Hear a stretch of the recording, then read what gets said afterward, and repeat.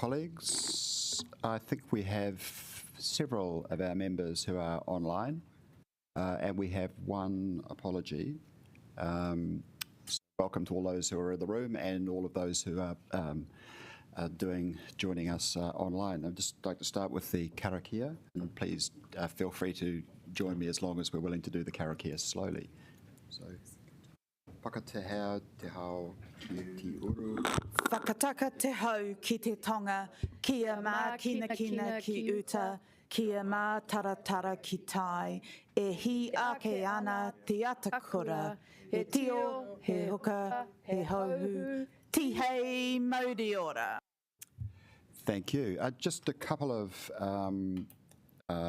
housekeeping matters. So the first is we do have an apology from Poiwi Kelly, and I'd just like to make a couple of personal remarks, if you like, at the start of the meeting. So the first is that obviously this is the first time I've chaired a meeting of this nature, so cut me from slack, guys.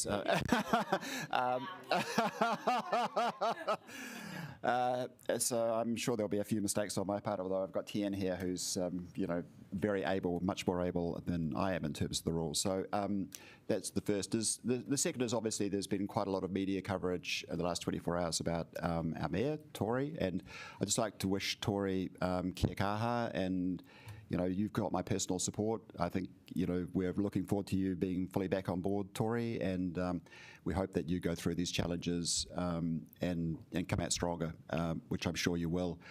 And I'd just like to make one other comment about the council. And I mean, I've been on the council only for a year, and obviously there's been a little bit of disruptive media in the last, this week about council. But my own observation of the council is that the people around this table and the people in the room in general actually work extremely well together. So I have found this a really great environment to actually work in. And that's notwithstanding the fact that obviously there's a very large number of different opinions, but I've been very pleasantly surprised about how effective we actually are as a council and as a group of individuals, and how constructive a lot of the dialogue has actually been. So thank you for that. So with that, we'll now move on to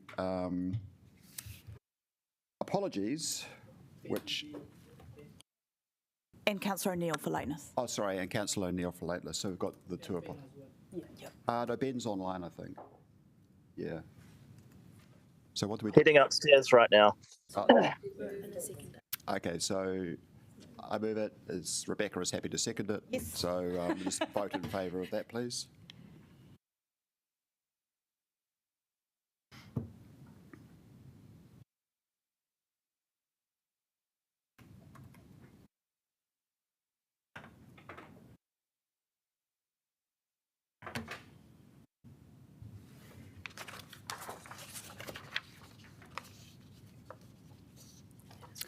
Great, that's passed, thank you. Conflict of interest declarations. Anyone's got any conflicts of interest? Nope. A confirmation of the minutes. I'm happy to move the minutes in the last meeting. We've got Sarah's happy to second, so we can vote on that, please.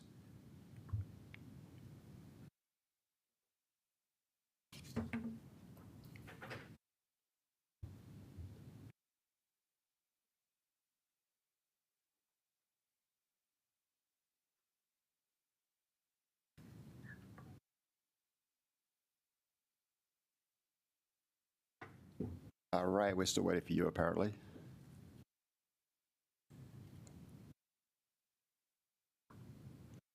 Right, thank you.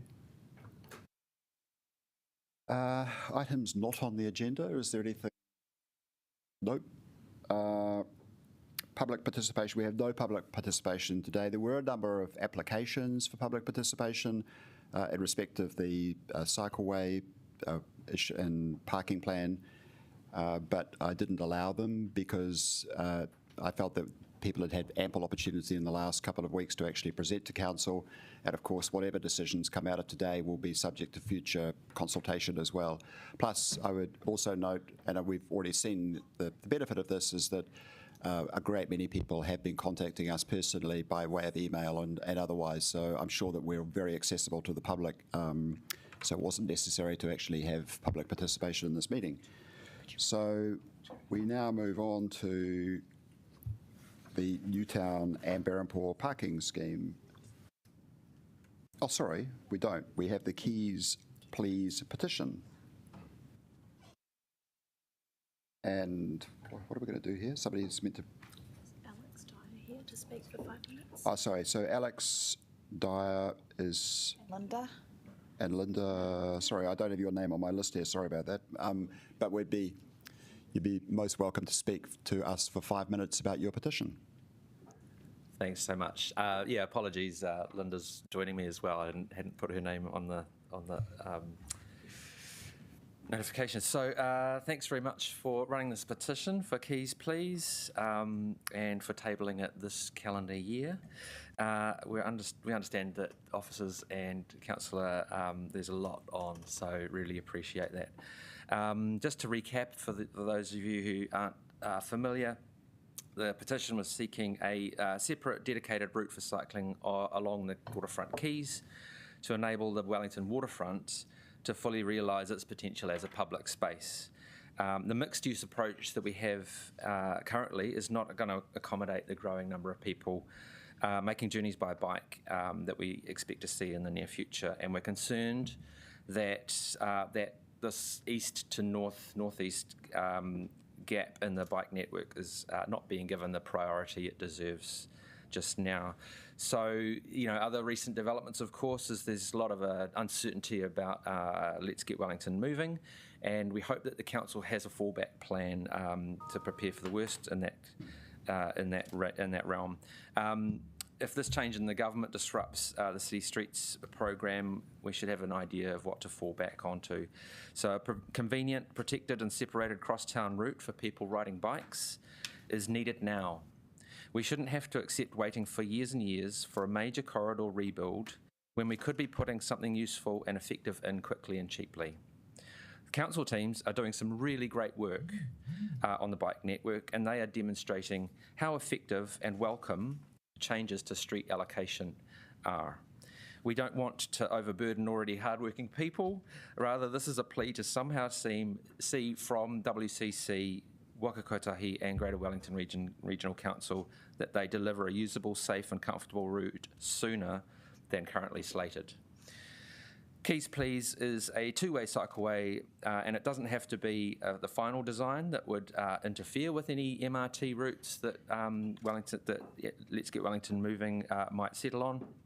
It can be implemented knowing that it will likely change and be engineered heavily in the future, and who knows when a major MRT route will even actually happen. There's a conference opportunity next year with the National To Walk and Cycle Conference, and I hope that as a city we can really demonstrate what active modes really mean to us, and it presents an opportunity to demonstrate a really tangible and bold and inspiring demonstration of the changes, and on a national and even international scale, I would argue. So if not Keys Please, if not something along those lines, really keen to know what else you've got in mind to really showcase Wellington as an active transport leader. There's also obviously there's changes to rules that have been recently made that the officers have already responded to in their notes with the street layout rule. We think that Keys Please is the perfect project to actually move into that space and get even more tactical using some of those street trial changes. So that's pretty much all we had to say at the moment. Anything you want to add, Linda? No, that's covered it pretty well. Kia ora, any questions?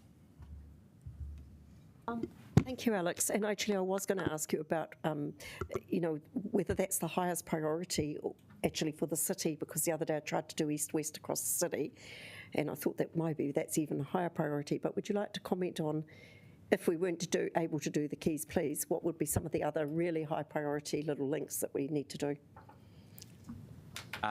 Well, I'm not really here to... No, you're not here to comment on that? Okay. Suffice to say, we are keeping tabs on a growing list of gaps that we will be identifying as the network is being completed in its schedule. But what's not sufficient. There is one really we were reflecting on, is that the Aro Park cut through being focused on for bikes is again, not the priority. We need to get a better route that doesn't interfere with pedestrians through and out of Aro Valley, rather than going through the community centre. We've just got time for one more question, so I'll just jump on to Councillor Randall. I'm not sure if this is very... so my question's actually as much for officers as it is for you, but you can comment. And that is, mentions the opportunity through the second public transport spine as for consideration. Does anyone know where that plan is at? This is kind of our point. Yeah, I know. Yeah, and I support you in terms of, getting joined up planning. And can I just add that the whole thing about the quays, about the waterfront, is that it's kind of the jewel in Wellington's crown. It's very busy. It's going to get busier. Everybody wants to be by the water, and honestly, it's just not appropriate for, bikes and pedestrians to be like mixing so closely, because there's going to be conflict. Things are going to go wrong. It's not pleasant to be there on a bike. It's kind of a place where you can kind of pootle through on a bike. But if you actually want to go somewhere, then, you actually want to go at a decent clip. And, the waterfront as it is just does not provide for that. And we need a safer way. Thank you. I think we actually now have Moana Maki and Vida Cristelia who are going to introduce the report. Thank you.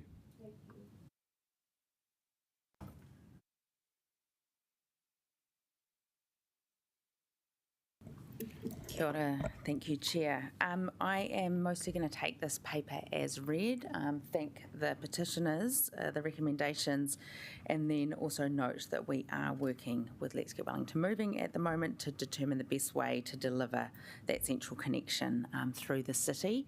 And Councillor Randall, I can address your question as well.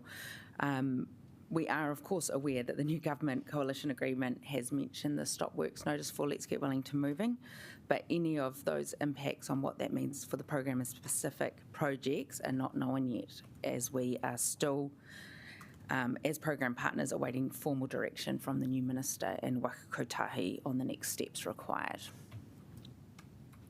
And so I will open up for questions. Are there any? Sarah again. Yeah, look, I understand the desire for the quays, please, but we do have a waterfront connection. Would this be the highest priority in terms of the missing little gaps in our city network? We haven't done that analysis yet, and we have said in the next steps that we will be, depending on your instructions, we will be looking at that. But yes, it is a high priority connection, as we just heard from the petitioner, and we know ourselves there is an increase of people biking on the waterfront in particularly, and there are some pinch points there. We also in the Q&A answered that we've put in, we're putting in counters, so we'll have much better information in a few months. Okay, thank you. Ray. Right, thank you very much, Vida. In view of what you mentioned about the central government not giving clear instructions on what we can do we have any projects that we are currently sort of in the midst of that we can't stop, or have we got projects that we don't want to start because until we actually get clearer direction from the government? It's not that we haven't had clear instructions, we just haven't had that instruction yet. I'm not able to answer that. I'm not in that program and don't know what those decisions are. Laurie. Kia ora, thanks, Vida. Can you just clarify where the gap is in the proposed current central city route at the moment? So in the Paniki-Poniki, the bike network plan, there's a number of routes which are identified across the central city, and at the moment we have some of Victoria Street, but otherwise most of that area is still a gap in the network, and as we're seeing more people come in, it is a place that we need to prioritise understanding how we fill those gaps. And just, have there been any reports of accidents on the waterfront that you're aware of at the moment? Is there a trend, or is there I don't anything have happening? those numbers, I'm sorry. That's okay, thank you. That looks like all of the questions. So now we have debate, I think. Is that right? Oh, sorry. What, can I? Oh, you're moving. Okay, you're moving. Would anyone like to second this one? Okay, good on you, Iona. So now we'll just put that motion. Do we? Oh, sorry. Do you want to say something? Chair, I would like to say something, and I'm also bringing an amended substantive. Could those changes please be put up? Oh, good. Okay, thank you.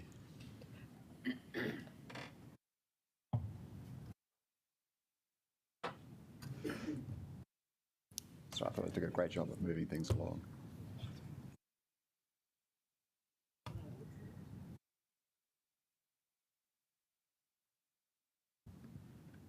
Could everybody see that?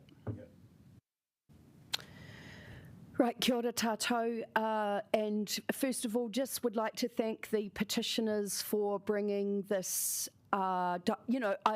not an idea but concept to council. It has been discussed around for a wee while, and we have been asking questions of the current program on what the proposed routes are likely to be, and as we've just heard, we haven't got a clear way forward on that. So I guess this is an opportunity to actually make sure that we've got a clear understanding. When you're ready. That we have a clear understanding of all of the potential routes today. I'm thankful that officers are putting cameras on the bridges and counters on the waterfront, and I can attest to both riding and walking. Thank you. And I would say that while it is not great for cycling, it is really unpleasant for the walkers, the pedestrians, and I agree with the petitioners that this is a jewel in Wellington's crown, and we really want to make sure it's available fairly for everybody. So this slight amendment just directs officers to understand and do the work to give us a clear direction on what route will connect for bikes and scooters. Actually, this is not the correct amendment. There was just a slightly updated one. Apologies, that was, got it? Yep, updating now, so that we're clear on what we're asking here. I also note that officers have requested that we mention the resource and staff availability given the constraints that are going on with council at the moment, and I respect that.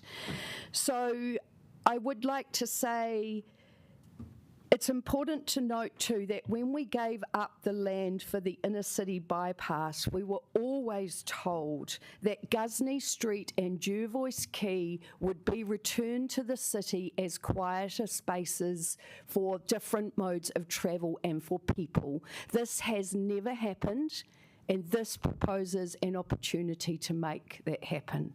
So I do ask for your support, to thank the petitioners, and to direct officers to do the work with the partners to determine the best way to deliver a central city connection for bikes and scooters. Thank you, colleagues.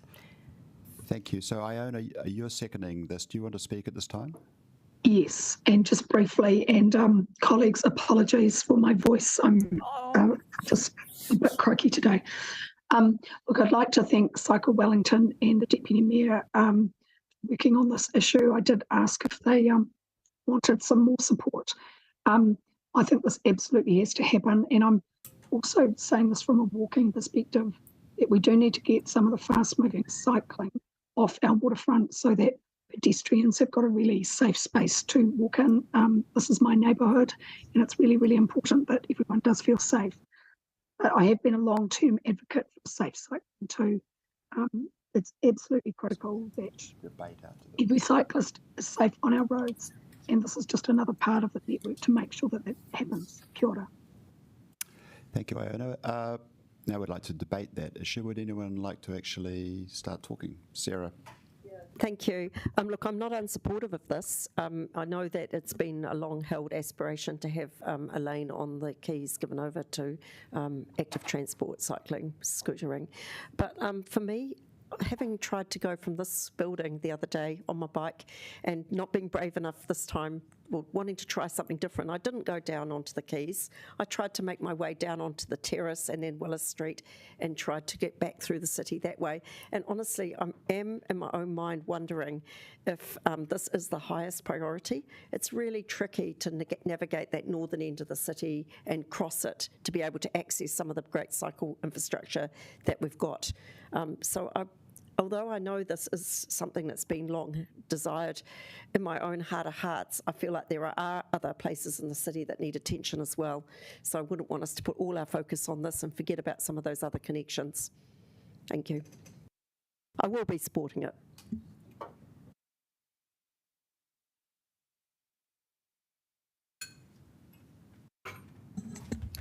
Great, thanks very much for this. Just back to what you're saying about keeping Jervois Quay and going along the quays as a quieter road because we have the motorway there. Would you say that it's because the motorway just ends up at the end and we don't have a clear road, through to the tunnel out to the eastern suburbs, and so a lot of the traffic is actually that is going out to the eastern suburbs is actually not going on that motorway but actually going along the quays. So do you think that's why we've got so much traffic along there? Because I also think that I agree with the petitions about riding cycles along the waterfront. I think it's very dangerous, and I would like to see them elsewhere. But is there another route that we can actually take? Because going along the quays is actually still very, very busy.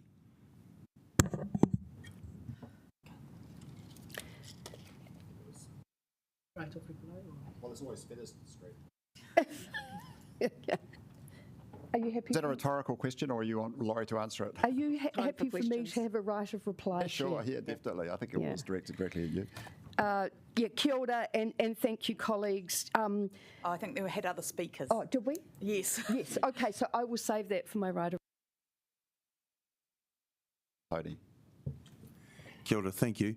I'll be voting for this amendment. I mean, I cycle along the waterfront quite a lot to get to work and back, and if I do it during rush hour, it is really quite dangerous down there. I think a central city connection is a bit of a priority for us, and I'm comfortable with the fact that this amendment is simply asking officers to do the work on it, so I'll be supporting it. Thank you. Thank you. For me, this is not the priority, and I'm not going to support part 2 of this, although I appreciate the effort that Cycle Aware have made towards proposing yet another cycleway. For me, the key priority is bus priority, and we have yet to see even the start of the work for the alternative bus spine that is going to carry the buses through the centre of the CBD. We are about to talk in the next item about removing car parking around Newtown, and the claim is that people who work should take public transport. Well, all of the buses from the north that go to Newtown go through the CBD, and yet we have still not got a bloody continuous bus lane all the way through there. This is appalling after spending years with Let's Get Wellington Moving. Yet we are what is in the plan and approved is the Golden Mile is going to have its cycleway, removing parking for a cycleway. In city streets, Featherston Street is going to remove parking and have a cycleway. And now Cycleway Wellington asked the Aotea Quay remove parking and have a cycleway. So we're going to have 3 parallel cycleways in our plan, and yet I still don't see how the buses are going to get through. The reason that the Aotea Quay and the quays are full of traffic is because people have no other choice to get to work than to take a car, because we haven't provided this other choice. And I'm afraid that while some people will benefit, which are cyclists, there are many, many, many more people who are missing out on the opportunity to have an alternative mode that's powered because they live more than 5 or 10 kilometres from where they work. And it's not reasonable to expect people to cycle more than that. They need a great bus service, and that is the priority. So I ask you to please think about that. The second thing I want to say, and just as important, is we have tasked Let's Get Wellington Moving, warts and all, to do a joined-up plan. And the last thing we need to do is to do a bolt-on to this plan, which we still haven't seen. You know, the stuff that comes along should be taken into account, and I'm sure it is taken into account in the wider plan. But it's absolutely critical for the city that we have a joined-up public transport, hopefully mass transit system that comes through and will deliver the alternative mode that will really do mode shift for all of our community, going from C2 through to Otaki. Thanks. Thank you, and thank you. I echo Councillor Randall's comments, and I'd just like to add to those that I'm disappointed that the officers' recommendations have been substantially amended. I mean, we again are getting into this piecemeal design, thinking that we know best, and we're still waiting for a cohesive plan for the central city. And as Councillor Randall says, there is already a cycle plan planned for the Golden Mile and for Featherston Street, and now we want to direct officers to focus in another area. We have a bike network plan that doesn't have a lot of support, and to make this decision and to skew our current plans for the sake of a petition of 241, when I say we are getting signatures from others. And I'll bring in Karori, when the majority of Karorians have said, we do not like your plans at the moment. We need you to go back to the drawing board. And yet we are now making changes based on a petition of 241. And I just think we have got too much else on our plate to be making these adjustments at this stage. We need to, let's see what comes out of the review of Let's Get Wellington Moving. Let's see how the bike network plan is able to be implemented, and make sure we keep our eyes focused on the key things that we need to be focused on. So I won't be supporting number 2, and disappointed it's been brought forward. Thank you. Pretty quick from me. If anyone has held up critique from Living Street's Aotearoa in any of our cycleway projects and used their critique around shared paths, they will be an absolute hypocrite not to support number 2. It is that simple. This isn't asking for more or multiple paths. It's just saying when staff have the resources, figure out the best path. So if you're going to hold up the critique that is at times valid from Living Street's Aotearoa, that we shouldn't have conflict with pedestrians and shared spaces, but you're not going to support this work, it is absolutely and fundamentally hypocritical. Thank you. Just before we go to Laurie for the last comment, I'd just like to ask Vida a question. Vida, there's nothing in this resolution which locks us into Jervois Quay as a cycleway, does it? It is basically saying the best way of linking Courtney Place with the railway station. That's correct. Yeah, okay, thank you. Laurie? Kia ora, colleagues. Thanks for the debate. It's really important that we all have our say, and I respect your views. I'll just answer a couple. Councillor Chung, fully agree. We've still got a congestion problem in the city, which is exactly what data and evidence proves, that you just keep moving the bottleneck. And the reason why we've still got cars blocked up is because that in between 2013 and 2020, we've had a 47% increase in cars, and about an 80% if you include trucks, buses and everything. That's nationwide. So there's statistics out on that.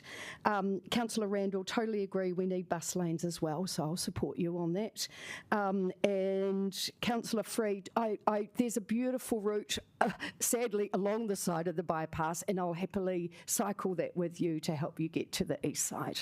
So kia ora, colleagues, thank you for your support. I think the clarity on what this amendment was trying to do is made clear by the question by the chair to Ms. Christella. Thank you very much. Great, thank you. So now I put the motion which has been moved and seconded. Can we take them separately, please? Oh, sure, okay. And we'll have a division. Thanks. Okay, so those in favour of receiving the information and thanking the petitioners, could they vote accordingly?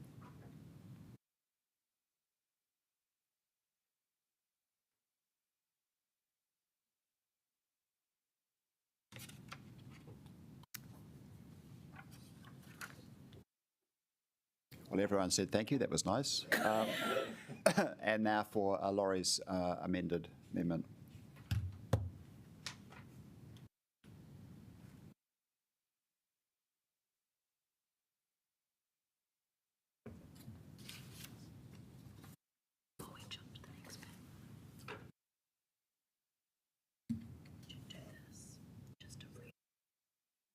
Okay, right.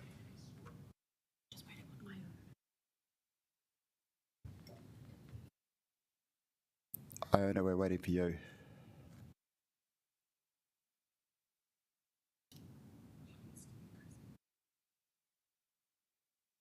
Oh, she's going to say yes. That passed, thank you. Just before we move on to the next item, I'll just be given a secretarial note.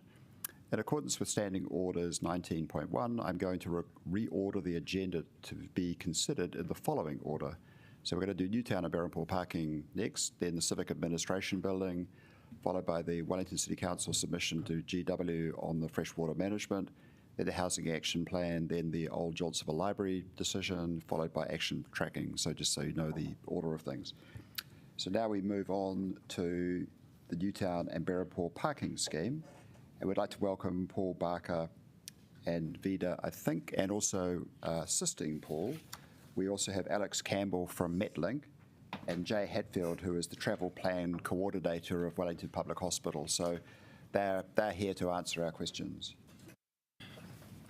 So before we move on to any debate, has anyone got any questions for the people at the end of the table? Oh, sorry, we've got to introduce the... What do we do now? They introduce the paper. Oh, you introduce the paper, then we question you. You haven't been paying much attention. I didn't say that. Oh, it's her fault. It went to lots of effort to prepare some notes, so thank you. So I'd like to step you through the process of how we got here today and how we move away from here and take things forward. So I'm going to start back in 2014 as construction was underway in Island Bay to implement our first transformational bike lane. So at that time, planning and stakeholder engagement was well underway for the section to the north. This would provide a safe and efficient route for bikes through Newtown. And those that were around the council table remember that we formed a type of citizens panel externally facilitated that came up with a range of options, but fundamentally all options had an impact on parking that needed to be managed. In discussion with the Newtown Residents Association, we began working on a parking management plan for Newtown. This included surveys of residents to better understand how parking was currently impacting them and how future cycleways and other changes in associated parking removal would impact them any further. Options were discussed, but no real traction was made, and the bike connection was put on hold until parking could be resolved. In 2018, work began on a review of the parking policy. Our experience in Newtown in reallocating space and changes anticipated as part of Let's Get Wellington Moving prompted this review. As far back as I can remember, the Newtown Residents Association and individuals living in Newtown have sought better management of parking. We have had limited residence parking scheme operating parts of Newtown since the early 90s, and in recent years we've had requests to expand that residence parking, but we've deferred making any changes because the parking policy was in review. In early 2020, about a month before COVID struck us in New Zealand, the committee at the time approved a statement of proposal for consultation on a new parking policy. The The consultation ran that year from March through to June, and given the lockdowns and restrictions that were all in place, we went for a 3-month engagement. But Council formally adopted the policy in August that year, following input from the community. Now, the policy has been credited as being forward-focused and appropriate for a city of growth, a city in transition, and one where the impacts of climate change are recognised with a goal to become a zero carbon capital by 2050. So it all leads into those things. The policy recognises that parking management should be tailored, though, to local areas. The policy has 7 objectives and 8 principles. I wasn't going to do them all, but the ones that relate to Newtown and our paper today, of those 7 objectives, 3 of them I think are important here. Supporting shift in the type of transport used, that it supports safe movement and supports the move to become an eco-city. And of those 8 principles, the following principles I think apply here in Newtown. Principle A, make iterative parking changes that are linked to improvements in the overall transport system, specifically improvements to public transport, walking and cycling. Principle B is manage the decreasing supply of council-controlled parking by prioritising how space is used and who uses those spaces to achieve optimal level of use. And Principle E, support local area-based parking plans where there is an evidence-based need and community support. And the last one that I think is applicable is Principle F, primarily focus the council's role on prioritising existing space, not on increasing parking supply. So as I said earlier, the need for a parking management plan for Newtown and Berempore has long been established. However, in the report to Infrastructure Committee in February last year, we set out a framework for how we prioritise parking management plans. That framework confirmed that Newtown and Berempore has been the highest ranked part of the city to get a parking management plan. In the development of the parking policy and to assist with planning for bikes, buses and potential MRT, in 2019 we undertook a comprehensive survey of parking in the wide area. This included the number of spaces, the occupancy, the turnover, and categorised who was using those spaces in terms of short stay, commuters and residents. A further review in 2022 looked at the occupancy and turnover, and that, again, to confirm that there was no significant change as a result of the change in travel patterns post-COVID. Now, the 2020 parking policy guides us as to how and when we need to intervene in a suburb. The parking management plan undertaken by ABLE confirmed that that high demand for and current occupancy of parking spaces throughout the area warrants an intervention. The data that supports this is shown in the paper in paragraph 35, and there's a couple of pictures there. We're seeking a recommendation 3 to the committee, the committee confirmation that the evidence supports the notion that a parking scheme is needed, and that's reasonably important that we accept that it is needed. The parking policy guides us as to the type of scheme then to be used in the city fringe and its suburbs, but makes the point of being tailored to address specific parking objectives or overcome particular parking issues. For this reason, we were cognizant of the demand for all-day parking associated with the 3 hospitals in the area, particularly the Wellington Regional Hospital and their associated services. And we heard that through public participation. It's not just to Whataora, it's also all those other, including the hospice and other places. We've got, so I've said before, we've got some really good data on who's using those parking spaces in and around the area and for how long they're using them. In order to minimise the impact on commuters associated with those hospitals and other businesses, we allocated the time-restricted spaces with resident permit exempt equal to the number of residents observed in the street during the day, plus a small margin indicated for their visitors. Essentially, we're not removing any car parks from commuters.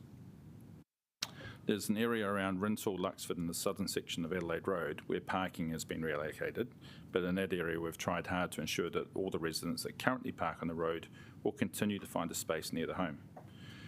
The scheme has been designed in a way that commuters from these areas will be pushed further out, but they will still have a car park. When we look at what our surveys tell us, for example, for Mearn Street, immediately adjacent to the hospital, we've got 148 spaces in Mearn Street. We observed 50 residents' cars on the road at 6 p.m. We have allocated 59 spaces to be time restricted except for resident permit vehicles. That leaves 89 spaces unrestricted for all-day parking. And our surveys show that actually overnight there were 70 residents' cars parked on the street. So we're only allocating 59 spaces, although there were 70 residents because there was only 50 of them on the road during the day. The number of spaces across all 3 zones was sufficient to cater for all vehicles observed on the road at 6 p.m. That's all residents, all residents' vehicles observed at 6 p.m. With this level of restriction, we felt that it would provide certainty for residents returning home by car that they would be able to find a free parking space close to their home. We also expect that other than the maximum of 2 parks per household, there was strong likelihood that all applicants would qualify for a permit.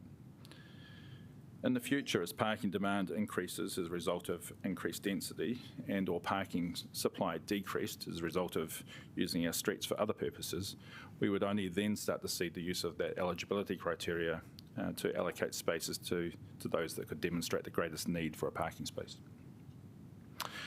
So the eligibility criteria comes straight from the 2020 parking policy. Following as applications are received from car owners, they're processed and placed into one of 8 prioritised category groups, ranked from highest to lowest. It's only when we reach the cap of 85% of the available spaces that the eligibility criteria comes into effect. So, for example, in the Newtown East area, that's currently got about 2,100 car parking spaces available, so 21 total. We are looking to restrict, jumped ahead. So there's 2,100 spaces available. At 6 p.m. on a weekday, we observed about 1,100 residents parking in those 2,100 spaces, leaving about 1,000 spaces either unoccupied or occupied by a commuter.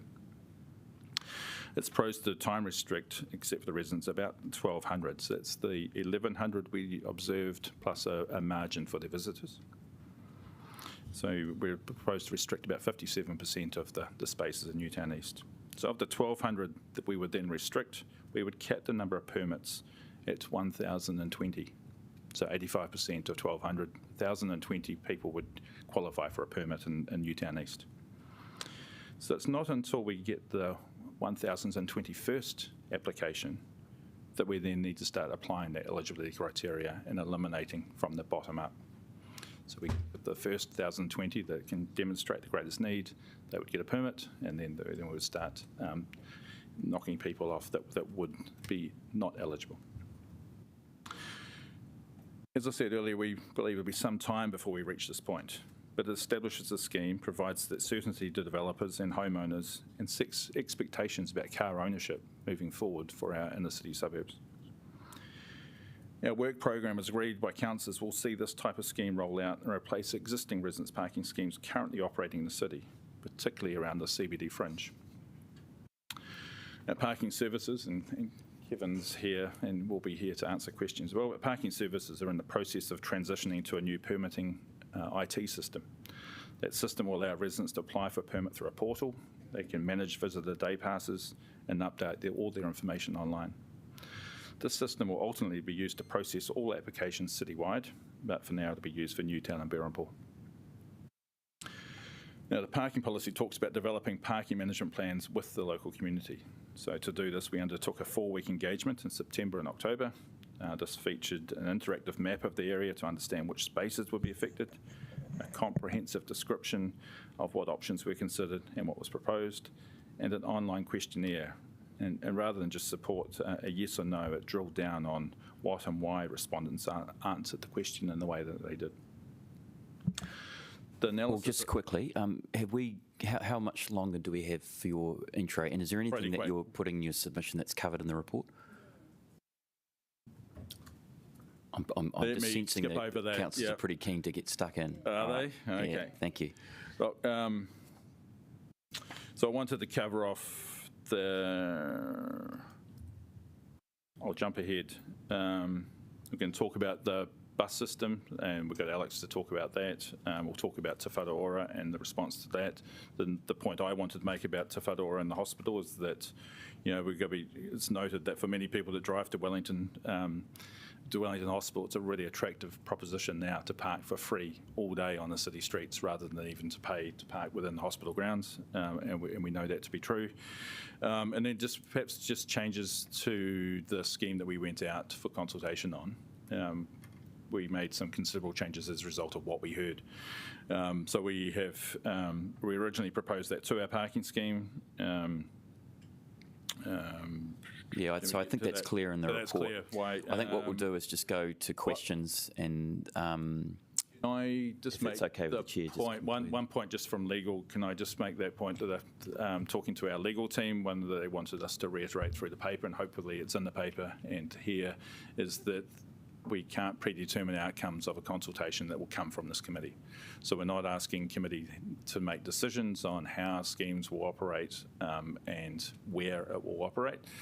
We want guidance from this committee to take it forward to the Regs committee next year. And so thinking about amendments, if they were couched in a way that gave us guidance as to what to take to the community for a Regs committee to make a decision later rather than deciding today what will happen. That's probably about it. Like I said, these guys are here to answer questions along with Vida, Kevin and myself. Thank you, Paul. I'd just like to make one comment, which is I've been incredibly impressed by the quality and quantity of work that's gone into this project. So it is a fabulous effort. I'm a very strong supporter of parking plans in general. So, I hope that we could do the rest of Wellington much more efficiently and quickly than this one. But you've really bent your backs to actually get the right outcome here. So, congratulations on the work that's actually gone into this. But we've got, as you can imagine, quite a few questions. So we'll just start with Sarah and then go on to Ray and then... So my main... Thank you. And Paul, I do agree with the comments about the thoroughness of the research that's gone into it, but my main question is actually about Main Street and the assumption that the cars that are there overnight are actually residents' cars, because what we heard is that there are actually a lot of, 24/7 hospital workers that might be parking there too. So what evidence did you have that they're residents' cars in Main Street when you were doing your thinking about this plan? Cool. So, as I said, there was a comprehensive survey in 2019, and it was a fantastic piece of work that we did, but we needed to do that level of detail just to understand. But it included regular surveys throughout the day, licence plate surveys, 15-minute turnaround, so we were able to get down quite low turnover figures, and capturing the licence plates, we were then observing who was there after 4 a.m. or between midnight and 4 a.m. And so if a vehicle was seen to be there during the day and at night, they were categorised as a resident. So that was the criteria for that. Okay, it's thank you. Not just that they were there during the night. Thank you. That's reassuring. Thank you. Thank you, and to avoid being boring, I am very, very impressed with your data collection and your analysis, so very well done. My question is that, I guess not so much on the residents parking there, but when we heard the submissions from the hospital workers and the people in those associated organisations, there's concern about not finding enough parking spaces for them to come in to go to work, leave the cars there. So is that, you're mentioning about 1,000 spare parks for visitors, for outsiders to come and park there. Is that enough? So that 1,000 spaces was in the Newtown East area. So what we're seeing now is that the commuters find it really difficult to find a space, and most of those spaces are residents that are taking them up. But we know that when residents leave their space, they find it really hard to get back to it. So if they were out to drop kids at school or whatever it be, those parks quickly get captured. But there is sufficient space for everybody in that Newtown East area. But again, they may have to park a little bit further afield from where they are now.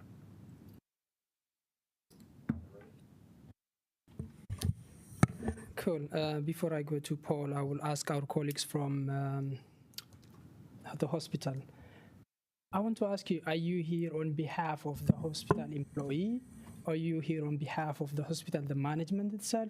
Or are you here on behalf of changing the transport mode? I'm here on behalf of Te Whatu Ora, Capital Coast and Hutt Valley as an organisation. So does that mean when I ask you a question, you are responding on behalf of the hospital? That means representing the employee's voice as well?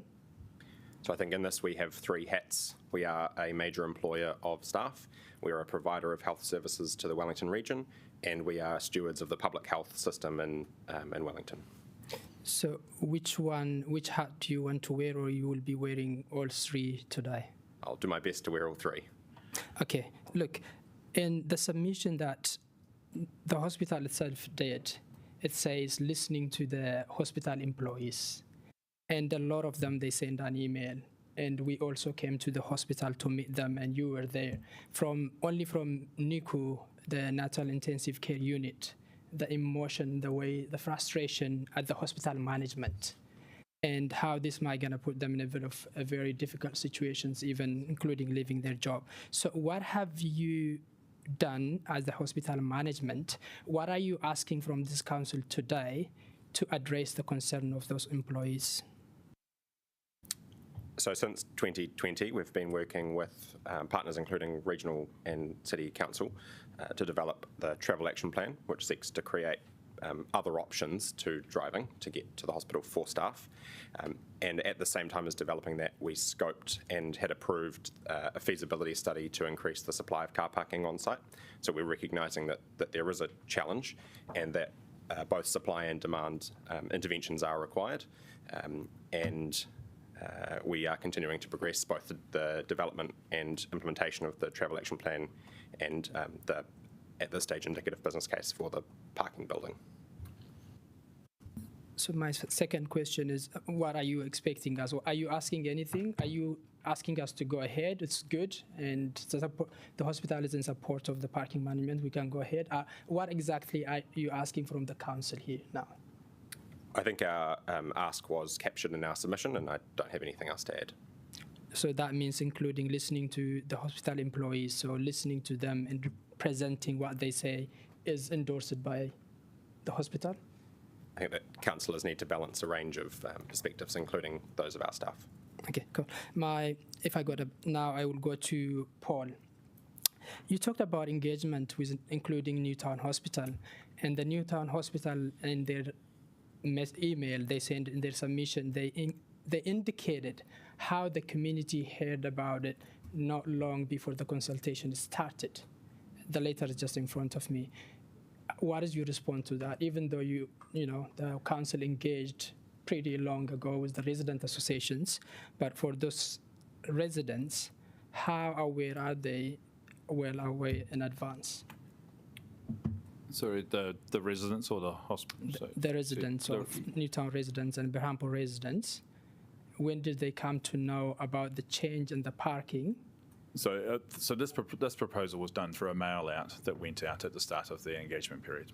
So every household received a letter. So that is basically a couple of months ago? Prior to the engagement, so at the start of the engagement back in September, yep. We mailed every household. So there was no engagement before that with residents? There had been, not on this specific proposal, but there had been lots of parking management discussions with the wider community, including previous mail outs to everybody in Newtown several years ago. Okay, when it comes to how many number of cars are on Main Street, you mentioned you just go and look at it, how many on the road in that day and the afternoon, but do we know how many cars and how do you find out those number of cars are owned by the residents in the area? So again, we made an assumption that vehicles that were on the road overnight were associated to as a residence vehicle. Okay, I'll look up.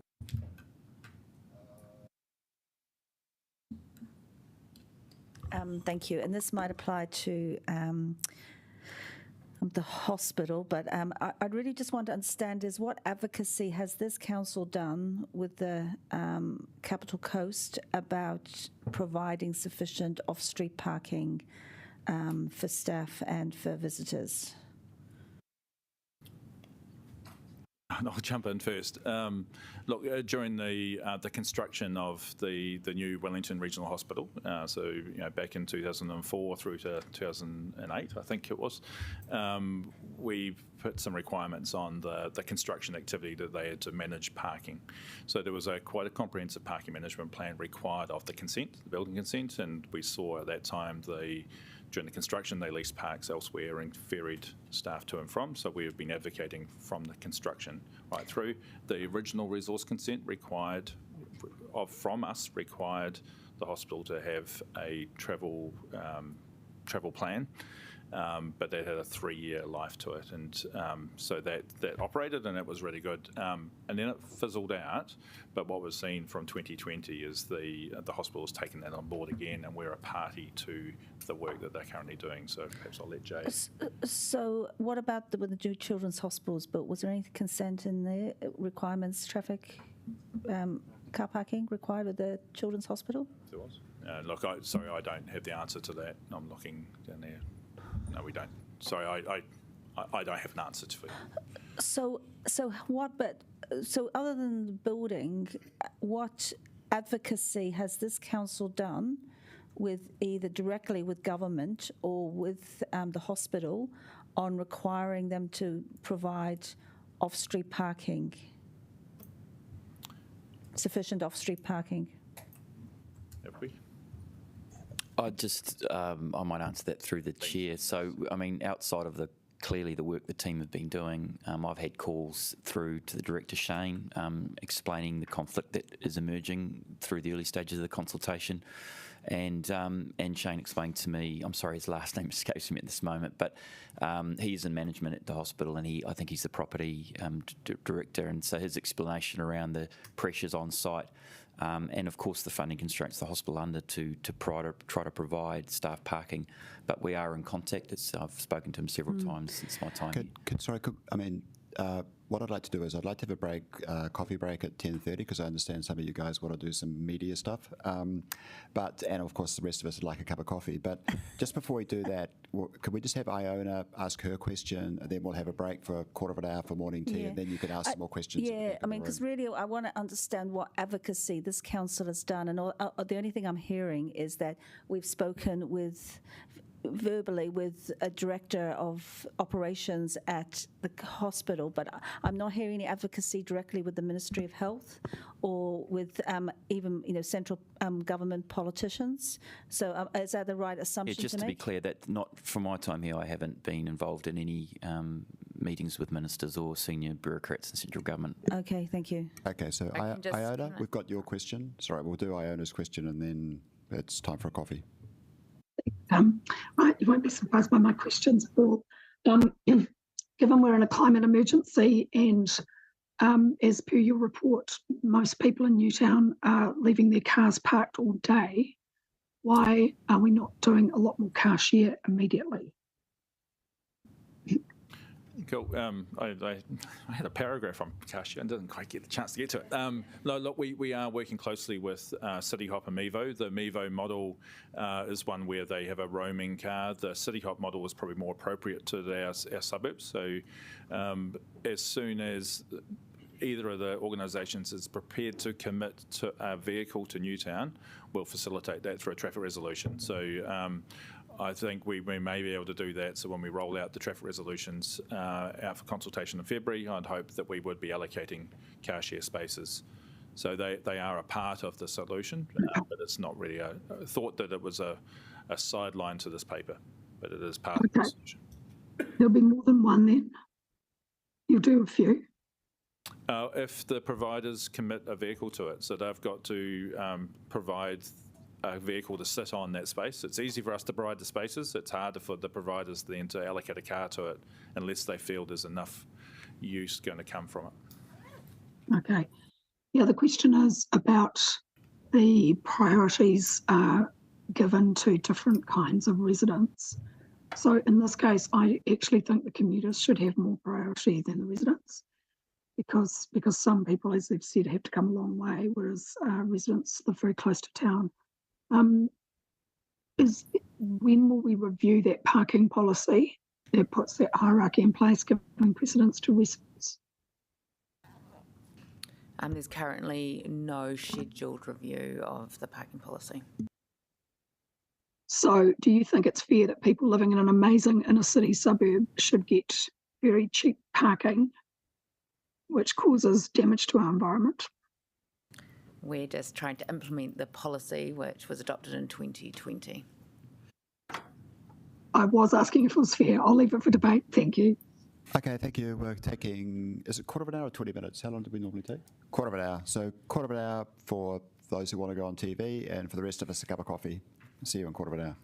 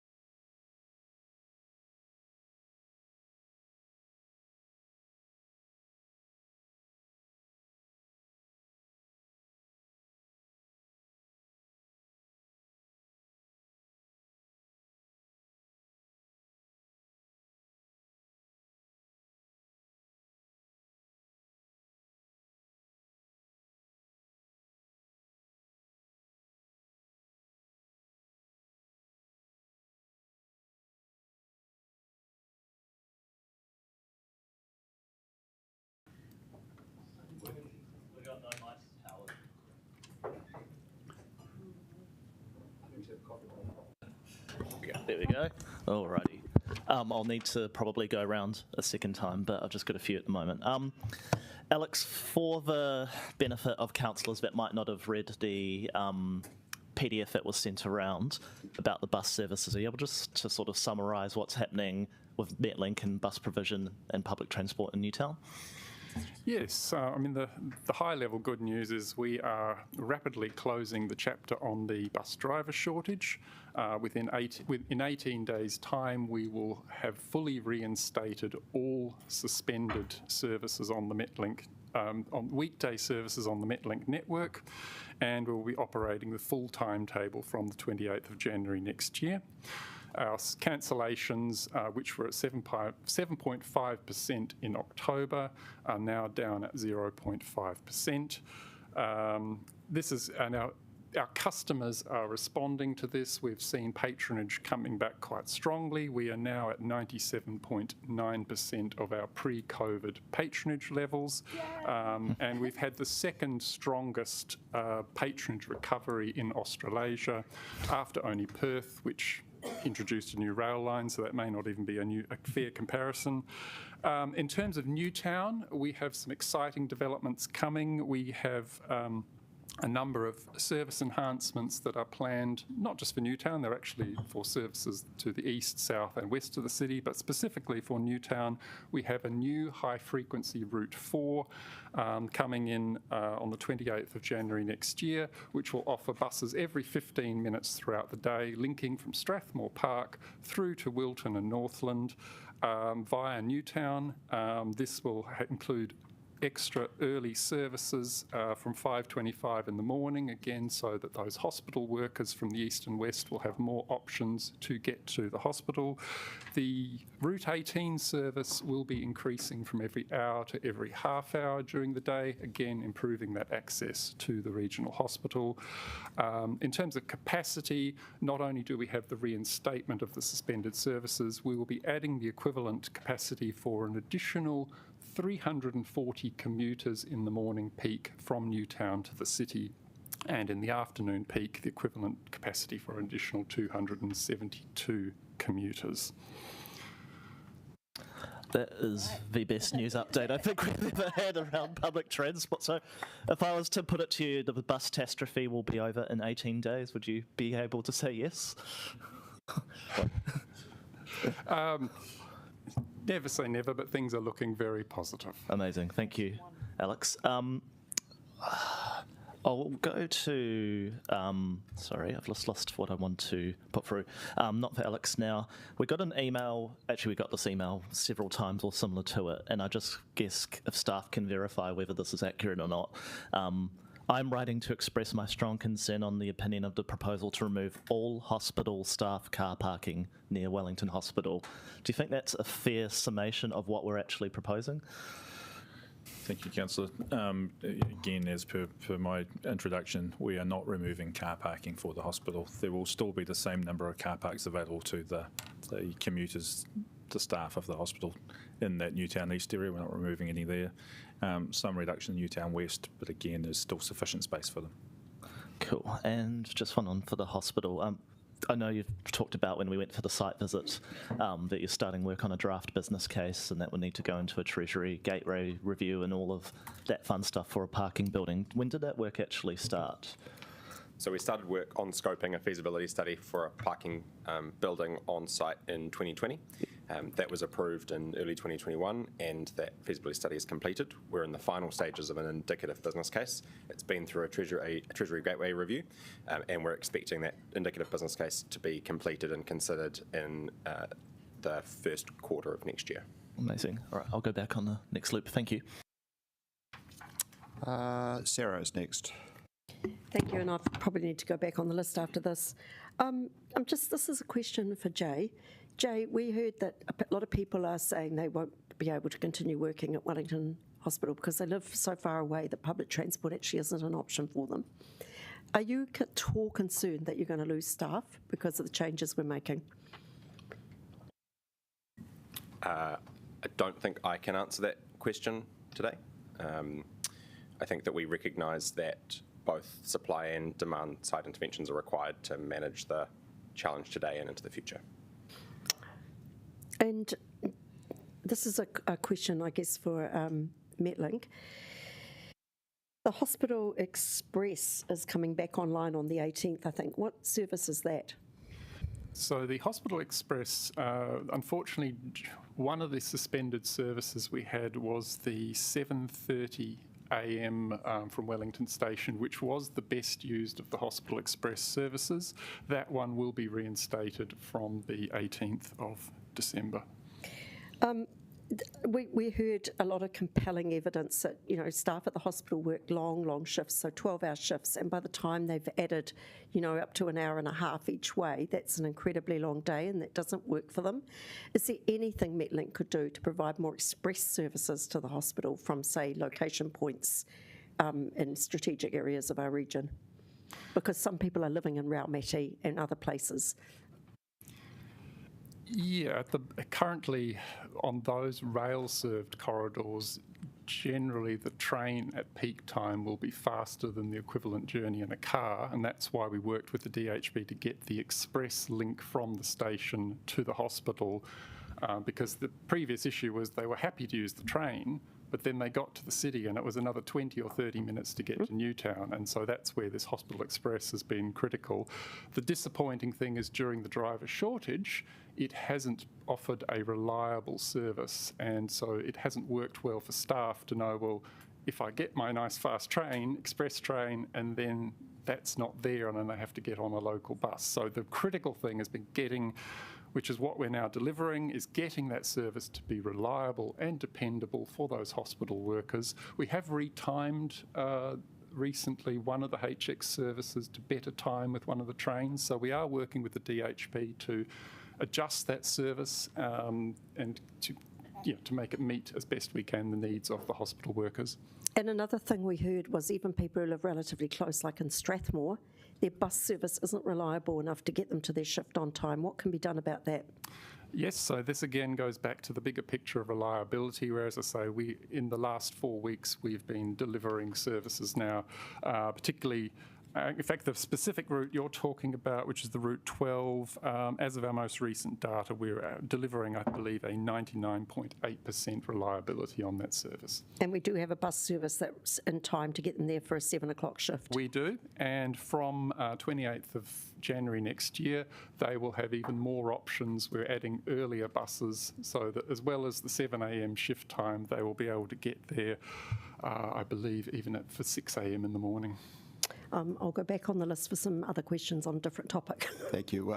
We'll go to Tony, but just before, actually, I just got a question of my own for you, Jay. Is that the footprint of the car park building that you are considering, could you just tell me how many car parks that will actually remove during the construction period? I don't have that information on me, I'm afraid.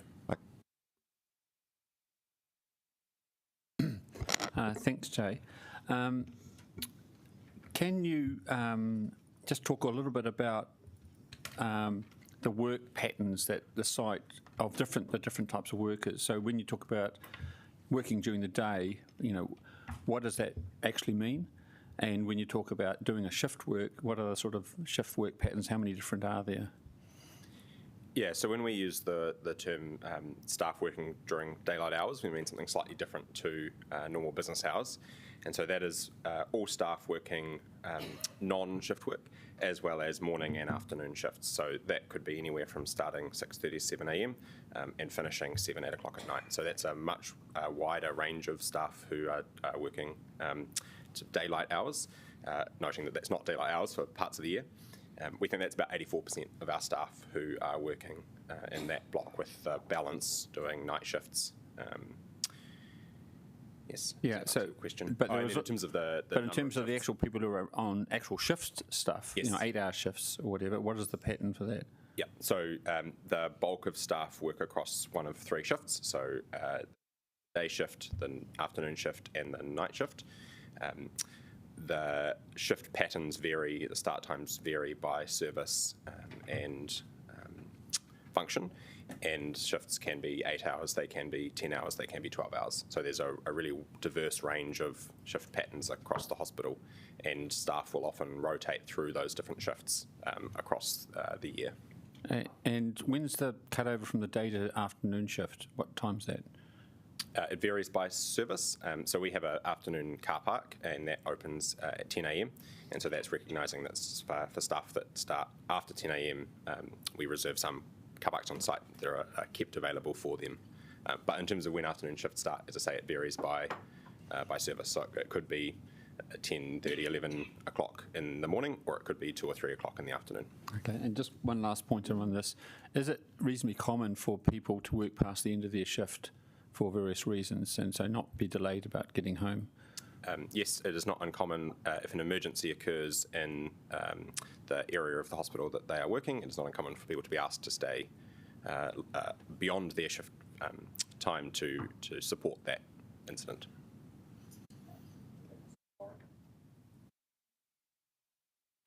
Kia ora, thank you. I'm sorry, I just had to step out of the room for a minute, but I just wanted to query Alex and then Jay on the hospital bus, and thank you for the update, Alex. It is really great news for our PT. Just how has the hospital bus numbers been, and do you think there's a way that, how is that tracking, and what do you think about improving that potentially? So in terms of the Hospital Express, a big challenge for us was the most popular of the Hospital Express services in the morning was one of the ones that unfortunately was suspended. That is coming back on the 18th. It used to have around over 20 passengers on it in the morning. The use of other services has been more variable, but as I say, we just haven't had an opportunity over this last 12 months to give it a real chance, given it hasn't had a reliable delivery. So we are really now focused on that delivery, which means that the workers can rely on it, which means we should then see further development. And we continue to work with Jay. We meet every month to look at opportunities to adjust timetables to make improvements to these services. Thanks, Alex. That probably gets you off the hook, Jay. But actually, yeah, so in your view, I guess the question for you is, with 67% of hospital team coming from about 5 kilometres radius from the hospital, and the work that you're doing on the travel action plan, what hope do you have of being able to increase the numbers that are coming by other means? So the travel action plan, we did some reasonably robust modelling around the potential mode shift that we thought we could achieve, and that mode shift is significant. However, because the staff numbers at the hospital continue to grow as our population grows and the severity of conditions that we're treating increases, that significant mode shift effectively flatlines the gross demand for parking on site. So we don't actually achieve significant reduction in the number of people travelling by car. We just achieve a reduction in the mode share of single occupancy car. And just a process question. So just more for public, but just to go back, Paul, on the process for today. So we are being asked to sign off today the principles of the parking plan, and when will we get to look at the individual parks that you are proposing in the plan? When will that part come? Cool. So yes, you are right. We're asking the Planning and Infrastructure Committee today Planning and Infrastructure Committee to sign off that a parking scheme is needed, that the type of parking scheme that we have proposed is appropriate for this area, and then the details of which will then come to the Regulatory Committee 19th of March next year, following a consultation on the traffic resolution. We can be guided by this committee if there are specific parts you'd like us to look further into and around the detail of those areas, but that's guidance we're seeking, the detail of which will then go into the March report. Okay, and so will people have the opportunity to again come and looking at the individual park spaces and plan again to council while we're consulting on it? So next time it'll be more specific about the individual spaces and where they're allocated within the carriageway, or along the length of the road, the number of spaces, and less so on the type of scheme and whether a scheme is needed. Those decisions would have been made here. So you will get right down to that nitty-gritty traffic resolution detail the next time around. Right. Thank you, Paul. Thanks very much, and I hope I'm not asking questions that have already been answered. I came in this morning on the 24th from Broadmeadows I taught the 6:40 bus, which was the first bus, and it was full by the time it reached Kandala, and some of the passengers told me that this actually didn't used to be the earliest bus. There used to be a 6:15, and I hope that'll be reinstated because they couldn't get to work on time. I have one of my neighbours who starts at the blood clinic at the hospital at 6:30 every morning, and so she said there's no way that she can actually get there by public transport because she used to have to change as well to get to the hospital. So I think that there are still gaps in the bus service, and I have a question regarding the staff that actually work at the hospital. Have you surveyed where they come from, and is there a possibility that shuttle buses could be put on? Are there enough people starting at the same time to provide shuttle buses from the same area? Yeah, the Broadmeadows. If that service is one that they've mentioned was suspended, then it will be a service that will be coming back on the 18th of December. And in the Travel Action Plan pack that was circulated, there's a map that shows where staff are coming from, which suburbs that they are travelling from. We have investigated the use of shuttle buses and continue to look into that. We haven't been able to land a viable solution in that space yet.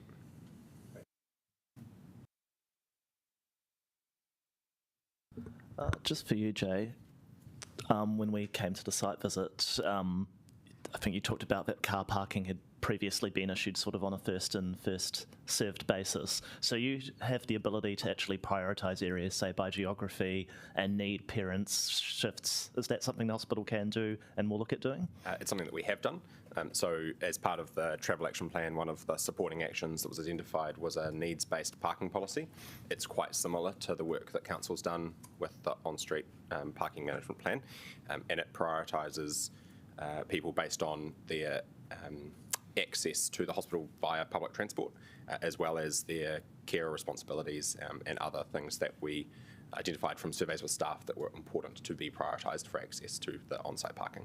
How long has that been implemented for? We're almost at the 12-month mark of that. Okay, so cool. And I'm not sure if you can answer this, but talk about it being a regional hospital. Is there any consideration around whether some of these services are actually better suited at, say, somewhere like Kinapuru in the long term, whether like Newtown is actually the right place to be doubling down on our health precinct? So the trend that is happening is that services that are less intense are moving into the community, including to our other hospitals in the region, as well as to community health centres in community. What that does mean is that more intensive health services happen at Wellington Regional Hospital, which actually increases the number of staff per patient that are required to visit the site. So it actually kind of has the opposite effect of reducing demand. Okay. And last one, but obviously this is in front of E&I committee today and it would have usually been put into reg, so can you talk a bit about why we're putting it into E&I and how councillors have engaged with the different process as well?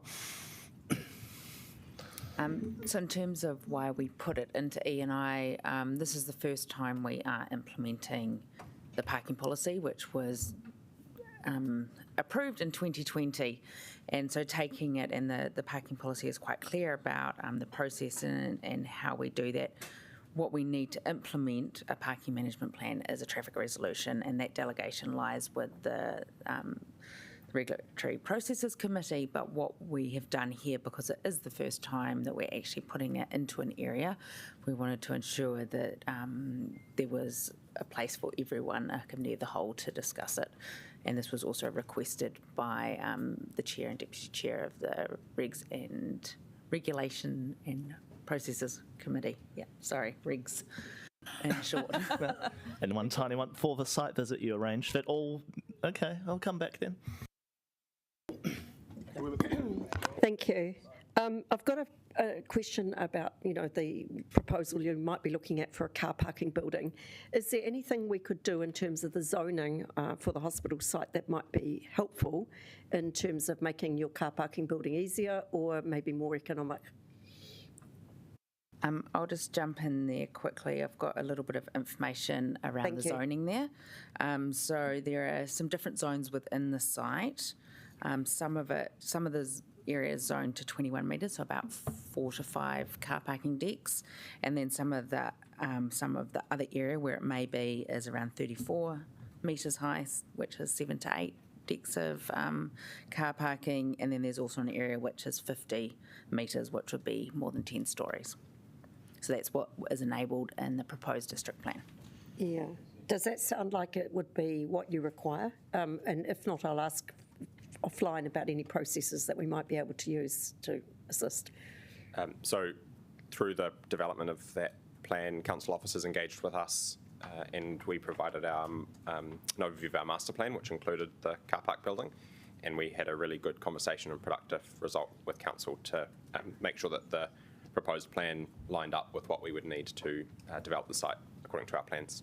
Okay, thank you. And this is a question for our officers. So we did hear really clearly when we went to the NICU staff, and they may be a special area of hospital, but we actually did hear that public transport really isn't working for them. Is there a case for some of these staff that can be called on to work very long hours at very odd times of the day, that they could be counted as residents, and a certain proportion of residents permits be given to the hospital to allocate as they see fit? I'll hand over to Paul around that detail, but just generally, I know that the hospital does work with some of those staff, and for example, at the site visit, there was talked about that the night shift, for example, there is car parking on site reserved for those staff. It seemed that almost the more extreme need is for the people who are doing a regular day shift when the parking is very under pressure, but they may have to work extra hours and end up missing their regular public transport. So they're reluctant to use public transport. In the whole room, almost nobody was using public transport because we asked. And that was very interesting. Yeah, I'll hand over to Paul at the yeah, that would be a variation on the policy. It's my understanding is that if council were of a mind or committee were of a mind, then we could restrict spaces within the carriageway for other individuals and permit them to use it. So it could be something we indicate there's some flexibility around to be considered maybe at a later. Could be considered, but considering that it's also whether the cost and who would get access to those. Okay. There'd be quite a bit of work involved in who would do that, and then channeling our parking services team, how we would then administer that on street. So it becomes quite complex. I was sort of thinking maybe about Main Street on the hospital side where there are no residents actually, but yeah. Anyway, it was just a thought. All right, thank you.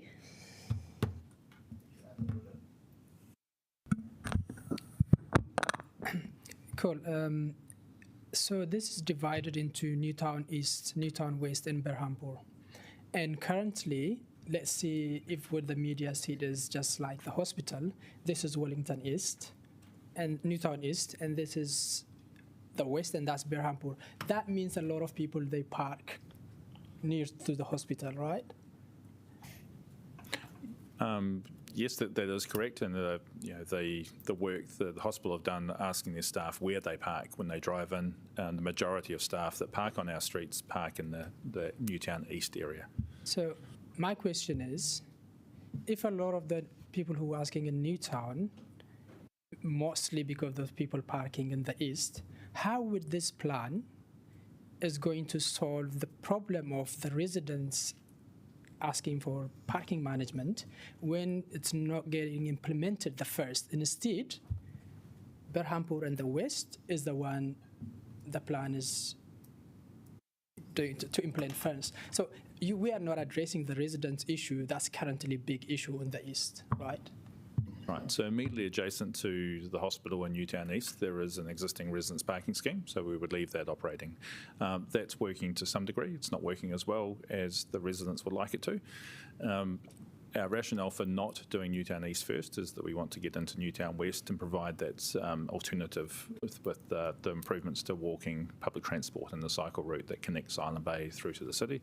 So once that's up and running, that provides the alternative to some people to commute by bike, improvements to walking and public transport as well.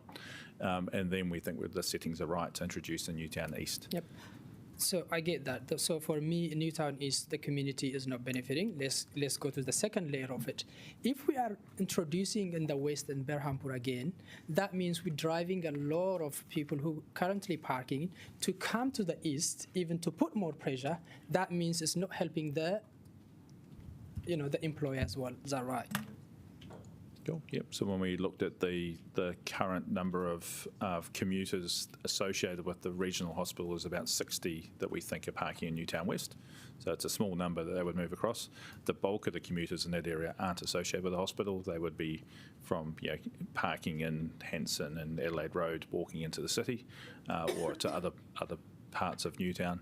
Again, some of them might move across into Newtown East. So we do expect that there'll be more come across, but there is sufficient space there now for them. So the third question is that fair enough to say 800 to 1,000 commuters currently park in Wellington East, Newtown East, West and Berhampur? That's from our records. That sounds about right, the right number of commuters that currently park in there. Thank you. I'll leave it to the debate.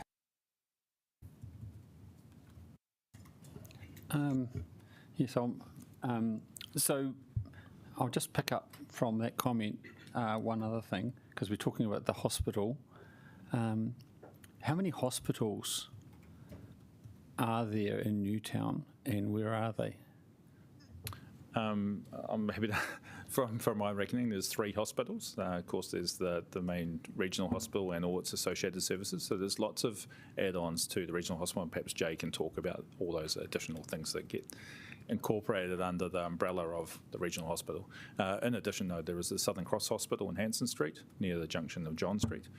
It's between John and Hall. And then on Rintle Street, there is the Wakefield Hospital. Okay, and those are in Newtown West? Those 2 hospitals in Newtown West. Yeah. Yes. Okay.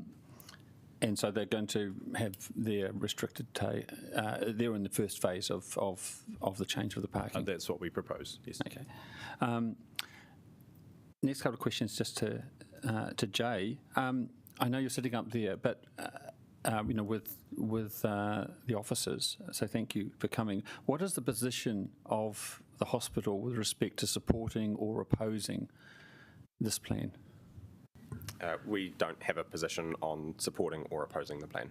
Okay, thanks. And secondly, I was wondering if you could comment on the other services around, in particular noting that the Otago Medical School, which is normally co-located with the hospital, is not there, but is what is going to happen, as far as you know, in the near future, and how many staff does it have? So I think what's happening in the near future is a question for them. Yes, they are not currently on site as their building is being earthquake strengthened. I'm not sure when they are back on site. We have estimated that they represent around 800 people travelling to the hospital, although I'm sure they could provide a more accurate assessment of the number of staff and students that they would be bringing back when they do return. Okay, and they, to your knowledge, they don't have any off-street car parking? They have a very small number of parks that they lease as part of their ground lease. It's I can't give you an exact number, but it's less than 10. Okay, thanks. I'll go back on the list if that's okay. Actually, I'd just like Diane, who's the last one on the list for questions. Sorry, can we have Diane, who's the last one on my list for questions, and then actually move on to the debate stage? Would that be, because otherwise we could be here all day with these questions. Would that be all right with everyone? Okay, we'll do Diane, then Tony for the last one, and then we'll move on to the debate, if that's okay. How many vacancies does the hospital have at the moment? I don't have the number with me today, but it is in the hundreds. Okay. And that's because is it more because you can't recruit the right type of staff because of the intensive nature of the hospital? Or just the workforce? You're not the best person to answer that question. Yeah, sorry. Okay. So, given these are regional facilities in this area, so it's not just the very localized medical services. And this might be applied to the officers. What engagement have you done with the other areas outside of Wellington City that make up the region that services this health precinct? So I'm thinking about, Porirua, Lower Hutt City.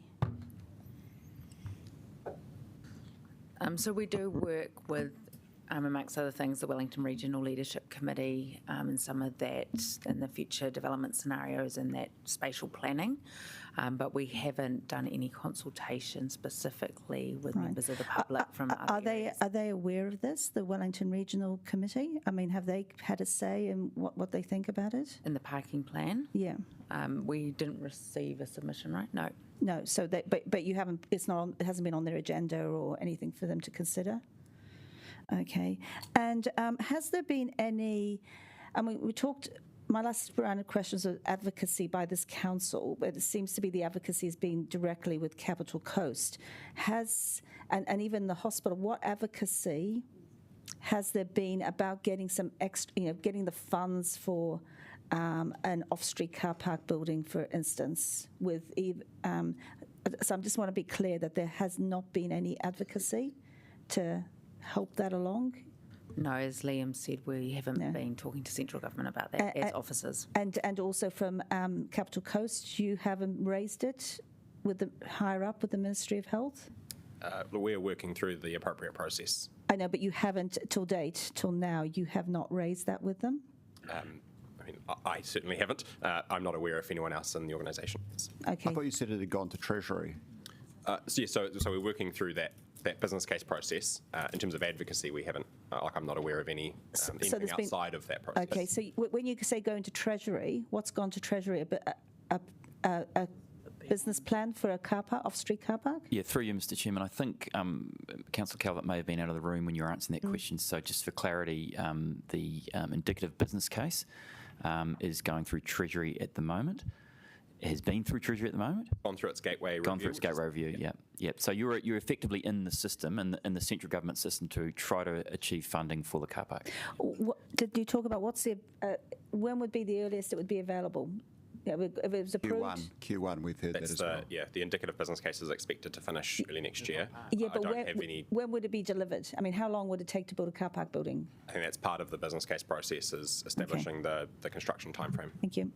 Okay, Ben, and then Tony, and then that's it for the questions. Just for the benefit of the public, so Vedi we took this from a committee of 8 members to a committee of the whole, so everyone could participate.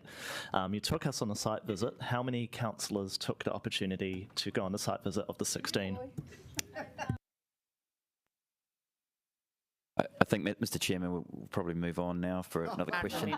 It's all right, but thanks, Councillor McNulty, for that question. But I want to ask a question that's material to this. So, to Jay, sorry, and this is probably a difficult question for you, but given that a large proportion of staff work 12 hours, does the hospital have any, would you, I guess as a manager, let's say, have any concern with staff who are having commutes of, say, longer than an hour at each end of the day, in terms of just their health and safety and sustainability of professional practice? So health and safety is very important to us as an organisation, and in terms of the length of commute, that's why that was one of the criteria for allocation and prioritisation in our needs-based parking policy. So if you have a public transport journey that is longer than 60 minutes, you are at the top of the prioritisation list for a parking permit on site. Okay, and you'd expect those people to drive in, so that because obviously they're not taking public transport. People will make their own choices, but, yes, but we prioritise that, expecting that people would choose to use a car over an hour-long public transport. Because they live like in places like Otaki and stuff. Yes. Yeah. Thank you very much. Okay, do I have a mover for the motion? I'm happy to do that. Does somebody else want a second? Rebecca is happy to second, so can we just vote on that, please?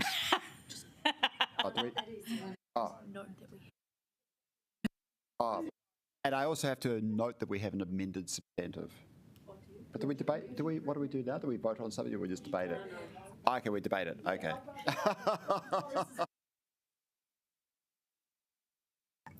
Sorry, Chair, since you're moving this, do you agree with that?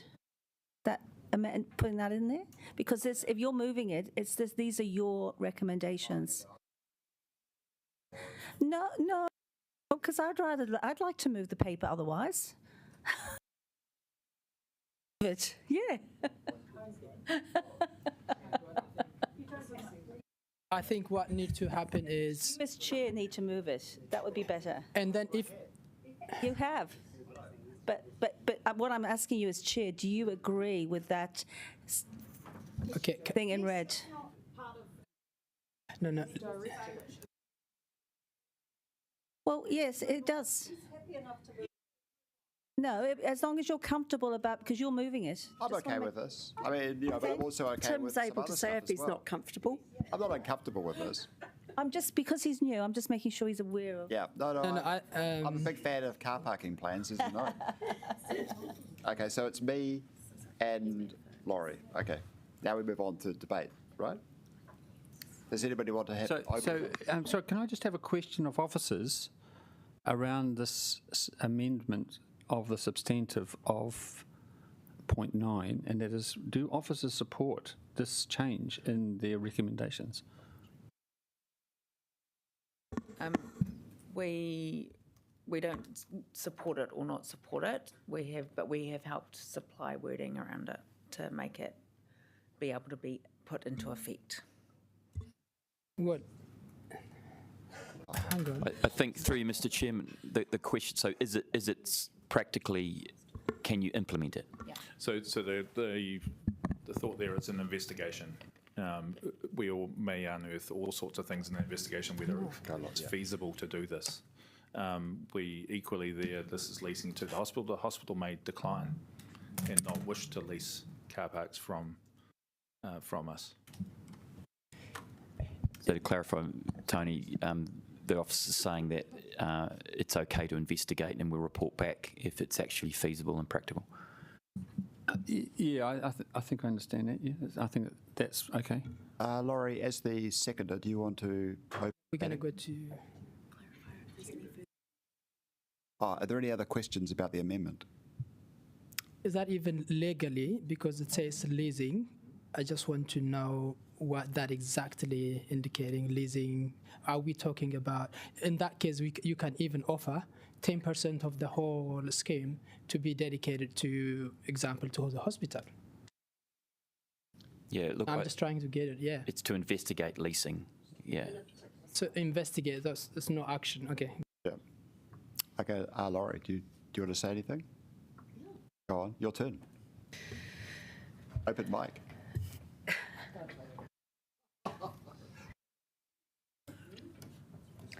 Yeah, kia ora.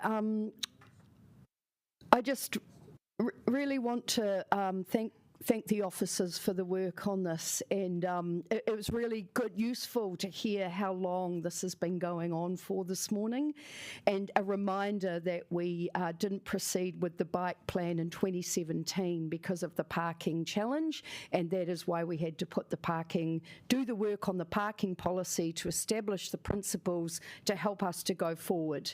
But I won't deny this has been a lot of anguish with the perfect storm of the city that's outgrowing itself, houses that were designed for tram lines with 41% without drive-on access.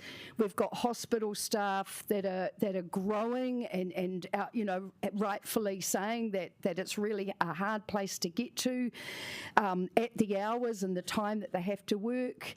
We've got residents who cannot find parks for them or their visitors, and then we've got skinny streets that we want to implement better and safer bus, bike and pedestrian improvements, and topped off by the ever-growing trend of car growth at 47%, as I pointed out before, between 2013 and 2020, quote, post article, which I can send around if you would like.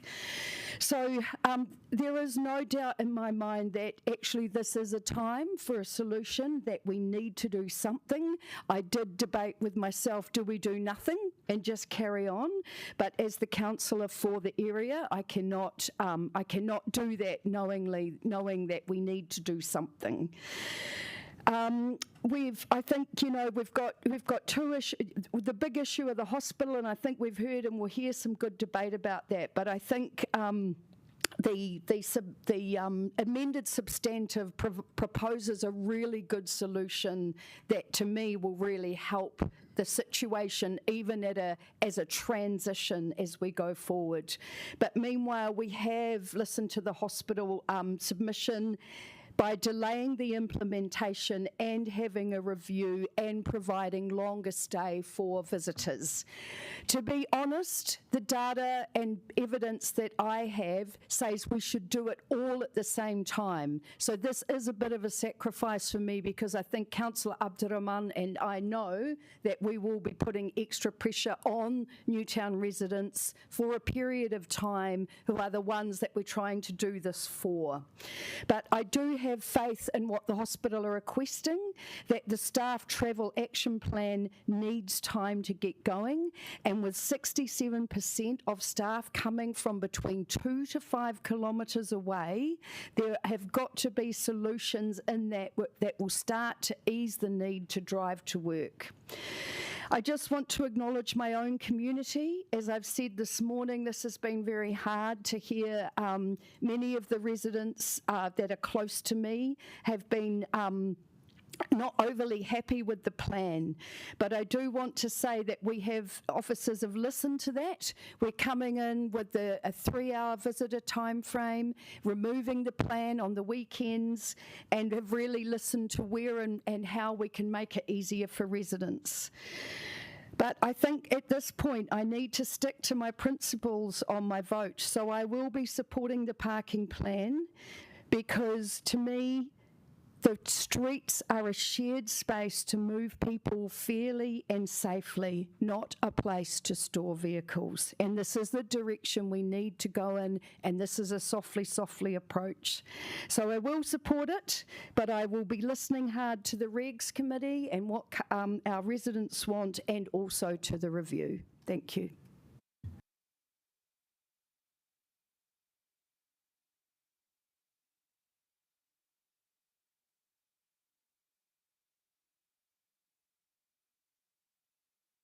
Nuruddin has got an amendment.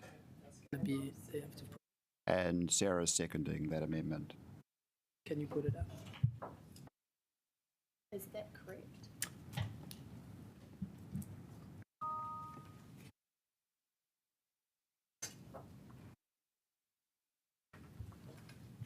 Is that okay? Yep, that's right. Cool. Can I speak to it? Yep. Kia ora tātou. I think this is a bit of the hard one. And when we make these decisions, I think first for myself and next to you all, to consider who benefits from this, who loses, who we support, who we oppose. And we need to also answer the why question. Again, the when question. There are two gaps here. From those who say absolutely no against this, we don't want to go ahead, and those who support it as it is. For me, I'm coming from a constructive way, because the plan puts more pressure on the community that's already struggling. As I previously said, on the east, if there is anyone in Berhampur and Newtown that needs a parking management plan, is the eastern side of Newtown. And this is not addressing that issue. Newtown West and Berhampur, currently it's not perfect, but the parking is working to some extent. Do we need parking management plan? Yes. Officers have done a good job in this, definitely. They've been doing in this, I've been engaging with them. They've been very constructive, actually. I would like to applaud them for that. But this is nothing against the officers. This is more of the political decisions we, the councillors, make. Most of the thing that I will be speaking is towards that. And officers don't take it as coming for you. So the first amendment, it talks about agreeing to apply a discount of 50% for the community that's already struggling. We know the living cost of living is really tough for the community. This is going to make it more tougher. And the only way we can just support this community is by making a discount, and for disability card holders, free. The second one is to introduce the plan a bit later than what is currently planned. Make it end of 2025, and then you can go for the south, the west, and Berhampur in 2026. In the parking policy hierarchy, currently we have, if you have Tesla, you are priority, electric vehicle owners. And instead of that, what I'm saying is, can we have the courier drivers? It's not in the new paper. Let me say, I said currently it is. And the paper says we're going to change that. So currently it is. If I'm wrong, I'm happy to be corrected. Officers are here. I read it. I went through very well. So, yep. Okay. I want to stop it. I want to confirm that, actually. Liam, can you confirm if currently electric vehicles got priority? Yes or no? Quickly. Paul, just to clarify for council narrative. So the way the policy is currently written, yes, they are a priority. That's it. Thank you. We recommend they be removed. Yep. Thank you so much, Paul. And I know this paper is changing. So what I'm saying is, people who drive taxis and couriers, they should be treated as a business and ranked in the hierarchy accordingly. My third point is the change of time. This is for businesses. They need it from after 6 p.m. for people to come and dine in. So we need to change from 8 to 8 p.m. Instead, we need to make it from 9 a.m. to 6 p.m. The third point is, if this council decided previously to buy a parking in Tory Street to make it easy for people who chose to drive to the central, I think we can do something similar in Newtown. If there is anywhere else that need car parking, I think Newtown is the one. Hospital is there, Mary Hospice, a lot of schools, businesses, and I am offering the council to explore that idea as well. So please, when you vote for this, think of those nurses that are really, really struggling now. They just clearly told me when I went to the meeting, they said they're gonna leave their job. For me, that was just like a tipping point in my thinking. And this is not going to address their problem. This is not going to address Newtown residents' problem. If you live in Owen Street or Daniel Street, Coromandel Street, Constable Street, currently you are struggling with parking. But this is not going to answer your problem. It's going to make it more problematic because people from the west and the south, from Berhampur, it's going to be coming towards this. So I think this is a bit of a precedence, and we need to take a time, give time for hospital to put their things together. It's not the problem of those hospital workers. It's not the problem of those who live in Newtown. When they come to their house, they don't find a parking outside of their house. Currently, this problem is not addressed in this paper. For that reason, I'm asking you, actually really begging you to vote and for this amendment so we can have the parking management plan, but a bit later. Thank you. Thank you. Has anyone got any questions about the amendments? Just about the parking for taxis and couriers, I assume that any kind of detailed parking scheme would include some provision for taxis and couriers built in. I think this is more about people that own a taxi or courier and live in the area and where they park their vehicle. For taxis and couriers, they're going to be there less than 3 hours if they were from out. I think the Councillor Abdurrahman's amendment refers to people that live in the area that own a taxi and whether that taxi qualifies for a permit. I see. Okay, so they would be counted in the residence permit allocation. So my understanding of the way we would allocate that, if that taxi vehicle was registered as a private motor vehicle associated with that household, it gets prioritised really high up the list. If it gets registered as a business vehicle, if that property, that household registers themselves as the business that runs the taxi, it would be a lot lower down the priority list than what it would be if it was a private one. So this almost works against, I think, where the councillor would like us to go. I think if the the vehicle was one of two associated with the properties, they're going to get a permit, quite likely up on that priority list. So they qualify. So they're either as a private car or a business, they meet the current criteria, and the processing staff would give them an allocation somewhere on that list of 1 to 8. And just another little question, which I did discuss with the mover, is I wondered if we could, maybe by leave at the meeting, make that 13 to just be local communities and businesses, because I really understand where this amendment's coming from, and there are opportunities, I think, for businesses to be more flexible with their space that they have. I've got... Is that okay, mover? Okay, so I'd just like to ask our officers for any further clarification they would like to actually apply to these amendments. But while they're considering what they would like to say, I'd just like to ask a question of Jay. Jay, if you don't mind, I know you're at the back of the room there. My question is this. I mean, we've obviously heard a very large amount of negative feedback from people who work at the hospital. Why isn't the hospital management opposed to the car parking plan? I mean, if you've got so many of the people who work there who are opposed to it, I'm surprised that hospital management are neutral on the whole scheme. Why aren't you concerned? I think that we are concerned, and that's why we asked for some changes, including the delay in the implementation of the east section. But as I said at the start, we have multiple roles in this, and those often compete with this sort of change. And as a government entity as well, we thought that it was best that we let council decide based on the range of things that you need to consider.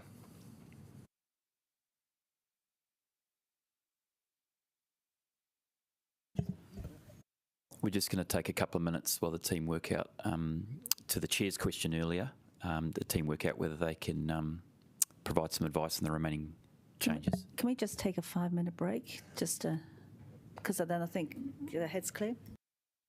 Okay, 5-minute break until, I've lost our clock, until 5 minutes from now.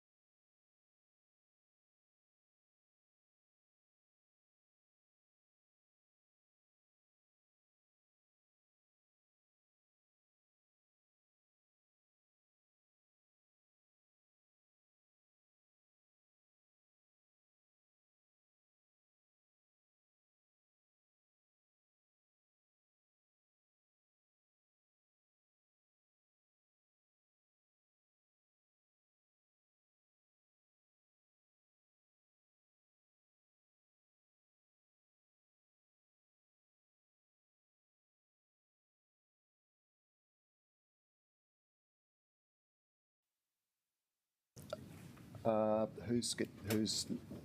happens now? We're back debating or discussing the Riddens amendments. Yes. Sorry, we're waiting for management to give. Yeah, so Mr. Chairman, thanks. So thanks for the time. So I'll get Paul Barker to speak to any questions of detail in terms of officers supporting or not the amended resolution moved by Councillor Abdurrahman. So officers don't support 10. Officers can work with 11, 12, and suggest perhaps we clarify that includes taxi and Uber drivers. Officers support and can work with 13, and officers don't support 14. So it's 10 and 14 where Paul can provide some further advice as to why. Oh, sorry, Paul, before you... What do you... So we support 11, 12 and 13. Well, no, they don't support them. Not support. We can work with them. They can work with. Yeah. But so we've helped craft those resolutions, and in the last 5 minutes we took when we adjourned, and so we can work with 11, 12 and 13 as they're currently worded. We're suggesting perhaps we should include on 12 an inclusion of the Uber drivers as well, but we do not support 10 and 14. And Paul, when you actually are talking to this, would you mind also talking about the consequences of the additional 18-month delay, which is effectively what is being asked for at 11?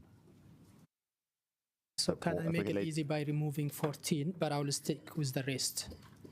Okay, so Leroy wants to remove 14. So Paul, do you want to now tell us about the problems? 10, comment on 10. The problem with 10 and the consequences of 11. And anything else you want to say?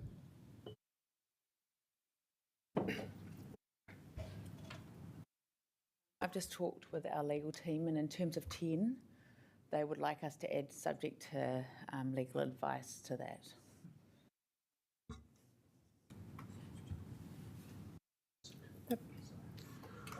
Yep, I'm okay with that.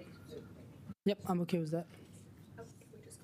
So the consequences at 10, potentially it would need to be citywide, so it wouldn't just apply to Newtown and Berrenport, so all residents parking across the city, we would be applying that 50% discount, so it has a significant impact on, or may have a significant impact on revenue, so that's where we were of a mind to investigate, but we can live with agree, but subject to legal, so if that's the way, and again, further to Liam's comments, that on 12, adding Ubers and other vehicles in there as well. We could do that. But again, the vehicle needs to be registered to a household inside the zone.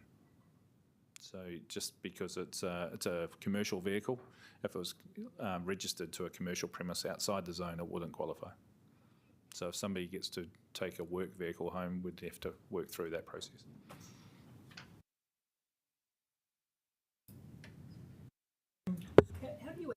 How do you actually check that? If you have a van or something there, do you actually check the registration of where? Because they'll be registered to the company, wouldn't they? So how would you tell whether they live there or not? That's right. So if it's registered to a company and the company is in Picton Avenue or Chilka Street, then they would qualify for a permit under that category. If they own it as a private vehicle but use it as a taxi or an Uber, again, they would be registered to that property. Sorry, just one further comment, Chair, on 11 and the consequences of pushing that out an additional 12 months. Again, as Liam said, we don't support that. We think there is some need for some urgency. We talked about how long it's taken to get this there for this community, and pushing it out for a further 12 months. Thank you.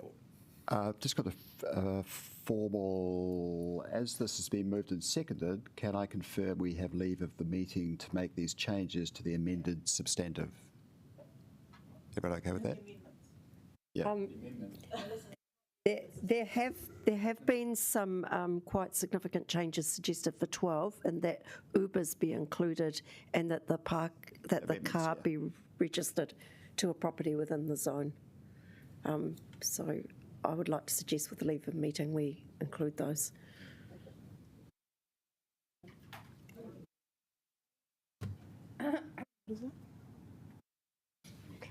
What is that? Okay, we'll just take a moment to actually clarify.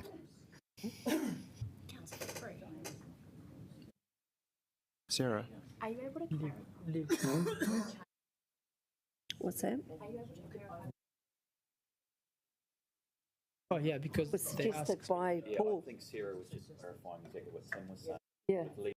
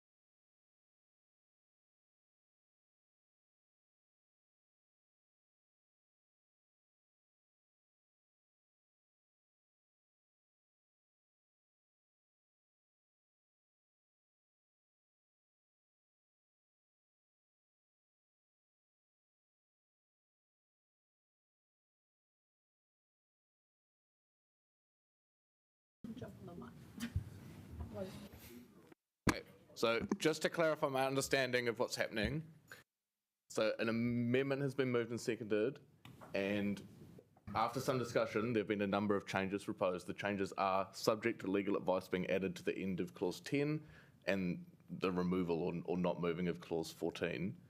And leave of the meeting is required for those changes to be made after it's been moved and seconded. And our understanding at this stage is leave of the meeting. There is leave of the meeting for those changes. Let's leave of the meeting. Do you have to have 100% or 75? Leave of the meeting means nobody in disagreement I'm in disagreement. with allowing those Yep. modifications. Yep. Okay. You're against us having leave? No, I'm against.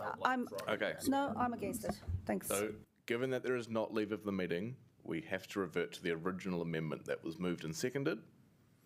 And you can debate that and vote on that as you will. And then if somebody wants to propose further amendments after that, they're welcome to.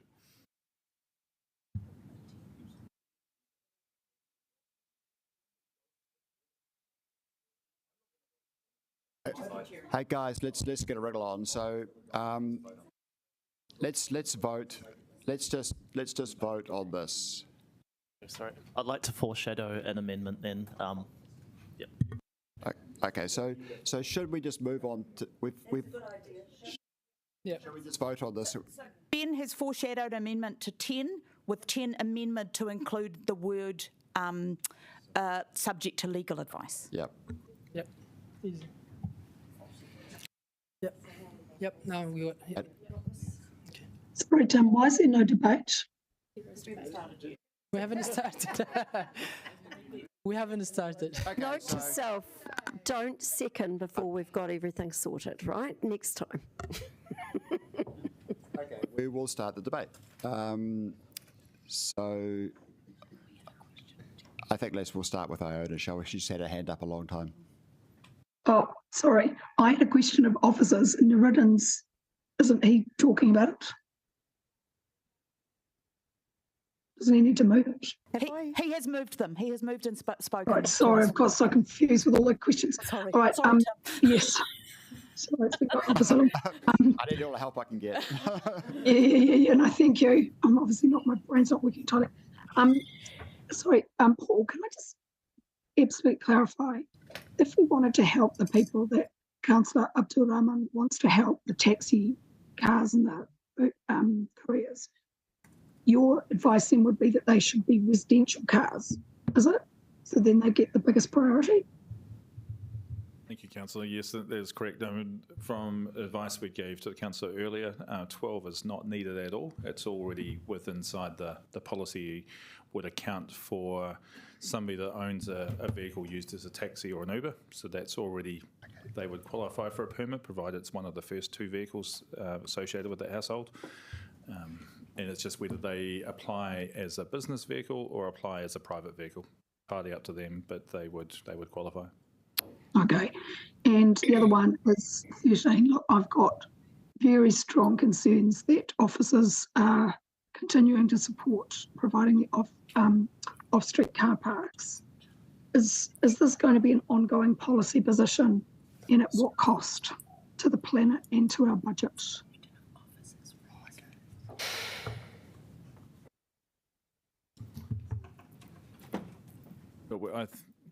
I don't think we are. The policy is very clear on using the levers that the policy enables us to move towards that climate-friendly city that we want, and using car parking to leverage car ownership and car use. Thank you. Sorry. Are you saying then that it's not part of the policy that we should be getting extra car parks? One of the principles that I referred to is very clear, that we are not to use the parking policy to provide more car parks to offset parking loss. Thank you. All right, I'll go back on the list, Tim. Thank you. Thank you. Ray, is yours a question or are you part of the debate? It's a question of definition on 12. My understanding from your given that data before about the number of people parking and the number of permits and so forth, is that there are sufficient residence permits for all the residents there. So why have we even got 12? So wouldn't they qualify for residence permits anyway, or anyone would? So the way we've set the scheme up is that we expect on day one that everybody would have that ask for a permit would get a permit. Now, we might be wrong on that, and that's part of the review. But it sets the signals going forward. So in 10 or 15 years' time, when we start to see more intensification, more cars potentially associated with houses without off-street parking, or less car parks available because we've moved into other things, then we will start applying the eligibility criteria. Oh, I see. And then we might see that our residents don't qualify for a permit. Okay, that's great. Thank you. Councillor O'Neill, I think have you got a question? Just wanted to clarify. So if number 12 is already covered off, the sentiment for number 12 is already covered off under the current paper, then would passing number 12 mean that this would be passing an amendment to exclude Ubers? So I'm seeking clarification that 12 is reducing the scope of taxi cars and couriers and Ubers. I mean, I need to be careful that I'm there, but I don't believe it would change that at all. I think Ubers, if they were registered to the household and it was one of the first 2 cars that applied associated with the household, it would qualify for a permit.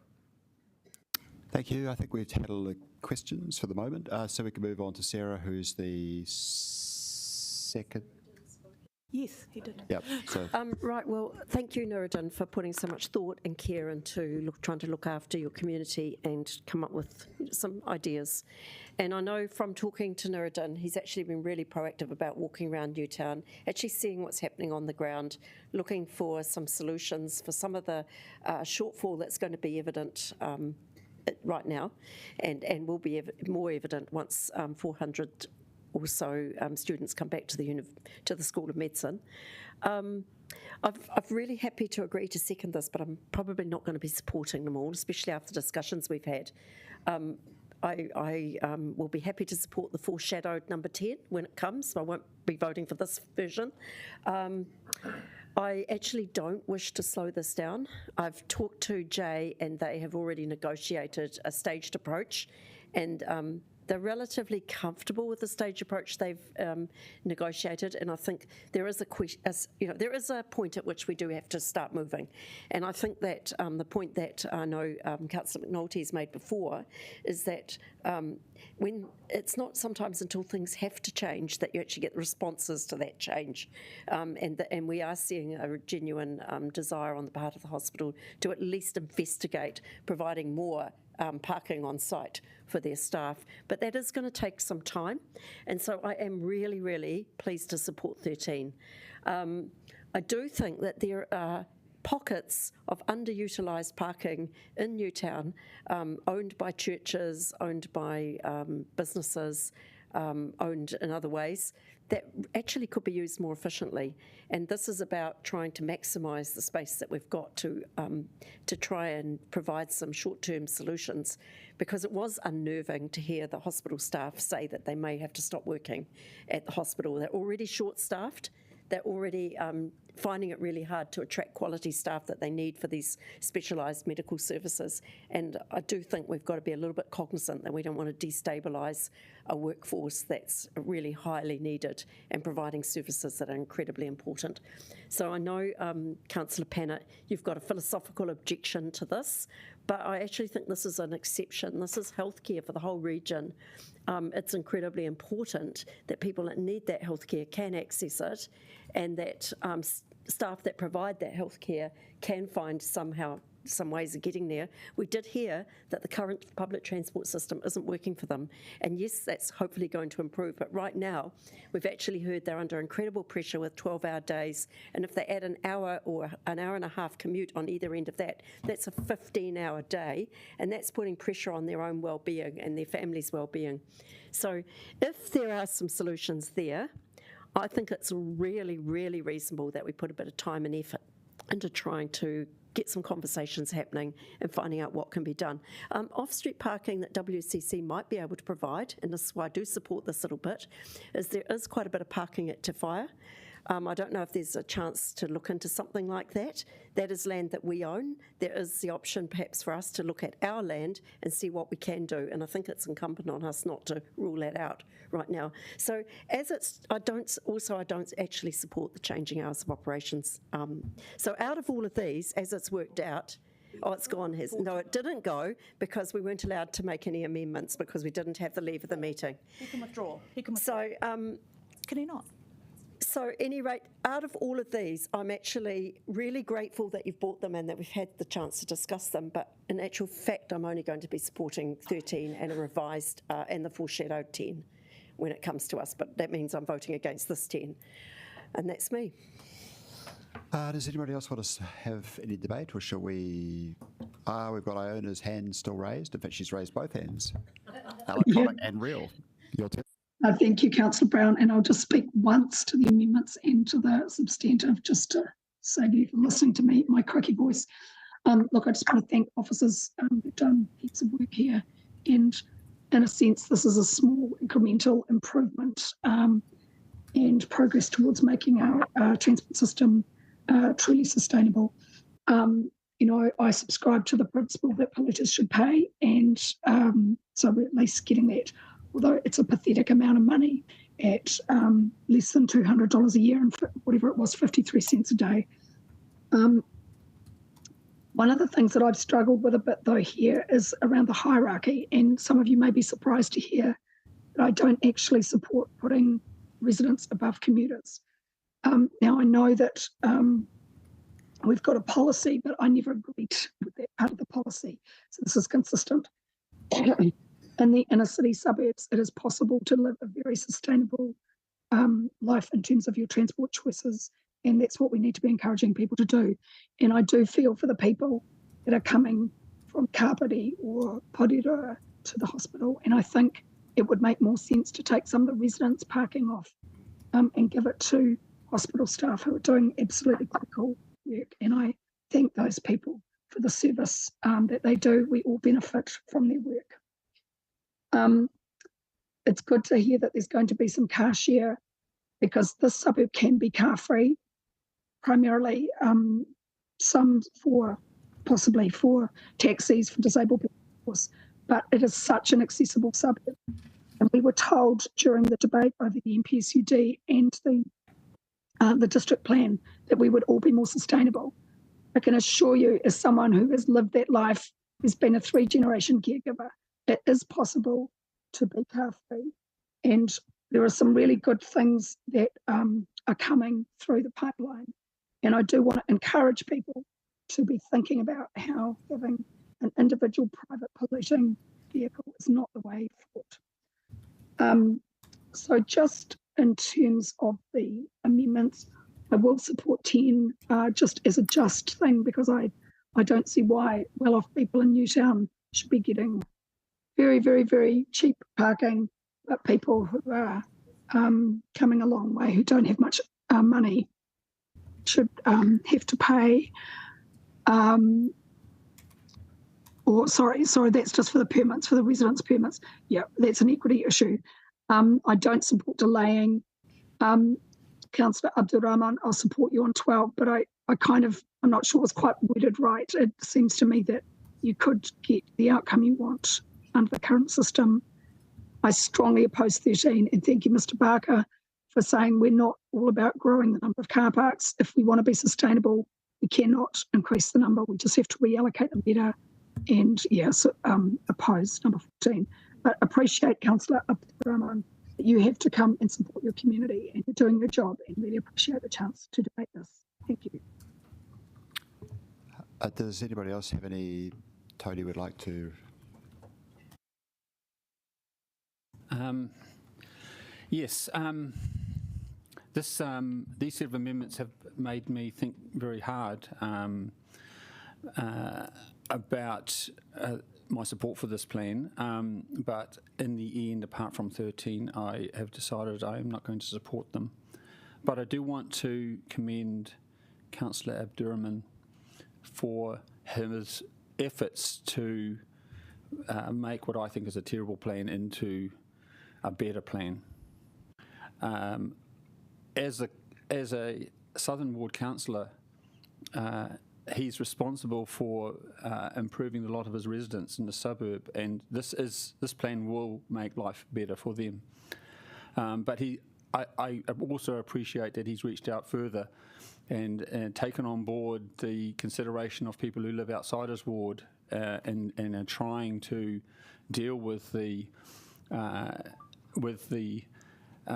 reliance that commuters to our key health service campus, that there's such a shock with this plan going ahead as it is, that he's tried to mitigate that and give more time to work through the gap in the support for the hospital to provide adequate off-street parking, as it should have done years ago.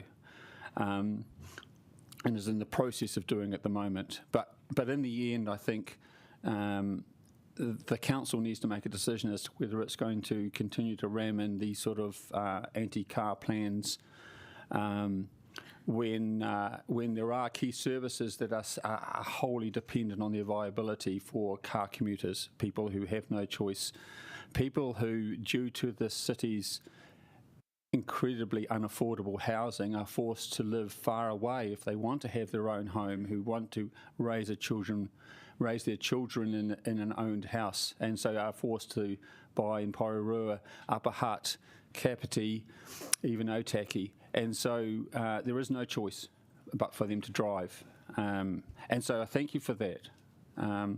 But I think that making a terrible plan into a bad plan is not the answer. And so that's why I must reluctantly say, with all due respect, I can't support some of these key elements. Does any Ray? Sorry, we'll go Ben first. Actually, we'll go to the other side of the table. Then we'll go back to Ray. Cool. Yeah, look, with these amendments, I'm strongly supportive of 10, but given we haven't got leave of the meeting and we're going to have to foreshadow an amendment, I will vote against 10 in this instance to bring it back up, because that's a productive use of our time. I can't support kicking the can down the road further. It is only through putting pressure on the hospital that we will get the hospital responding, and we've heard that in terms of the timetable of when we brought the initial proposal, and that's led into a business case, and that it is feeding through. But if we take our foot off the gas here, nothing will happen, and these delays are taking the foot off the pedal. I'm happy to give 12 a punt. It sounds like it's in the plan, but I can agree with the spirit of it. And then for me, given the amended substantive, which is going to look at actually leasing car parks specifically for the hospital use, I don't think 13 is actually required. I think 9 is more tangible, and it puts the ball back in the court of the hospital to actually come to the party. So I think, I guess, I think 9 though is actually more tangible and specific. So that's where I sit on these, and then I'll talk a bit more on the substantive. Thank you. I would like to also, similar to my colleague, Councillor Randall, I would like to commend Councillor German for his initiative in taking these in support of his constituents in this ward. However, I've been, as I mentioned earlier on, I know many people who actually travel in to go and work in the hospital. Like I referred to my friend who goes in to work in the blood bank. She has to start at 6:30, and she said there's just no way she can actually take any public transport to actually go in there, so she has to drive. But she says even at 6:30, sometimes she has to drive in there at 5:30 to make sure that she gets a car park. And I think, you know, her day is a 12-hour day regardless. And so I don't want to make things harder for anyone. I absolutely support number 13 there, because I have to say, as I mentioned earlier, that I was extremely moved by the submissions, the presentations that we had from the hospital workers and the care workers that need to go in there and need these car parks. So I'm behind that 100%.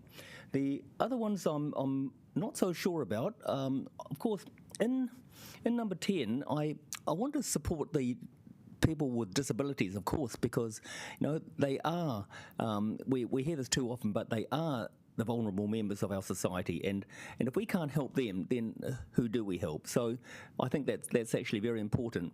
But I'm not sure about the effect of actually doing this on the rest of the plan that we have. So I'd like to actually discuss that some more. But thank you very much for all your hard work. So that's it. Everyone's obviously thinking about lunch. So just before we actually go to vote, I will say, I'll say my 5 cents worth. I've listened very carefully to this, and I found myself in pretty much disagreeing with absolutely everybody on something. So I totally disagree with Tony's observation about the frailties of the plan. I think this is an excellent plan. I think our officers have done a great job. I'm a very big supporter of transport plans. I think it's a shame that they started in probably one of the most difficult, or not the most difficult area of Wellington. I would have welcomed them to have started somewhere easier like Mount Victoria, where I live. And I hope that we do roll out the plans. And I'm also very mindful that whatever we do here obviously has connotations elsewhere. So I'm worried about diluting or sort of changing the plan at the last minute in ways that'll have consequences elsewhere in Wellington. So I'm sort of not so enthusiastic about changing the plan, because I think a lot of thought and consultation and effort has gone into the original plan. I was originally a supporter of Narinin's suggestions about the delays, but I've changed my mind on that, because I feel that we've got 6 months now before the plan is to be implemented. Then we do a 6-month review of that plan. So there's a lot of reviews built in.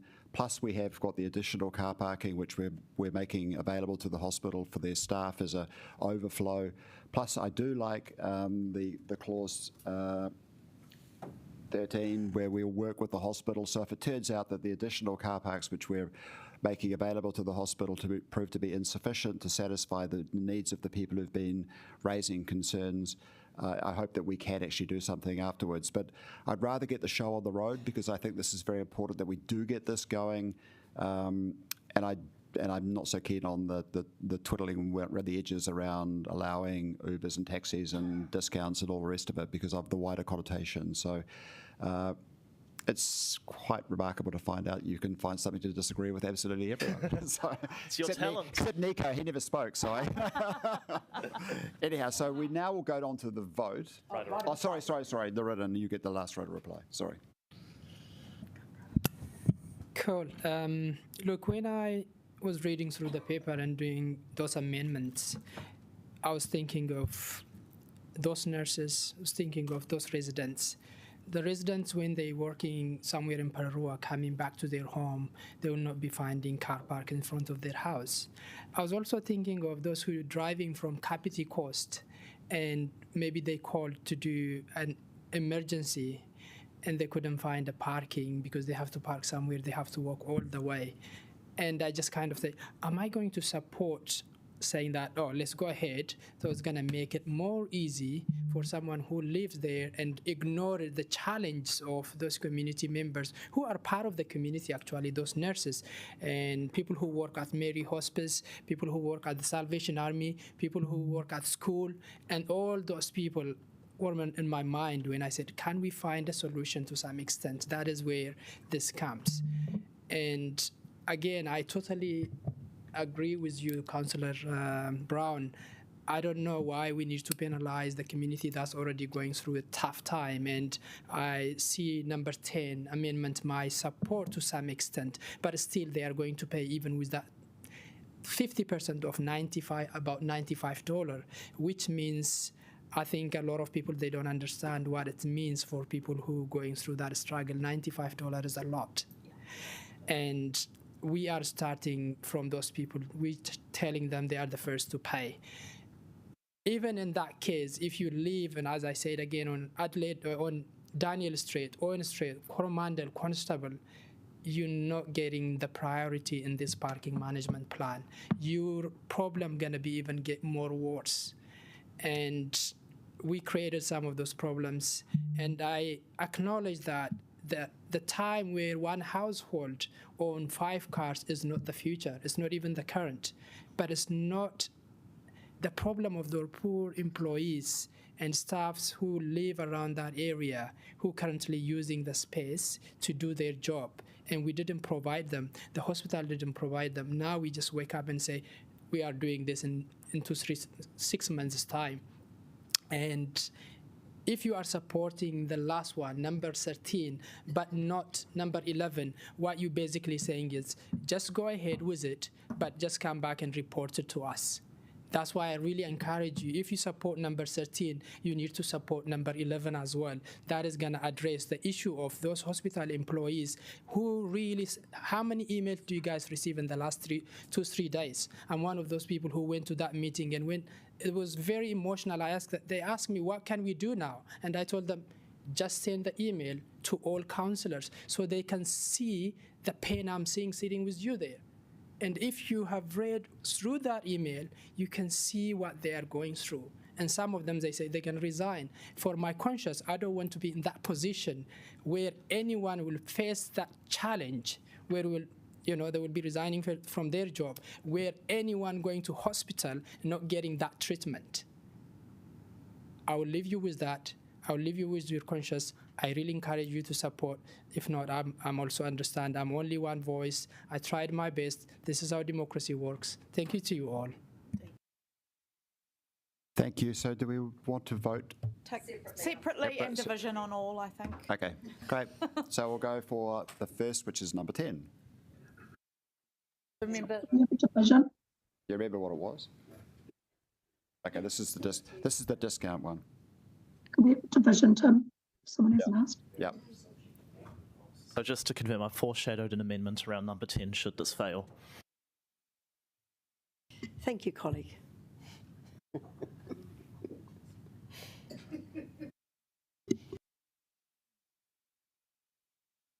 I think John actually was thinking he might be intermittent, so we'll assume. Oh, he is here. Oh, he is. There he is. That failed. Number 11.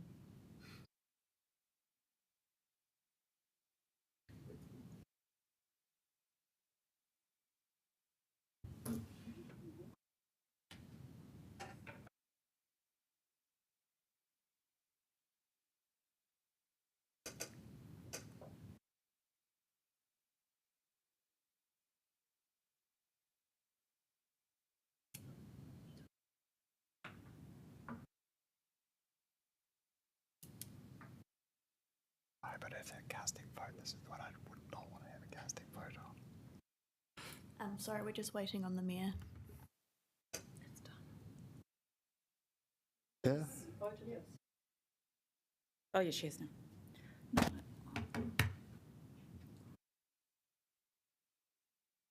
That also failed. Wow. 12 taxis and couriers.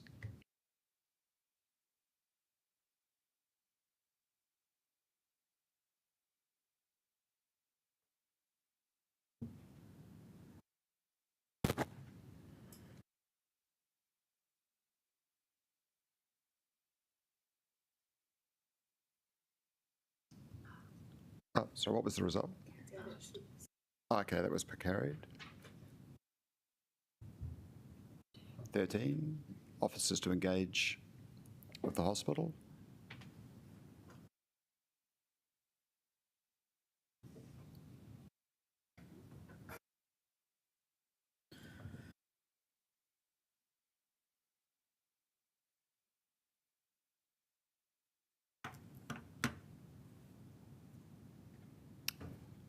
That passed. And the change of the hours one, which is super inconvenient.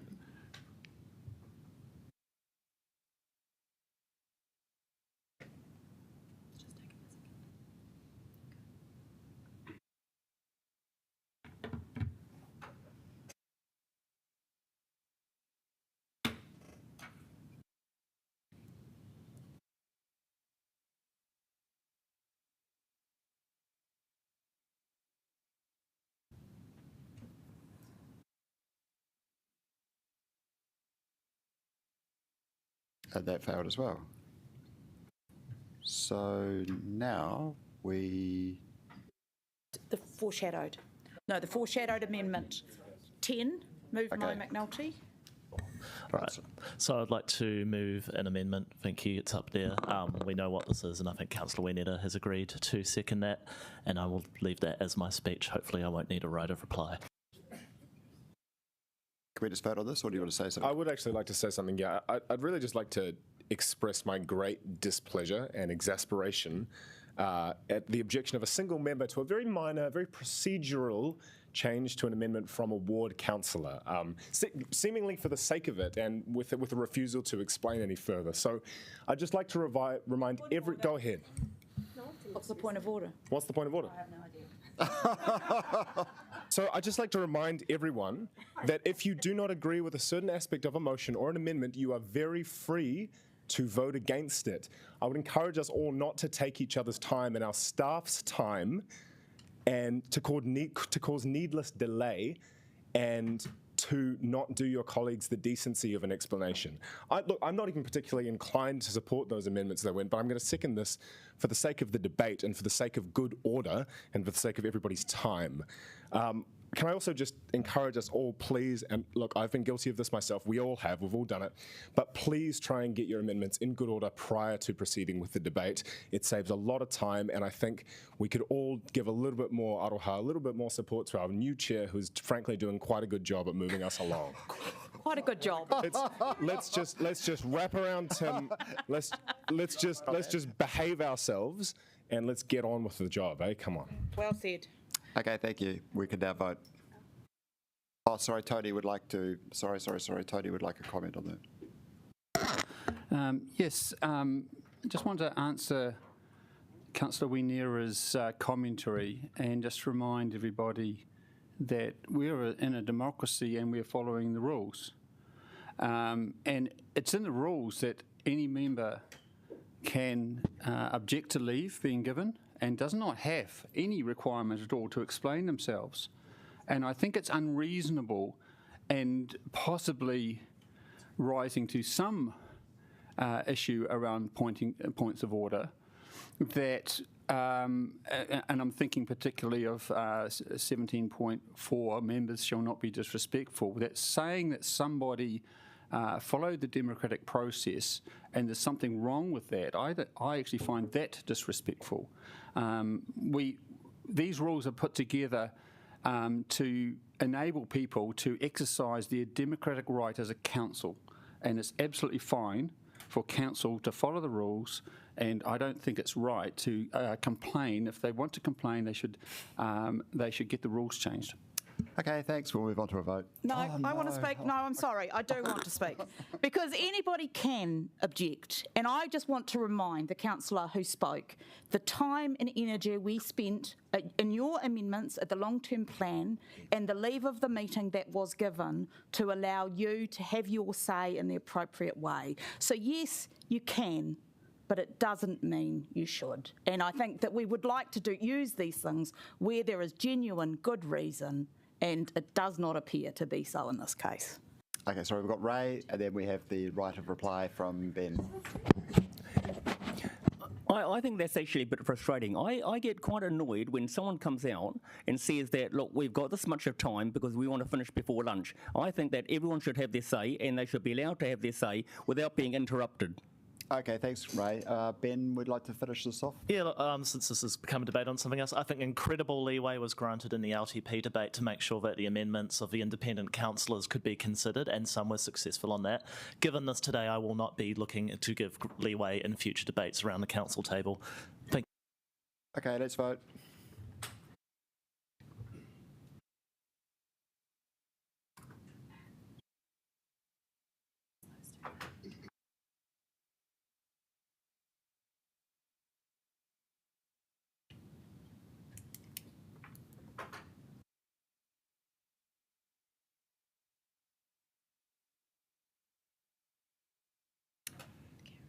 That was passed, unfortunately. Okay, now we go back. That was my cunning plan to give Councillor Abdurrahman some support. Now we go back to what? The amended substantive. Okay, so we go back to the substantive, which we can now debate, or do people feel like they need to debate the substantive, given all the debate we've already had? Okay, so all right, we'll start with Tony because he put his hand up first, then we'll go to Diane.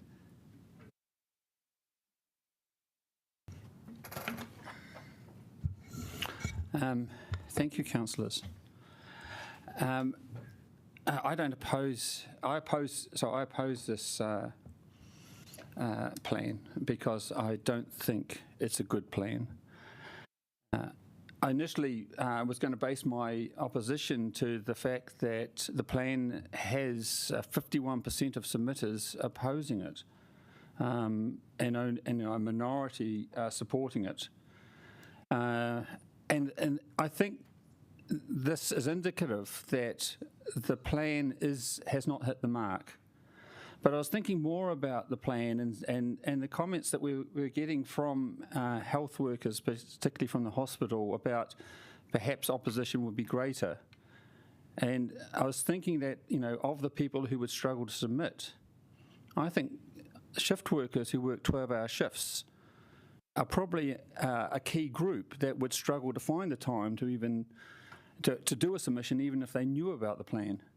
I think it's also been quite clear that workers on the site are quite unaware of this proposed change because certainly they never received a letter from the council saying we're going to change the plan, even though they are actually the ones more adversely impacted than the residents for which the plan is designed. This is really a bad plan. It takes from health workers to give to residents and visitors. But really, the key thing I want to draw everyone's attention is the safety element of what we're proposing to do. There is currently roughly 800 to maybe 1,000 workers from the hospital who park on the streets. But that's not all the people who park on the streets. We've heard from the Chief Executive of Mary Potter Hospice that this plan will affect the viability of Mary Potter Hospice because he struggles to get staff right now. This plan also affects all those other health services around this campus, including the 2 other private hospitals, disability services, Salvation Army, and also all the other businesses around that Newtown area, which is including the school. It's about safety for me. this plan doesn't provide for worker safety. And I'm really here because I want to stand up and represent the safety of the workers. And I'm not talking about, ordinary sort of workers. We're talking about skilled healthcare workers, over 80% of which are women who are being asked to have a terrible choice to either take twice as long to get to work each way, so instead of an hour, 2 hours, or even if it's 30 minutes, an hour, or being forced to walk further when we have a city where they're forced to walk in the dark. I'm staggered that I have to stand up and say that women's safety is going to be put at risk. I'm also here to say that the safety of patients is likely to be affected from workers who do choose to take public transport but become tired at work because it's a long time to commute backwards and forwards, or they miss their last bus, or the bus doesn't turn up. Okay, because that's a work in progress still. The PT service, especially coming from the north, is still terrible. I spent 5.5 years working at Capital and Coast, and I had to buy a car. And worst of all, I think that what's at risk and is not addressed in this plan is the safety of our health service from the loss of workers who will quit or not turn up because they simply cannot get to work. We've received, and everyone should know, received probably 3 dozen more emails in the last few days from health workers, and I think one health worker puts it really, really well, and I just want to read from NICU, which is already struggling to get staff. They are 45, this is one ward, 45 full-time equivalent vacancies short of providing care to the most vulnerable babies in our region. And this is what she says. I personally travel from Otaki and do a 12-plus hours each shift. I'm a valued member of the NICU nursing team and also do inter-hospital transports of critically unwell babies around New Zealand. I feel if you removed car parks and reduced parking times, I would have to look elsewhere for employment. This is a very sad thought, as I've been a member of the NICU for over 9 years. In an already critically understaffed healthcare system, this proposal will lead to further resignations we simply cannot afford to have.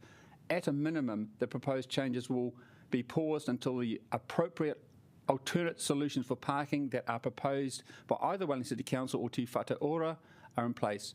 Ideally, planning and approval for an affordable, accessible, multi-level car park building on the hospital grounds should be expedited. I urge you all to seriously consider the impact of these changes will have on the individual and the wider community as a whole.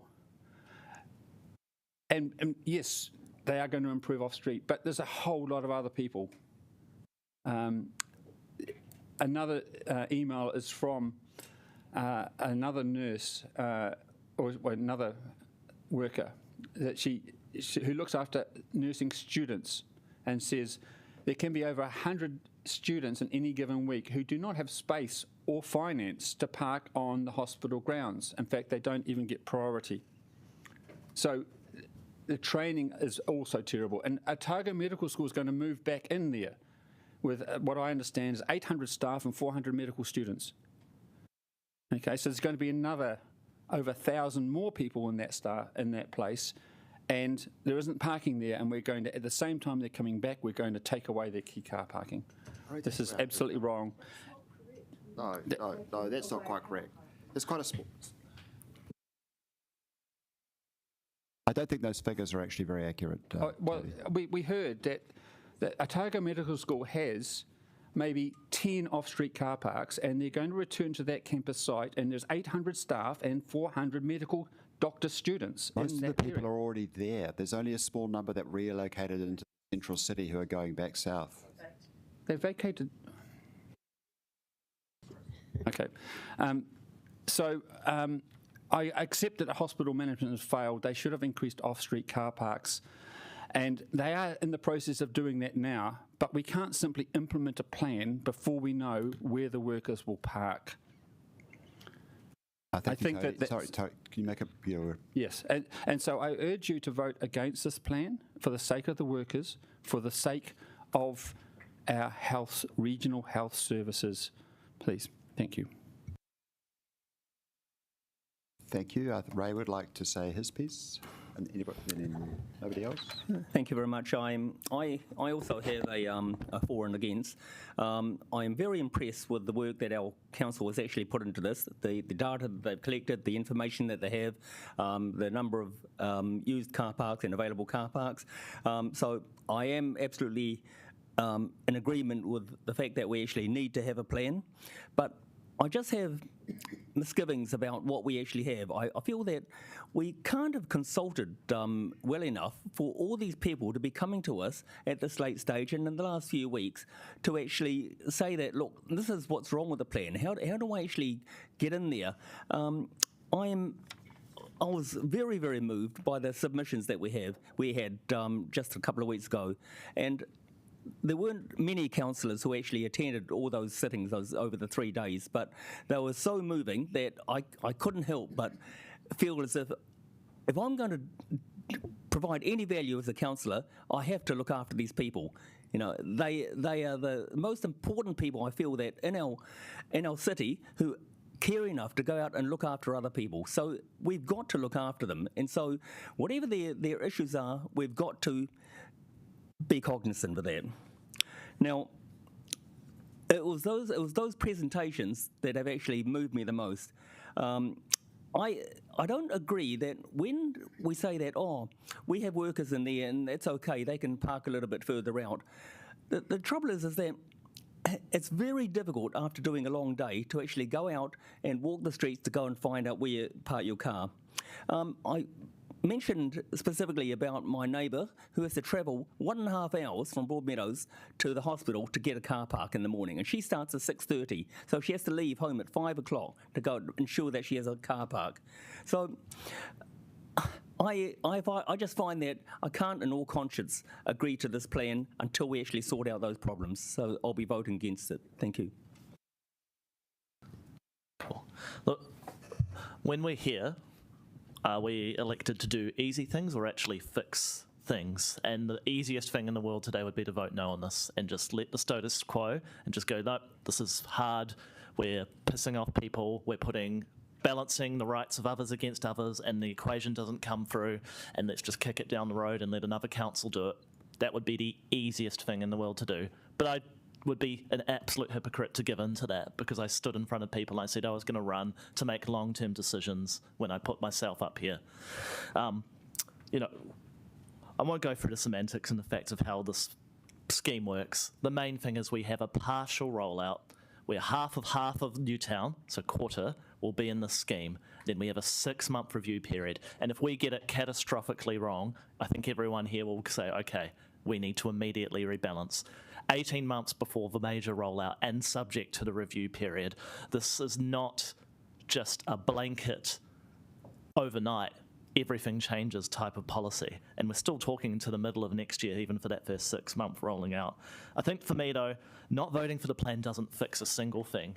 The pressures for Niku will be there. The pressures will get worse. More people will move into Newtown. The health precinct is growing. That's what we've been told. There is a finite supply of car parks. We are boiling the frog regardless. So we've got a chance to actually say, do we put a plan and strategy around it? Or do we just kick this down the road and do the easiest thing in the world? So the viability of health services, it's absolutely right that it's threatened, but it's threatened by also doing nothing. And there's not an alternative here. And we know it is only because Council's starting to do the work in 2020 that we've actually started to get the CCDHB or Te Whatu Order into a position where there is a business case that's gone through Treasury for its gateway review and coming through.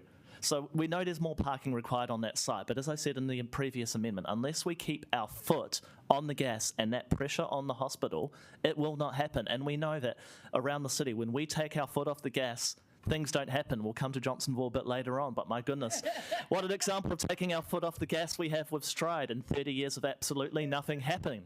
You know, look, I'll always find a way to make it about Johnsonville. But that is the job of a council, is to make hard decisions. And I don't take any pleasure in this. It's not a nice thing. We are balancing the rights of one group against another, and it sucks. but it is the right thing to do to put forward a plan, and I think the plan has been thought out by people with a lot of detail. I don't agree that it's a fundamentally fatal plan. I actually share the Chair's sentiments that this has been well structured and well thought out, and I'm going to be supportive of it. And I look forward to the review period, and if things are catastrophically wrong, I'll own that. I'll absolutely own that. Councillor Matthews talked about ownership and inordinate risk yesterday and unintended consequences, and yep, I will be the first to say, yep, we didn't get that right if that's the case. Kia ora. Yeah, with anything that I think we discuss, we have to really go back to why are we doing it. That was the lesson I learned on the Island-based cycleway debacle. And there's such a strong why. So the thing that struck, there were many things in the consultation process that remain in my mind. But one of the most poignant was the person who said, it's possible to find car parking solutions in lots of different ways. And maybe people thank us that we've actually brought this whole situation to a head and found the solutions that have been really not focused on up until now. And I'll just take a little bit of diversion and really thank, those people in the gallery that I can see. I can see that we've still got our representative from Metlink here, and we've still got our representative from Te Whatu Ora, and they have sat through this whole process. And I really know that between them and our staff, we're all engaged in trying to find a solution which will actually make the current situation eventually much better than it currently is. But we are the only people who can provide those transport solutions. We are part of the parking solution, but actually primarily we are the transport solution. And we hear that time and time again. And I know our Jay from Te Whatu Ora has said he's wearing several hats. One of the hats they're actually wearing is the public health hat. And we hear time and time again about what active transport, walking and cycling can actually do for public health. And actually catching the bus is a lot better for your health too than driving, because you do get that walk in between, and this is actually a public health initiative, which hopefully means they're not going to get such serious cases in that hospital as they're currently seeing with their diabetes and their lifestyle disorders that are occurring. It is our obligation to try and do what we can to provide transport options for people so that we are moving towards, that active and that public transport mode growing. In the process of doing that, we need to actually guard and safeguard the short term, but really in the long term, we need much more fulsome solutions to these things. And I do agree with Councillor McNulty. If we don't put a stake in the ground and say we're actually doing this, we're going forward with this, we're going to help in the short term, but in the long term, this clearly we've got a problem that we do need to find other solutions for. So I'll be voting for this. I am optimistic that we'll manage our way through the challenges of the short term, but ultimately we'll be providing a much better suburb for people and much better solutions for our hospital staff and for the patients. Thank you. Yes, thanks. So if you think about Newtown, it's a very diverse community. It's a bit different to some of the other suburbs that we've identified for parking management plans because it has got a significant economic zone. It's home to our regional health precinct. And it's not just the regional hospital, it's also there's other regional services that are provided, whether it's Mary Potter Hospice, the Cancer Society, Ronald McDonald House. So it acts as a nucleus for all those services. And we also know that the charity hospital wants to go nearby as well.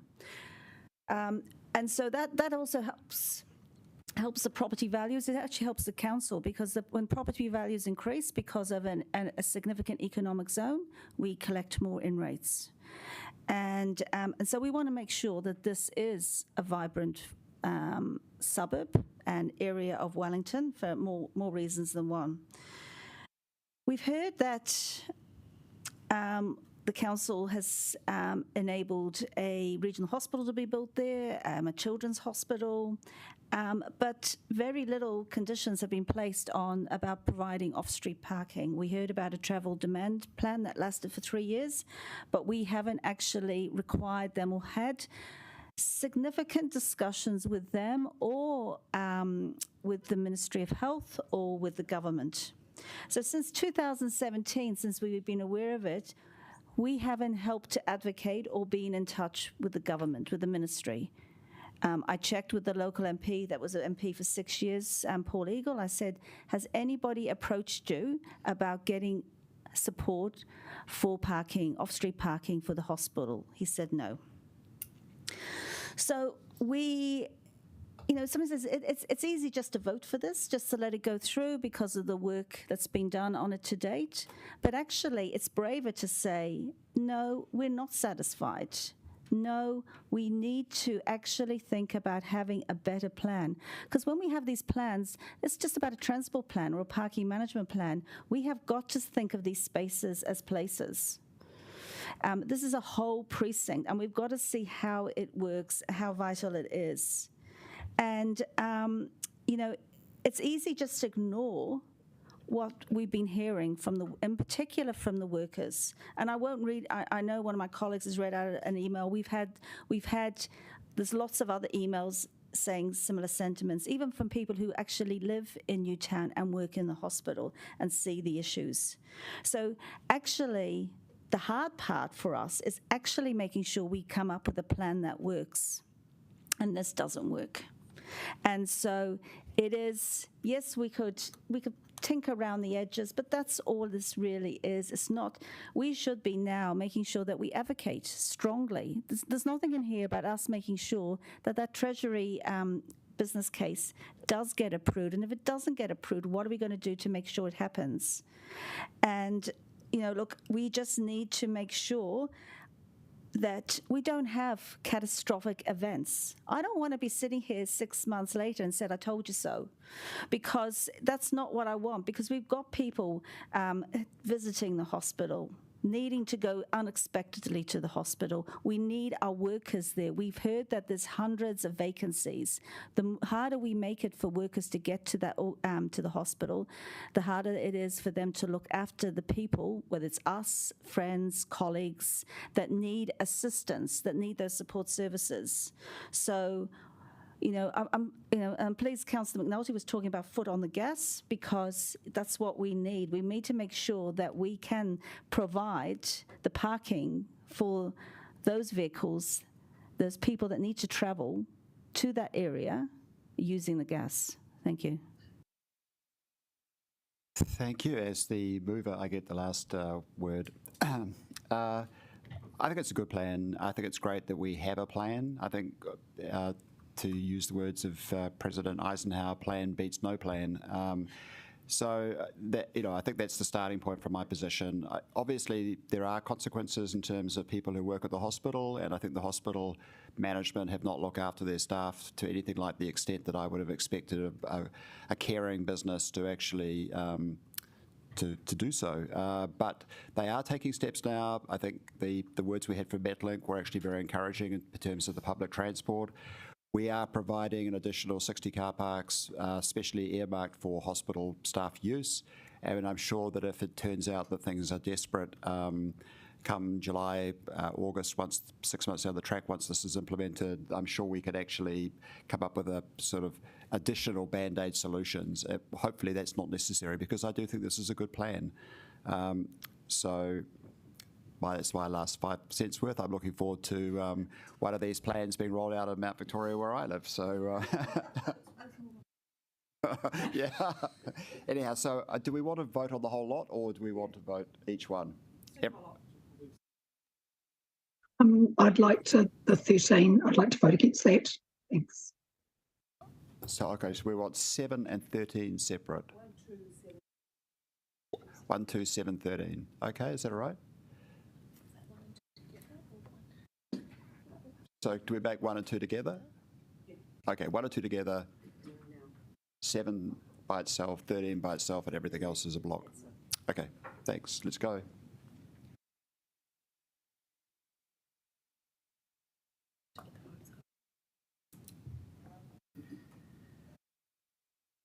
So this is 1 and 2. Yeah, divisions, yeah, sure.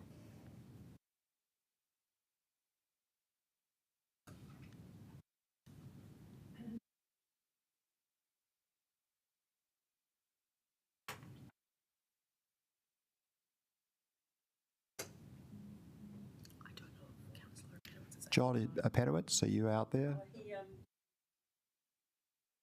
Oh, okay. Oh, okay. Yep.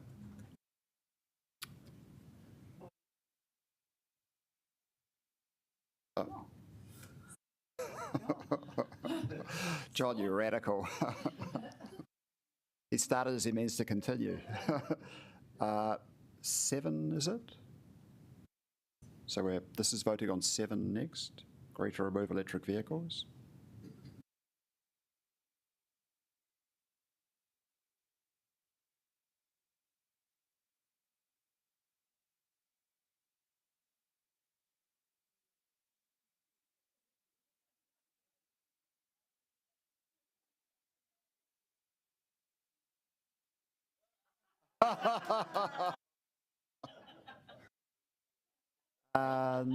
Number 13. It's his line. Oh, we don't have a 13. What was the...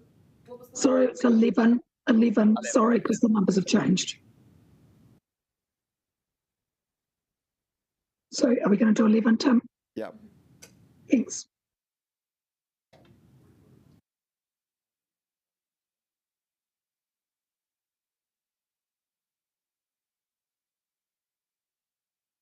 Oh.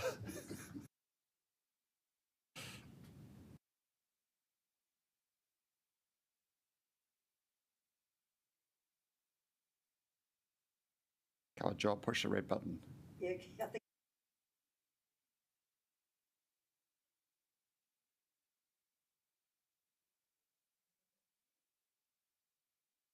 Okay, that was still passed. And now everything else.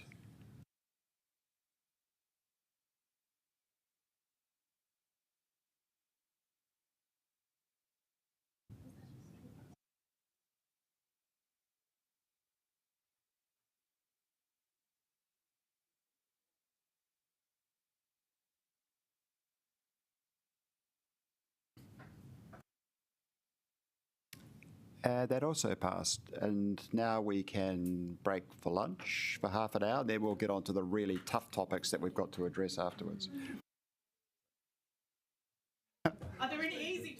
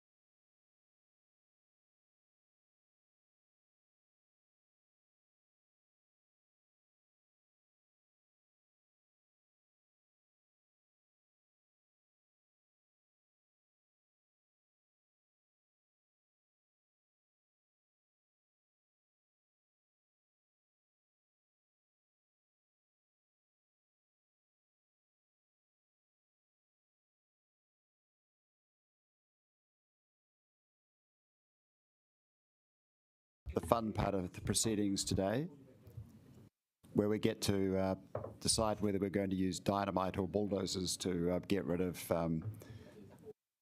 the buildings in the Civic Square. But if it is dynamite, who gets to push the...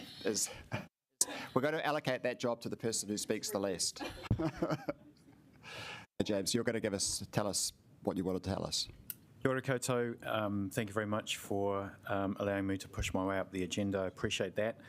So this paper is to bring some money that we've already allocated and budgeted in 2025, next financial year, into this financial year in order for us to begin the process of demolishing CAB. We need about $2.4 million brought into this financial year from next year. As I say, it was all budgeted for and it's sitting in the budget for next year. What the purpose of bringing it into this financial year and start the process of demolition of CAB is because of a fairly complicated timeline that we have across the Tanako precinct to make the necessary changes we need to make in order not to affect the timeline of the town hall. So this one is particularly important to doing that. The officers have been through the procurement process. We have a contractor ready to start. And so basically we need this money moved into this year's budget so that we can continue that piece of work. Probably the only other point to highlight is there are two methods of demolition that are noted in the paper. One is significantly less expensive than the other. It isn't dynamite.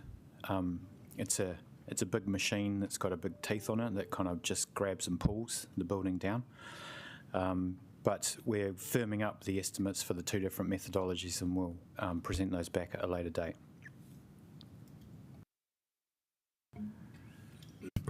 Yeah, so just on that range, that 17 to 14 million, is it basically one or the other, or is it really live in terms of, because you've said you're through a procurement process and ready to go, so are the options within the procurement process pretty much solidly priced?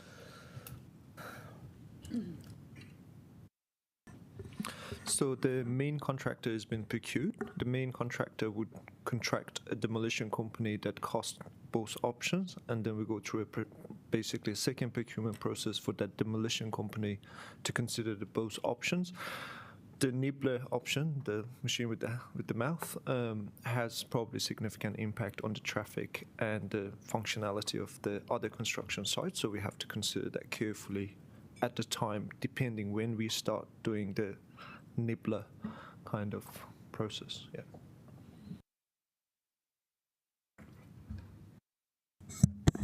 Thanks very much. James, why did you say that the demolition of this is contingent on the town hall project? How are the two related? So there is, in what we presented earlier in the year around the additional funding required to complete the town hall project, we talked about the integration of the town hall with other elements of the square and preparing those elements in the ground to integrate with the town hall is what we're trying to achieve. This is one of the projects that will do that. Oh, I see. Yep. Okay, got it. Thank you. Thank you. James, I did send this through the Q&A. I'm sorry I haven't had a chance to look at the answer if there was one. So what's the need to bring this forward, this demolition of CAB forward, when we're only putting the tenders out for expressions of interest for the redevelopment about now? Are you just anticipating there'll be absolutely zero interest in retaining CAB? Is that what it amounts to? That's absolutely correct, yeah. The CAB can't be fixed, so no matter what happens in that process, CAB will come down. Didn't listen probably, but what's the time frame with the town hall? What's the window that needs to be done in relation to the town hall project? So there is a timeline at the back of the paper, and ultimately the town hall project is going to continue on. I think the plan that we presented when we came for the additional funding was through to the end of 2026, beginning of 2027. And then there's the integration to the mob site or whatever is done on the mob site. So the work that needs to be done for CAB needs to happen in parallel with the preparation of the town hall for the west wing of it to integrate into mob. And so there's a complexity between town hall, mob and cab, and timing of those three factors is really important. So hence wanting to move on with cab as soon as possible, because that gets us started, it gets equipment and engineers and contractors into the field around that site, and then we can move faster. So is this related, because we did move some sort of amendment or endorsement that everything that happened would be timed to help the town hall project as much as possible, and this is consistent with that? 100%. Okay. Yes.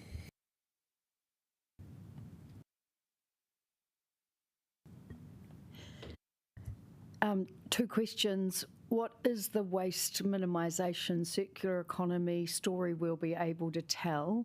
And I am concerned, just being on the regional waste committee, that all of the landfills are filling up. So how much do you think we might be able to mitigate from going to landfill? Kia ora, Deputy Mayor.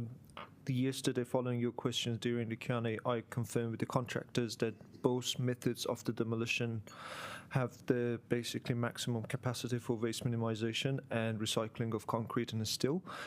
Depending which option do we go with, then they have different types of recycling methods. Of course, all the materials within the building, like the doors and the windows, they would be all salvaged and then recycled. And also, this is part of a procurement process that they have to maximize waste minimization and recycling of the project. They're like kind of different efficiencies. We can use the concrete to crush it and use it within the site or within the council, other council projects, like for our housing projects or other projects, or it can be basically sold for recycling other projects within the region. Yeah.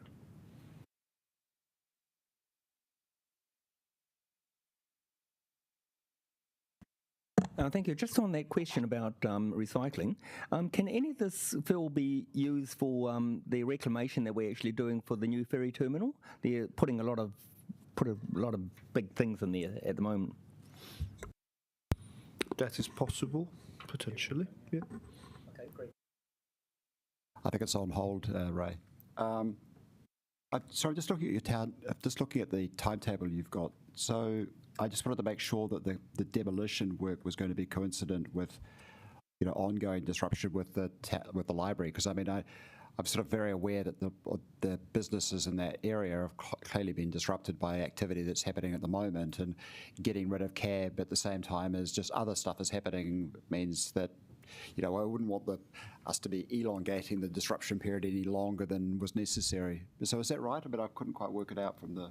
Yeah, that's exactly what we're trying to do, Chair. We are trying to parallel things as much as possible to minimise the length of the impact on both the square, the elements of the square and the surrounding businesses. Great, thank you. Looks like no other questions, so I think we can move on to... can we have a mover of the motion? I'm happy to move it. Does somebody else want a second? Okay, Rebecca is happy to second. Is there any debate? Nope, looks like everyone answered all their questions. And I guess neither of us have any particular urgent need to say anything, so we will put the motion all in one shot. That's okay? Yep. We get to... Yep. unless you vote orange.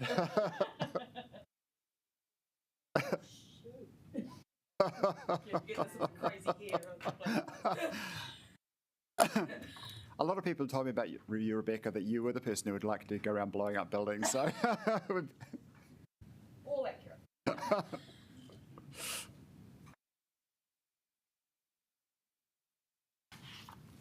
Thanks.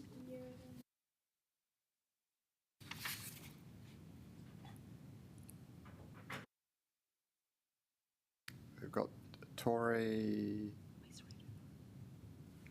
Tori, are you there? Yep. Oh, she is. Oh, she's voted, yeah. And John is not there, so that's a great. Oh, you didn't like it, Diane? Because we wouldn't give you the job of blowing it up.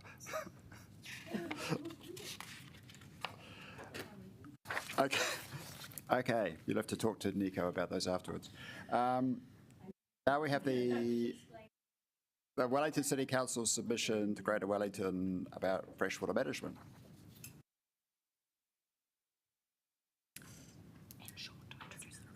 And Sean is going to introduce the report and his team who are going to explain it.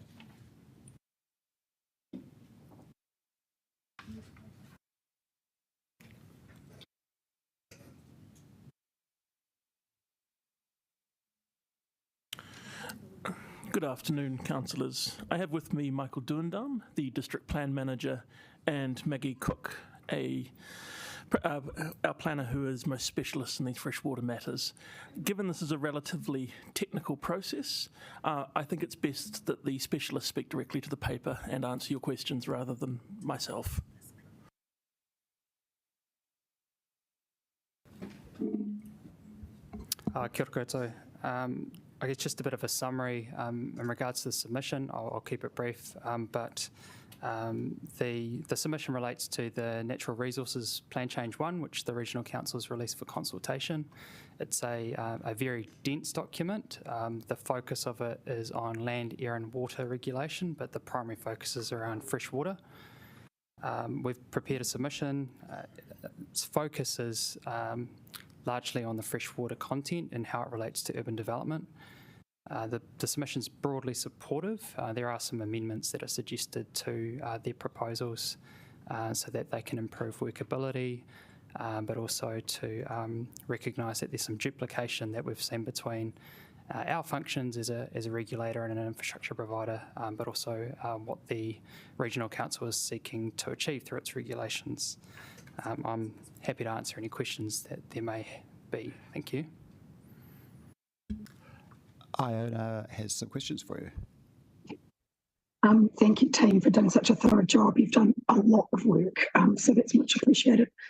In saying that, I did read it with a slightly sinking heart, and this is a political issue. I have suggested some wording around the 2040 deadline. Some of our colleagues think we need to stick to the 2040. I've kind of gone, yeah, I get what you're saying because it's only 17 years away. So are you able just to look at what I've suggested and see if you think that's kind of reasonable, that we need to see this as urgent, accepting that we might have to work until 2060 to get everything done? Yes, Councillor, I have looked at your proposed wording. My advice to you is that, given this is a regulatory instrument being considered by the Regional Council, it would be better to pick a single date. So, do you wish to have a compliance date of 2040 or 2060? Okay, we'll go for 2040 then. I think that's, yeah, the colleagues. I mean, I guess I just was trying to, look, ideally, I would stage it and kind of go, you need to do this by 2040, this by 2050, and this by 2060. But it just started to seem too complicated to do that. Yes, I would note that first part of that amendment now bears considerable similarity to that proposed by the Deputy Mayor. Yeah, so sorry, just to explain, I suggested we do an amendment. I just have been sick, and so Laurie got onto it. So we'll do 2040. The next one is, as you know, I moved amendments as part of our proposed district plan around better stormwater management. And so I was a little bit surprised to see that officers weren't more committed to doing everything we can to deal with it because it's such an urgent issue. Can you give me some understanding of, on scientific grounds, not cost, why we would not be supporting doing everything we can to deal with stormwater? Thank you. Through the chair. Just some context around that specific matter that's been mentioned for the second amendment that's been suggested. So the reason for the suggested deletion in our submission is that there is a duplication there with what the council has proposed through its own planning regulations through the proposed district plan.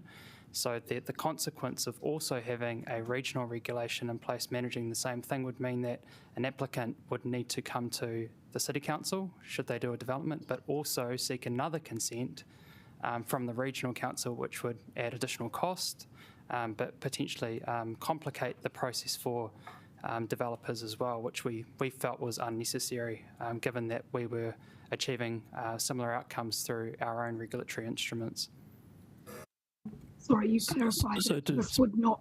Oh, sorry. To specifically answer your question, Councillor Pannett, there is no dispute between us and the Regional Council's planners on the scientific basis that these regulations are seeking to address.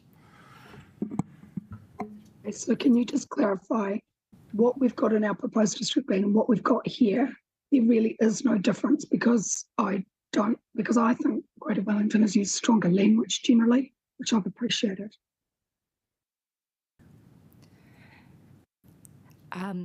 Through the chair, I should note that the specific relief we are seeking is an amendment, not a complete opposition. So it is more of a carve-out around hydrological controls not being applying when it is development that's connected to our stormwater system. So we, as been pointed out, we have regulations for on-site stormwater management that is to a different degree than what Wellington Regional Council is seeking. It is slightly different modelling standards. That is not to say that we are opposed to those modelling standards being implemented here. However, as of yet, Wellington Water does not have the technical backing for us to utilise it. Okay, thanks for the advice.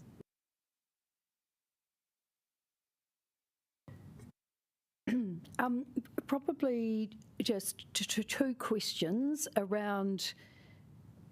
I'm worried about where the directive from Greater Wellington came to achieve this by 2040, and I'm assuming that was likely with mana whenua contribution. And so how have we engaged to make the recommendation to go to suggest 2060 as a date for this to be achieved as the target? So we have advised mana whenua partners of our position. However, the advice before you is largely based on the cost you will incur in order to bring the capital investment necessary to meet these freshwater standards forward. So I acknowledge there is variance between our position and that of mana whenua. However, mana whenua partners are also the Regional Council's partners, and they are providing effective advocacy and partnership through that relationship directly. That one more partai, Chair. Yeah, and so then just on the 2040 versus 2060 date, and I think you've just answered that, but the question is, why have we proposed to put that date back to 2060 as opposed to 2040? We have proposed that in recognition of the costs that it would take in order to comply with this. The direction from the National Policy Statement to the Regional Council talks about the feasibility and achievability of such a thing. What we are doing is signalling as a major funder of that asset what that achievable might look like. Through the chair, I might just provide some further context also. I think it's useful to highlight this. One of the outcomes that the Regional Council was seeking is a reduction of E. coli in the receiving environment by 40%. Being able to achieve that by 2040 will be extremely difficult, and that is due to the way that the city's historically developed. The networks that we have in place have been specifically designed in a way that when there are large rainfall events, the wastewater system will discharge into the stormwater system, which will then go into the receiving environment. Being able to resolve that problem quickly will be challenging and expensive and will require significant retrofitting within the urban environment that would be very difficult to achieve over a 17-year period of time. Thank you. Just more, in the submission you note a number of overlaps and duplications, including, as you commented, the different modelling used to support stormwater. Can you just comment generally on what's the alignment of this plan against the district plan and the proposed district plan in terms of where does it sit? Does it sit on over it, or is it beside it, or what? Through the chair, the RMA sets out that we don't have to be inconsistent with the regional plan. So there has to be, they don't, in the hierarchy, they don't, it sits slightly above us, but we just don't have to be inconsistent. I know that's annoying planner language, but that's where it sits. And so does that mean that changes in this plan need to flow into our plan in terms of district plan rules? I mean, sorry, rules in this plan need to flow into our district plan to be enabled. They operate at a similar level. So the regional policy statement is, I guess, the higher order regional document that's informed by a national direction in the form of the national policy statement. We take direction in our district plan from those documents, where the regional council's natural resources plan sits is at a similar level to our district plan. So we don't need to give effect to the natural resources plan. It sits at a similar level. It's their regulatory instrument to give effect to strategic direction. What that means in practice is, as you would rightly identified, normally you'd have a national policy statement that went to a regional plan, that went to a district plan, and you would apply under the district plan rule. Under this, you will have two consenting regimes, one for the district plan and one for the regional natural resources plan. Okay, I think I understand that. Lastly, I note that there's a specific commentary on a section you've called unplanned greenfields development. I was wondering, it says your commentary on this is that this proposes to make any unplanned greenfields development a prohibited activity. Can you tell me, how does that translate in practice? Does that basically mean there's literally no more greenfields allowed in the Wellington region? Yes. Okay, thank you. And your position is that's you think you need flexibility, some flexibility in this through your plan rather than theirs, in terms of this permission, this rule? Yes. Thank you. Just around the 2040 and 2060 kind of timeframes, I'm just trying to understand what the status of those deadlines are, if you could call them deadlines. Are they hard compliance requirements or aspirational targets? Through the chair, they're regulatory triggers, so we would be required to comply with them as a infrastructure owner. And also resource consent applicants would also have to comply with it. So it's setting a hard and fast line around needing to meet those environmental outcomes. Okay. There are objectives that sit at a higher order within that structure which talk about the outcomes, but they are a hard and fast rule. Okay, thank you.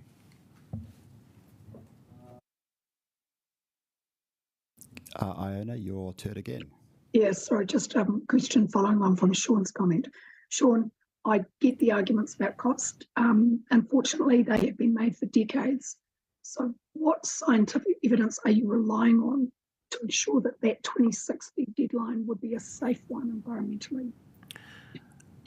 We are not making a scientific argument, but we are also not prejudging your decision as the governors of the city on how much you want to invest. What we are doing is making it clear that doing so quickly will have a cost, and it is up to you whether you wish to bear that cost.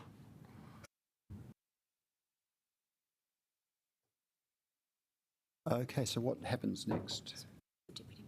So, Laurie, it's for you to move and to explain your amendment, I think. Someone needs to second it. And then somebody's got to second that. Nico's happy to have a second that.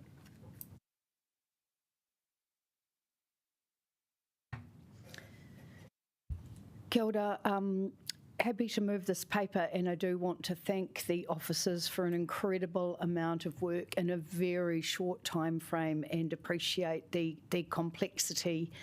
The amendment that I'm bringing today is really to revert council's submission back to the proposed date of 2040.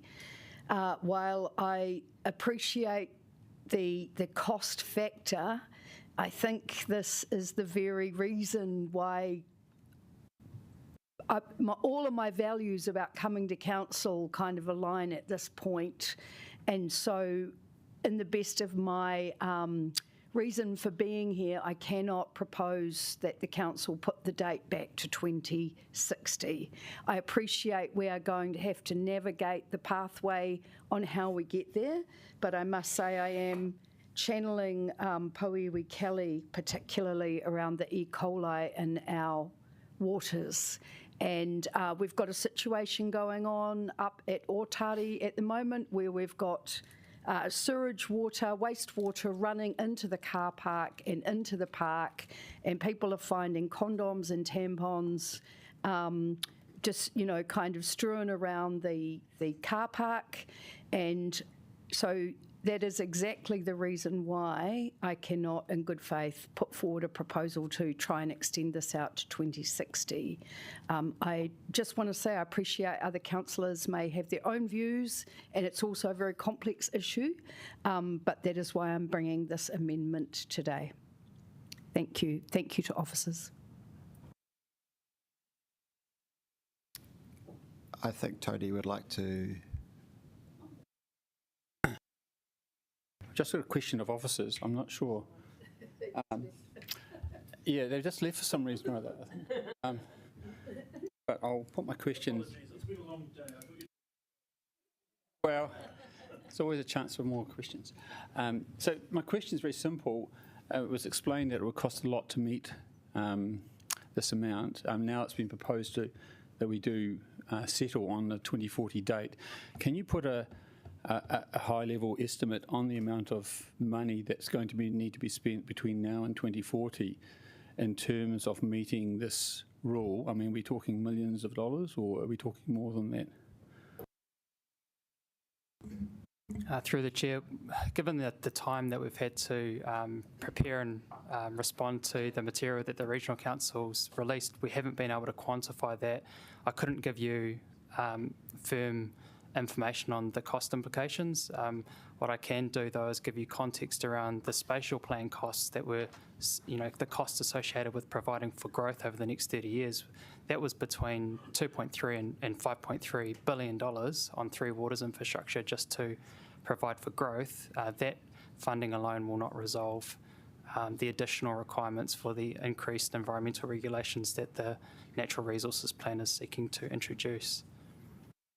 So us agreeing to this is essentially a commitment to spend potentially $1 billion or more dollars, or sorry, the figures we're talking in fixing this problem by 2040 or 2060 is in the billions. Advice that I've seen from some information that was released by Porirua City Council was that it would cost in the order of $3 billion to deal with the E. coli requirements in the Te Whanganui-a-Tara catchment on its own. Okay, thank you very much. So just so I've got that straight, so in other words, if we're going to spend $3 billion, we have a choice of spending it over 17 years or 37 years, so we just divide the $3 billion by those figures to give ourselves a rough order of magnitude per annum. Would that be right? Through you, Mr. Chairman, I think we probably shouldn't be throwing around the billions and the threes and the fives and the sevens. It's just simply, I think what you've heard Michael say is that we don't have any data for you given the tight timeframes we're required to respond. But you should be confident that we would be talking a considerable amount of money required to do the work that this particular plan suggests. And the issue we're talking about here is, do we, in a policy setting, and I think this is where Councillor Foon's coming from, do we apply and indicate urgency to solve the problem and leave the decision-making matter up to the regional council to determine whether that's an appropriate benchmark or not? It is very different from actually in a policy setting to try to then talk about this in a financial setting. I think it's probably unhelpful as well. It's just that this is a policy setting, a rule setting that needs to be debated through consultation that the Greater Wellington Regional Council has authority to implement. And so to construe that as anything more than a policy setting would be sort of unhelpful, I think. Yeah, but back of the envelope, we are talking about an additional $200 billion a year. Having done the math. So if you vote in favour of this, you're basically voting in favour of spending another $200 million a year, or somebody across the region. Could you use your mic, please, Chair, for sorry. the people online? Thank you. Sorry, we are. So if we support the amendment, we're supporting spending in the vicinity of $200 million more a year. As the Chief Planning Officer says, it's difficult to put an exact number on it. However, I can assure you, and from your own debates on appropriations for water, you have seen that these are extremely expensive matters to remediate. Yes, so just a follow-up question. Have you got any information from Wellington Water that they could actually deliver the improvements by 2040? I don't have anything formally from Wellington Water, but I understand there have been discussions that have been had and that they've indicated that it would be extremely difficult to, from a delivery perspective, to be able to meet the 17-year deadline, even if there was funding. But I understand they'll be making a submission on this process as well, and I don't want to predetermine what position they may land on. Okay, thank you very much. Just memory jogged. Isn't the intention of the new government to get rid of the freshwater NPS? I think it might be in the Act, a coalition agreement, is that right? That is correct. I believe the coalition agreement says that it is to be reviewed. To be reviewed, okay, so we'll input, but there's a likelihood that this might not even proceed. From a very technical point of view, you do not need a compulsion from central government in order to take a position. So the regional council may progress such an instrument on its own merits without necessarily the backing of a national policy statement. I think we've got a question for you. No, sorry, I want to speak. Don't have a question. Can I speak now? We're in debate. Okay, we'll move on to debate, and you can be the first one to speak. After that, yep. Okay. Look, thank you to the officers. You have done a huge amount of work. And colleagues, apologies. I just have been sick and haven't done the thorough job I usually would on a submission like this. And I did manage to talk to Hawhaya and Kelly and Councillor Winera briefly, just to see whether there was a desire to bring the timeline back. Look, when we entered into the Whaitua process, it was always going to cost a lot of money. There was absolutely no way that we were going to be able to get do this on the cheap. And this essentially is the cost of our inaction over many decades and the pollution that we have caused, often knowingly. And so we're just going to have to now clean it up. And my issue with this paper is that it continues, sorry about my dog, it continues the argument that we can put the environment last. We always have to put immediate human need first. And that is what is destroying our planet. So I'm going to support this amendment, but I will not be supporting the substantive because it highlights so clearly why we have got into the terrible position that we have got into in the first place. If we look after our environment, we will look after all human need. But this document does precisely the opposite. And I really just don't like the way the framework around stormwater as well. This is absolutely the most important thing that we can do to keep ourselves safe. So I'm encouraging officers to be really thinking proactively about how we do manage and look after our stormwater so that we protect the rights of future generations. Kia ora. Thank you, Iota. We'll go back to Ray because I think he had a question actually which I missed. Yep, thank you. Just going back to our discussion about the main objective of this is to actually eliminate or significantly reduce the fear of E. coli. Is that correct? There is a whole suite of water quality measures. E. coli is one of them. It also deals with other matters like the volume of stormwater, sedimentation, other things as well. Okay, so my question is obviously E. coli and these other things that bugs and things that float through the water are not good. I'm less concerned about rubbish coming from the car park in Otari and sweeping down the bank. I mean, that can be mitigated by putting new drainage in. So are there cheaper ways or interim cheaper ways of actually attacking the most important things first? And I admit that it's not a permanent solution, but what can we actually do in the interim? The difficulty here is your question is essentially council in its role as investor, infrastructure owner. What we're here doing is talking about what your submission is to be a regulator. So it's quite a difficult question for me to answer on the spot. There's a whole series of water-sensitive urban design and other things that you can do in that space, and that's probably a subject for another time. Okay, great, thank you. So we now are formally in debate, no more questions. So does anybody have any, I think we've got Nico did you want to say anything given your... It's a point of order, I just want to be clear. Is this an amendment and amended substantive, or because it's or a separate amendment? It's an amended substantive.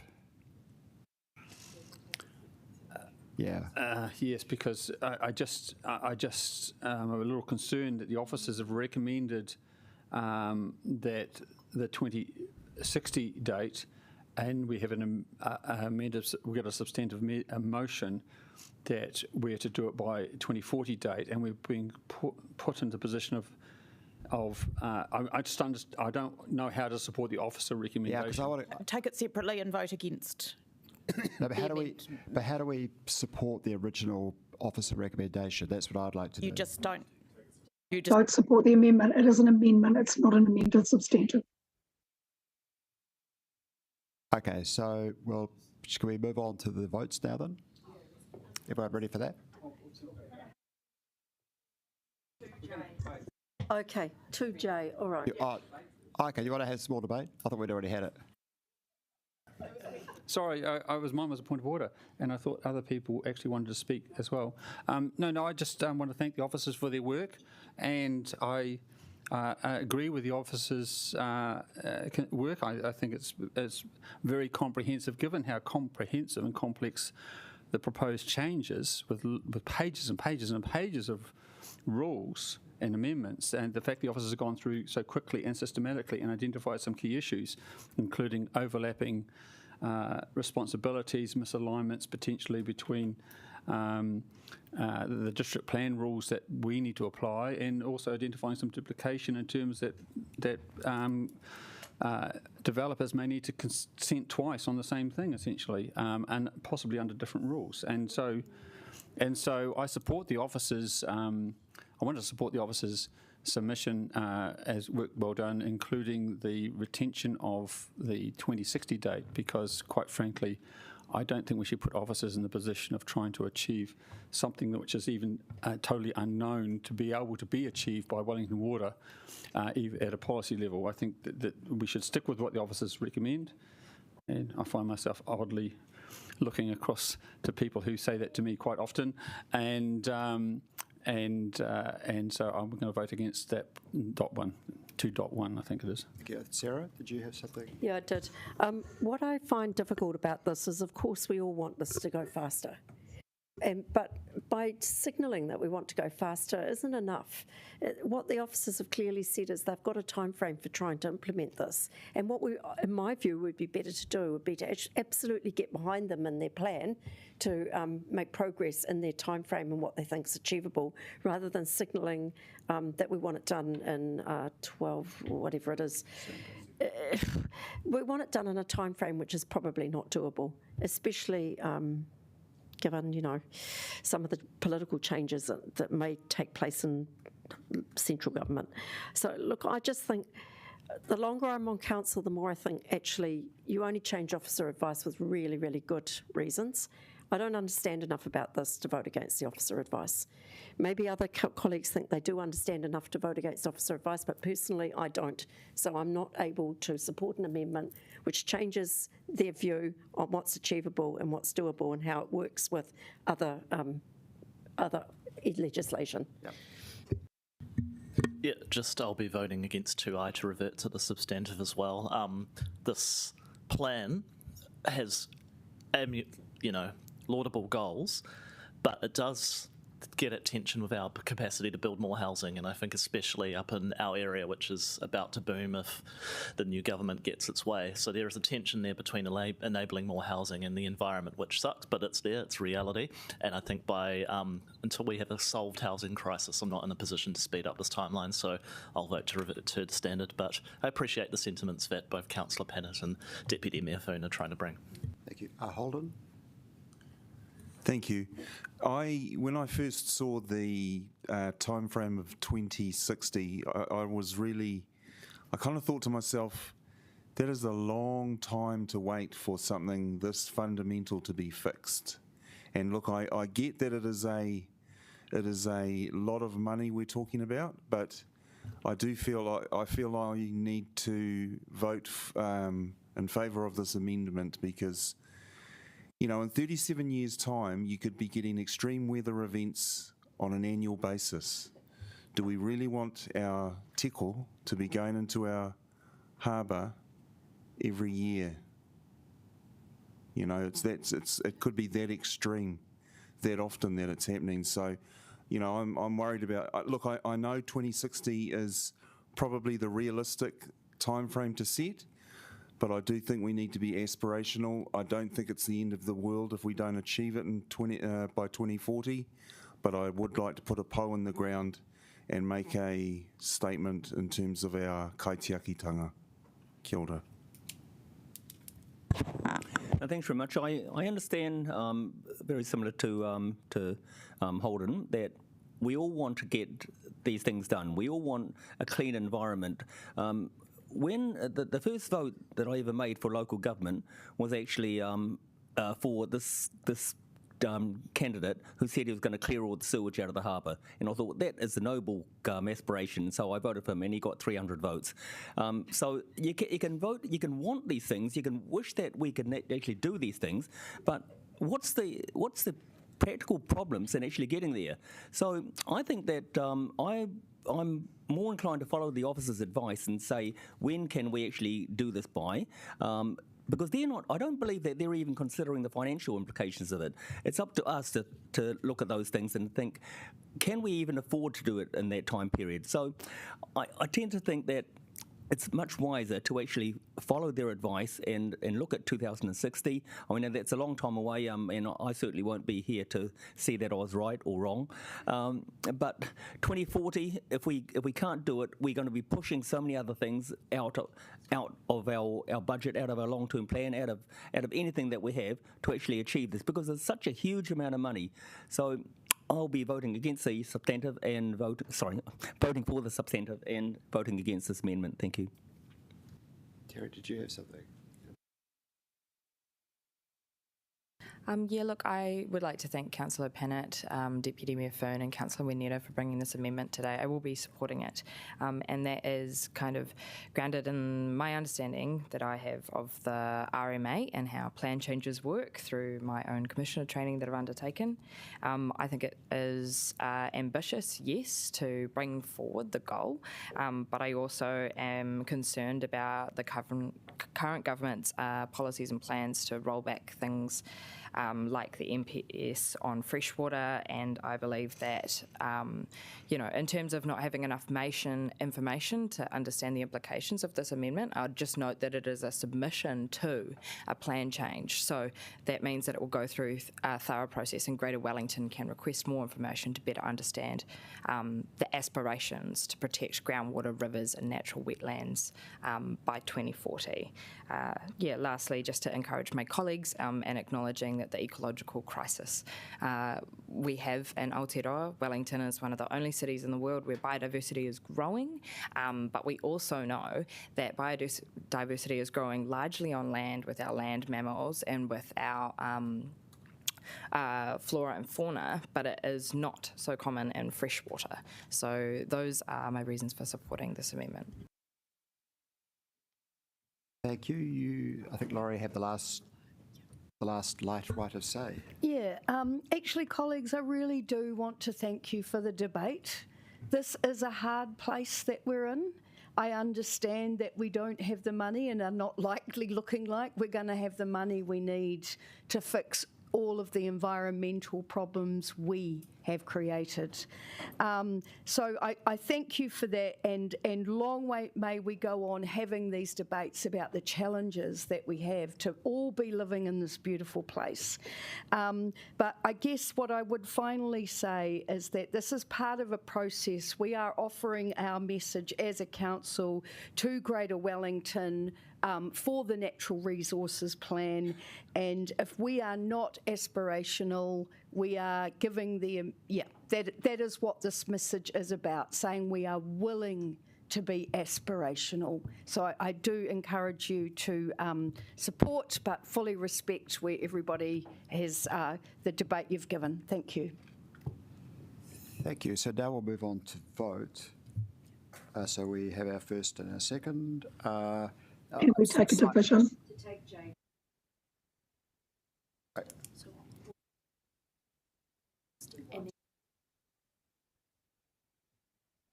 Sorry, so we're taking I first and then the rest.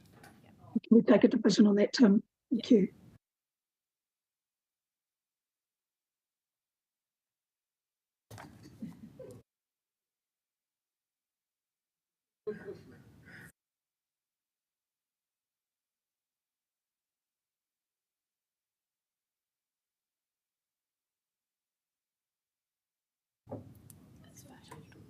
That was no. Okay, so that didn't pass.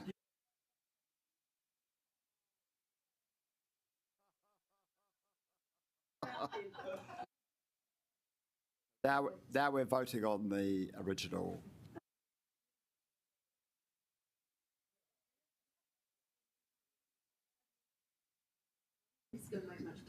I always had a chance to vote. Be the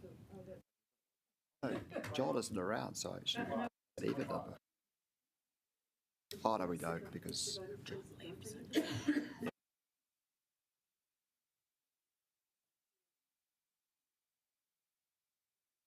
Great. But you did change.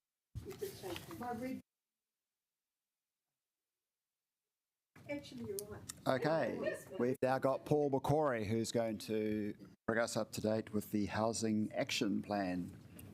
What's happened in the last 6 months? Thank you, Paul.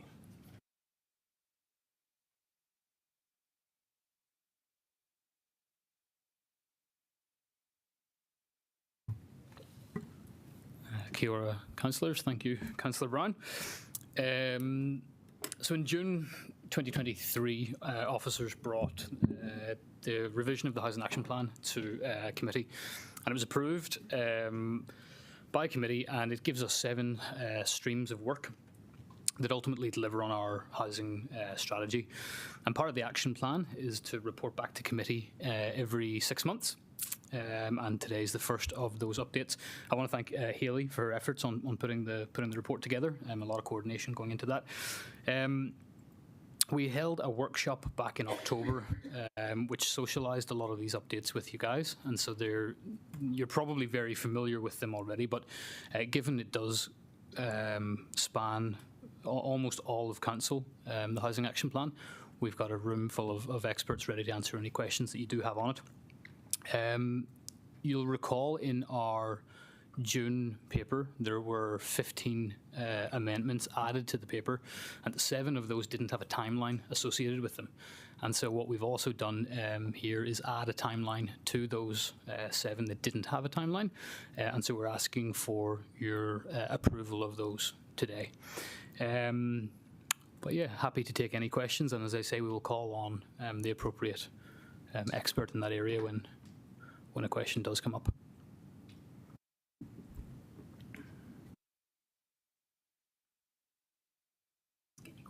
Nobody's got any questions. Oh, Ray, I mean, but you've already used up 25. Thanks, Paul. You're asking for us to put in timelines on these. Do you feel comfortable that we can actually achieve any of those if we put them in? And do you have recommendations for what the timeline should be? Through you, Chair. We have added timelines in that we think are appropriate and achievable, and we've discussed them with each of the teams and their respective resources to ensure that they are deliverable, and that's basically informed the timelines that are in there. And so they're in your paper and they're highlighted in a different colour to show what the proposed timelines are.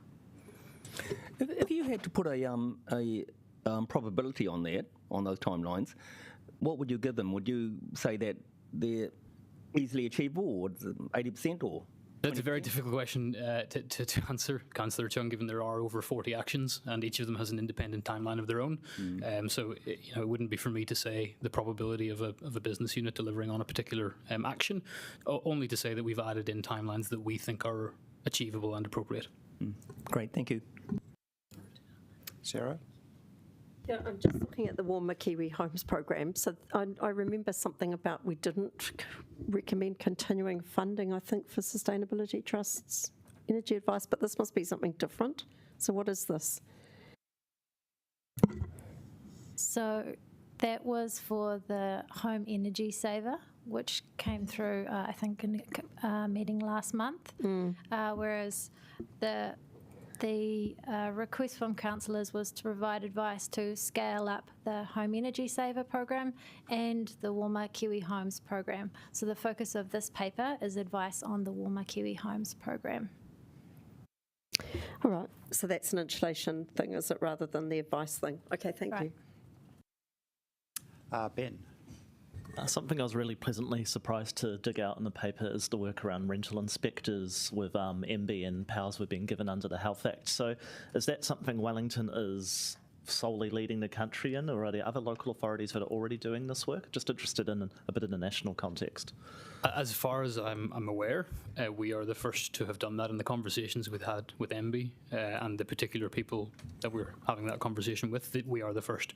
There have been other councils that have reached out to us since that information became public, just to ask how it works.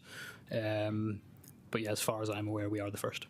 And in the paper, there's a little bit of discussion that we've already had our inspectors visit a few properties. So have there been any enforcement actions or improvements that we've been able to say this property has been demonstrably improved from the condition? I might ask Andrew from the public health team. He might want to speak to that that particular question. Thank you.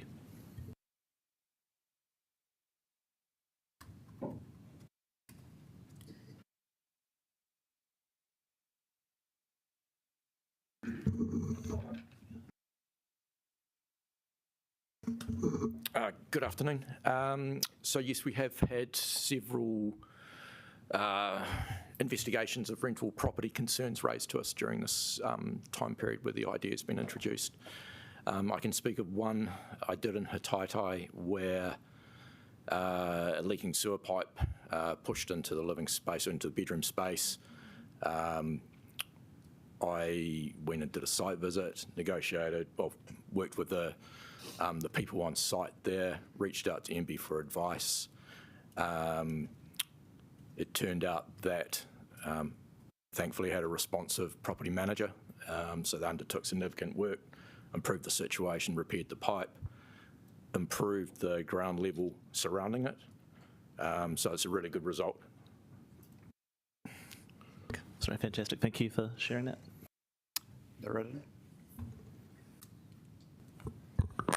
Under the Warmer Kiwi Homes, it seems underspending is going on for the last 3 years, and that work is for community card holders. Is that not many people who demanding it, or we don't have expertise to do it? Why we are underspending?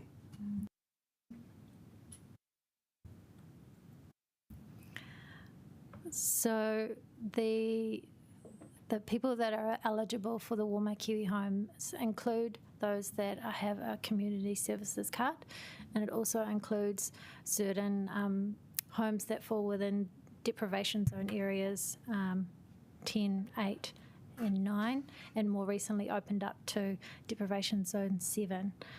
So there has been success in reaching many homes within those deprivation zones, but what we heard from ICA is that we need to put some more effort in to reach those homes that perhaps are hard to reach for an organisation like ICA.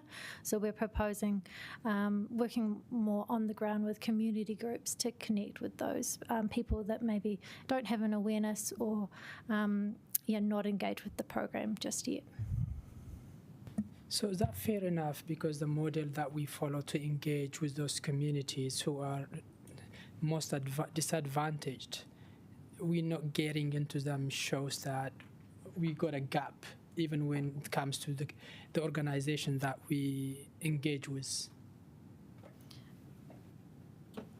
I guess you could say there is a gap because we want to put more effort in to reach those homes that we haven't met yet.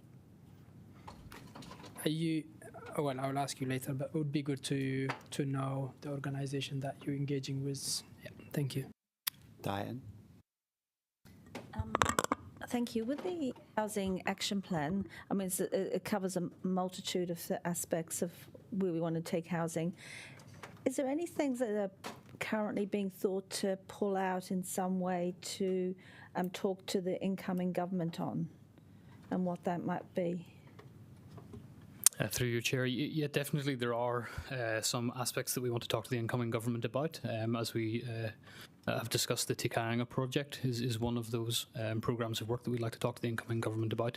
Yeah, I mean, there are probably other things that we could discuss with them, but primarily from my business unit anyway, that's what we'd want to be talking to them about. Thank you. Terry, I think you wanted to move did you want to say anything or ask any questions? You're okay? I think Nico wanted to move it. So we've got Nico wanted to move it. Sorry, I thought Terry did. They were both fighting to move it. Okay. The best dressed people in the room would like to move this paper. So Nico, and then Terry can second it. Okay. Yep. You know what, actually, I'll stand. I love it. Can't help myself. Sweet. Kia ora, everybody. Thank you for that, team. And also kia ora to the 27 people who are still inexplicably watching online. We really do appreciate it.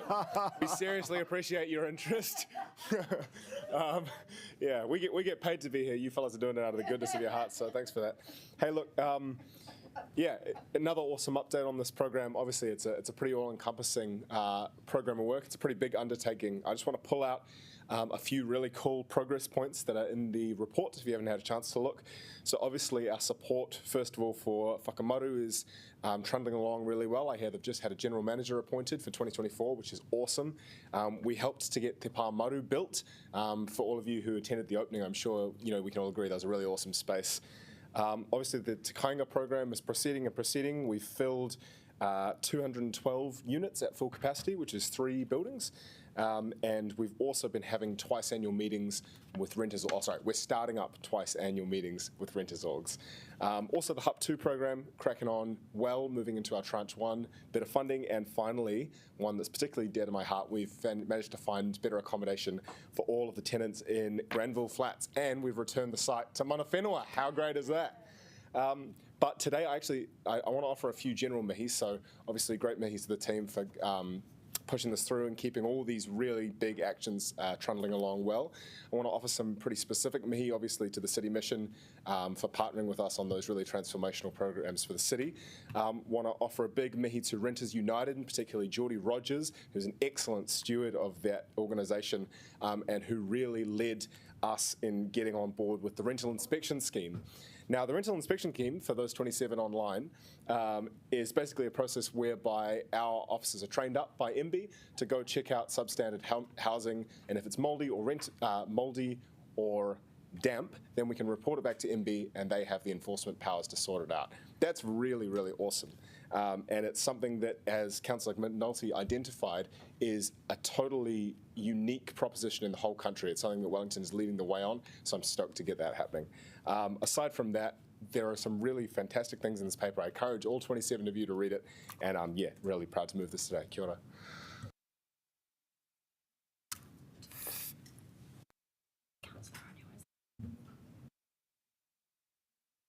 So does anyone else wish to raise anything in the debate? Or are we all debated out? Okay, let's go. Oh, sorry. Iona wants to croak something out. Okay, Iona, what have you got to say? Definitely getting there. Look, I just I do want to say thanks to the officers and thanks to the NGO sector, and also this really just reflects the success of elected members who sometimes will just push and push and push for more change. So a few of us worked on the Regional Inspection Service idea, and look, it's now starting to happen. So this is sometimes the value of having people who just want to keep pushing the boat out and out and out to get real change for what is needed. So looking forward to more success. Kia ora. Thank you, Iona. Nico, you have a right of reply. Is there anything you'd like to know? That's it? Okay, would everyone like to push their green buttons? Yes.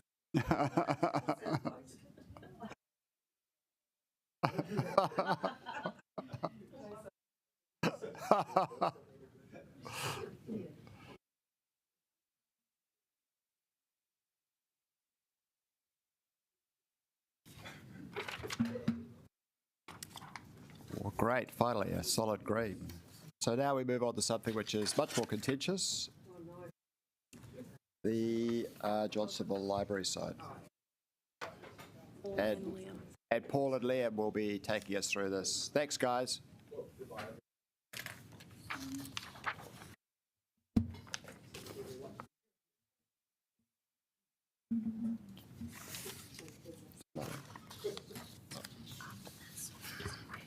Me again. This paper actually relates to the Housing Action Plan. The old Johnsonville Library site is an action within the Housing Action Plan. And the action that we're trying to deliver on there is to remove development barriers for the site and to increase the attractiveness of development.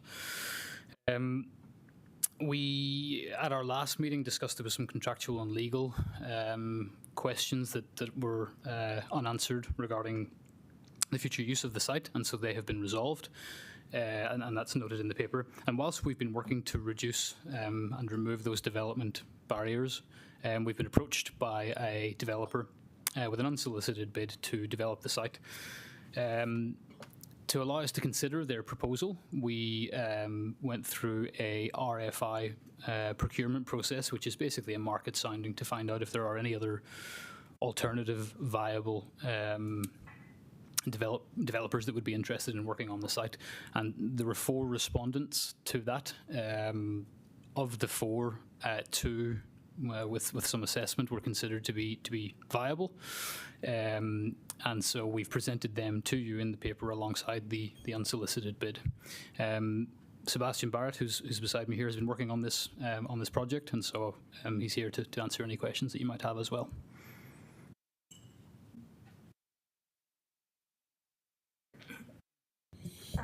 Yeah, when we're considering selling it, I mean, obviously I know where the site is, and there's some room for development on either side of the site. Is that part of our thinking about being part of a bigger development? Are you referring to the corner? Well, I guess the main issue is we don't have any funding to purchase another site, and also we think that it's a commercial property developer will probably get a better deal in terms of purchasing that site than we would, but we can incorporate the idea of the developer purchasing that site into our procurement process as well. So that was mentioned in the report that we're conscious of the fact that you'd get a better development if you also own the corner site. But yeah, we think that a private developer would be better off purchasing. Yeah, I wasn't really thinking about us purchasing it. I was thinking of doing something like you'd have an urban development agency like Eki Panuka up in Auckland that will be part of a bigger, would help facilitate, a larger site for the greater good of the community. So how does is that something that you will look at automatically as part of this, or is that something that we have to direct you to, or?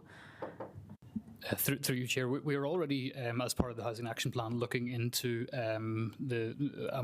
I guess, the most effective delivery of affordable housing, and that could be through a CCO such as Eki Punuku, like you've mentioned. And for this particular site, we're really going out to the market to ask the market what they could do with that site rather than what we could do with that site, because I think we recognise that sometimes you have to let the development community do what they do well. And is this something that would be broad enough to incorporate sort of a bigger thinking of incorporate as a bigger site? That would be. But with regards to this particular site, we would be going out to the market with a tender process and asking the market to come back to us with their ideas. Right. Okay. Thank you. Just in regard to 3E, which has been added, is that going to unduly constrict your choice? Through you, Chair. I don't think it particularly would, because I think we'd want to know if somebody wasn't good at working with communities. So I think I don't think it causes any material difficulty if a developer wants to get involved in a site. It should be relatively straightforward for them to demonstrate that they can work well with the local community, be that through council relationships. I think you were, did you? Okay. Yeah, I guess, so obviously there's a few different pathways in this. There's just the idea that we go for the highest bidder and basically wash our hands of what the outcome is, but that's not what you've recommended. So can you give us a little bit of the officer thinking about why we want to be a bit closer to this project?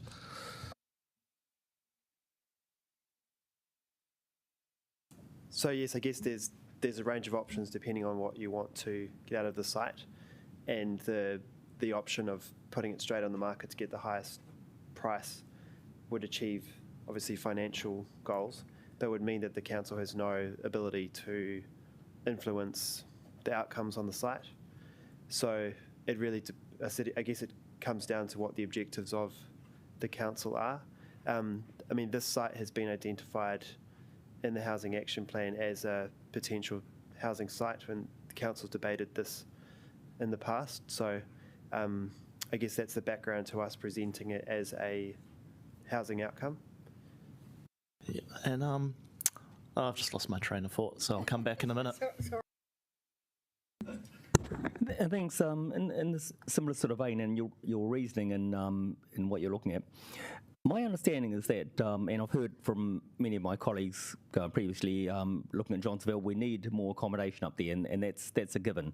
And so I noticed in the media a couple of days ago, it was stated that the council objected to a high-rise apartment building.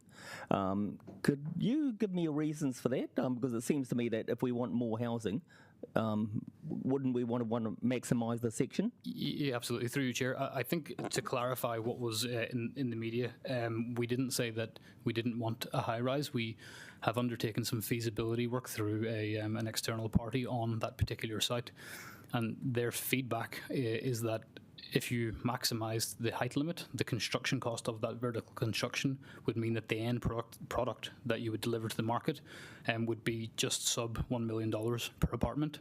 And so obviously that would be too expensive for the Johnsonville market and wouldn't be delivering on the affordable housing outcomes.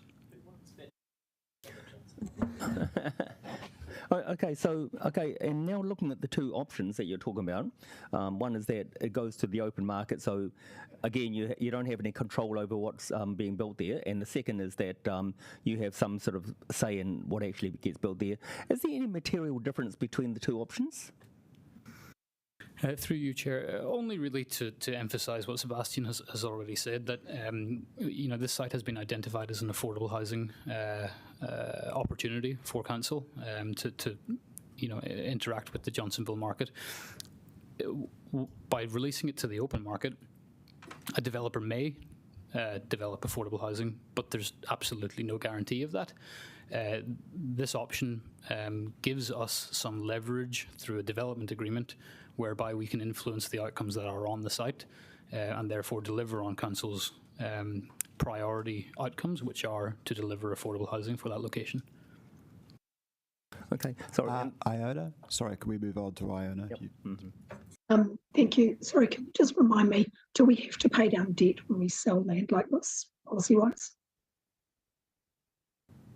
Through you, Chair, that might be a question for our financial gurus rather than myself, but I understand that it wouldn't be recycled back into an affordable housing fund. It would go to pay down debt. Yeah, because I guess that would have been my question. is it possible to get an answer before we finish debate? I'm not sure. Sorry, I can't see exactly who's in the room. My next question was... I think just through you, Madam Chair. Sorry, yep. Mr. Chair. Oh, yeah, Liam. Yeah. There was a time Iona was chair. I apologise. So just to clarify, the question was what happens to this proceeds from the sale and whether it goes do we have to sell down debt, or can we do something more for housing? I think what we can do is confirm for you what happens to the money. I'm not sure whether we... Is that right, Paul? Yeah, I think Sebastian's just correcting me. I think it is actually in the paper that it does go to pay down debt. Thank you. Yeah, no, sorry, I know that's what the paper says, but does it have to pay down debt? Is that a policy rule? Oh. They should do that at council when they council. Interesting. I'm getting good information in my ear here. Beth, you can clarify me or correct me if I'm wrong here, but I think the policy is that it pays down debt, but you as a council can decide to do something else with it, but you have to decide that as a council. Yeah, well, I'd rather do something else with it. Can I recommend that, given that any sale of the land has to come through council, that perhaps you determine it at that point? Oh, yeah, that would be great. Thanks, Beth. That's super helpful. Next question I've got is the 6 Homestar. Can we go any higher than that? Because that's going to be pretty moderate in a couple of years.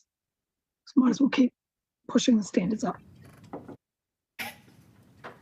Well, we'd be wanting to maximise the outcomes on this site. So we don't want the site to be underutilised.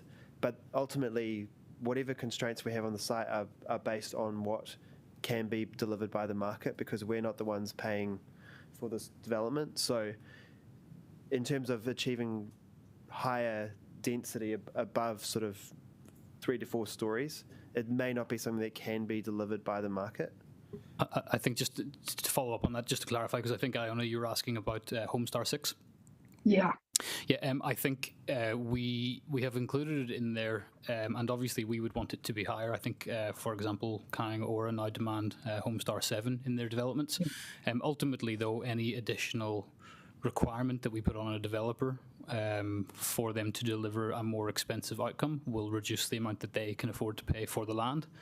And therefore, it again depends on the outcomes that we want, whether it's affordable housing in Homestar 7 or it is a financial return on the land. Cool. And the last question I had is, my preference would be that it actually does go to a chip rather than going to the open market, because they have such a struggle finding land. Was that just not possible when you consider this paper? Through you, Chair, I think from a competitive tender process, I don't think that you can limit your potential purchasers by requiring it to go to a chip. I think in the interest of, I guess, an open competitive market, we would welcome any proposals that include a chip, but we can't require it to go to a chip. Sarah? No. Oh, she's dropped, so we've now got Tony. Yes, thank you. If you got a tender so this site is not zoned for high density residential, it's zoned as a metropolitan zone as part of the CBD centre of Johnsonville, is that correct? Okay. If a developer wanted to come along and develop it as a business site, would that be supported by officers? Through you, Chair, I think at the moment, given that we have it in the Housing Action Plan as an action for a housing site within the affordable housing section, I think we would need direction from council to deviate away from that. Okay, and so one of the outcomes with going to the open market without restriction would be that a developer might see more material to developing it as a business site than as a housing site, but we would take a lesser amount and ensure a house, some social housing is built, just off the main road of Johnsonville. That's correct, is it? Yeah, I guess, again, it would depend when we put the RFP together, what the desired outcomes are and how restrictive they are to whether it's a housing site or whether it isn't. You arguably may or may not get a higher return on the land in terms of a sale price if it was for a business use. I would hazard a guess, but I wouldn't like to be quoted, that it probably would be more valuable as a housing site given the density that you get on the land. but it would depend on the specific commercial use that was being proposed. Yeah. Yes. Okay. Yeah. Okay. I've got a couple more questions, so I'll go back on the list if that's okay. Cool. Picked up my train of thought. What are we doing differently to the development in Kōrau that was on the main road that fell over, where we were also trying to influence a bit of an outcome there? How are we not going to see a repeat of that situation? Well, I guess what we have been doing since the St John's contract was cancelled is really reviewing everything that we did during that process, and obviously try to identify lessons so we cannot, to identify mistakes that we can't repeat. And that's including speaking to Eke Panuku, talking to other councils in terms of how they have delivered these types of outcomes. And I suppose, although that last contract was cancelled, we can see that this model's been used really successfully in Auckland and at scale. So I think it's really a matter of us identifying really good procurement processes, thinking really carefully about our development agreements, and then thinking carefully how we manage those contracts once they're signed, including using financial incentives for the developer to deliver. If I could just add to that, I think it's important as well to just, I guess, reinforce that the reason that particular agreement didn't go ahead was a significant change in the residential market rather than a particular failing of the procurement process per se. I need to add, probably through you, Mr. Chairman, it may, and I think this is where you're going, Councillor McNulty, it was probably too specific. Yeah, it was far too specific. Thank you all. Great, thanks. Thinking back to when we were discussing selling the airport shares, I was advised then that if we sell any council property or divest ourselves of any council asset, we need to go for consultation to people. Is that the same with the section here? Or, sorry, with the building here? Well, there are strategic assets listed in our consultation policy, and so this piece of land is not listed as a strategic asset.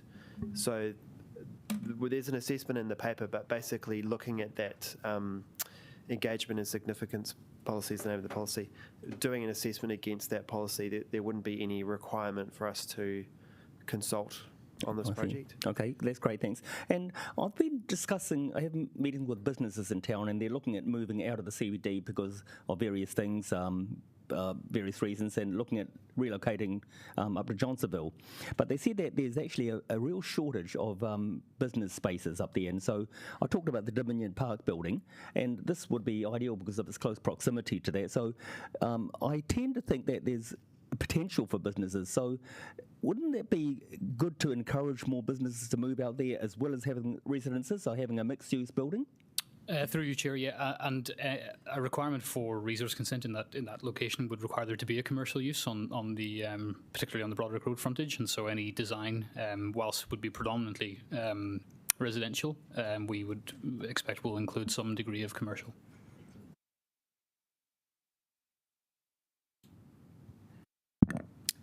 Whew, okay, another day, another sale, and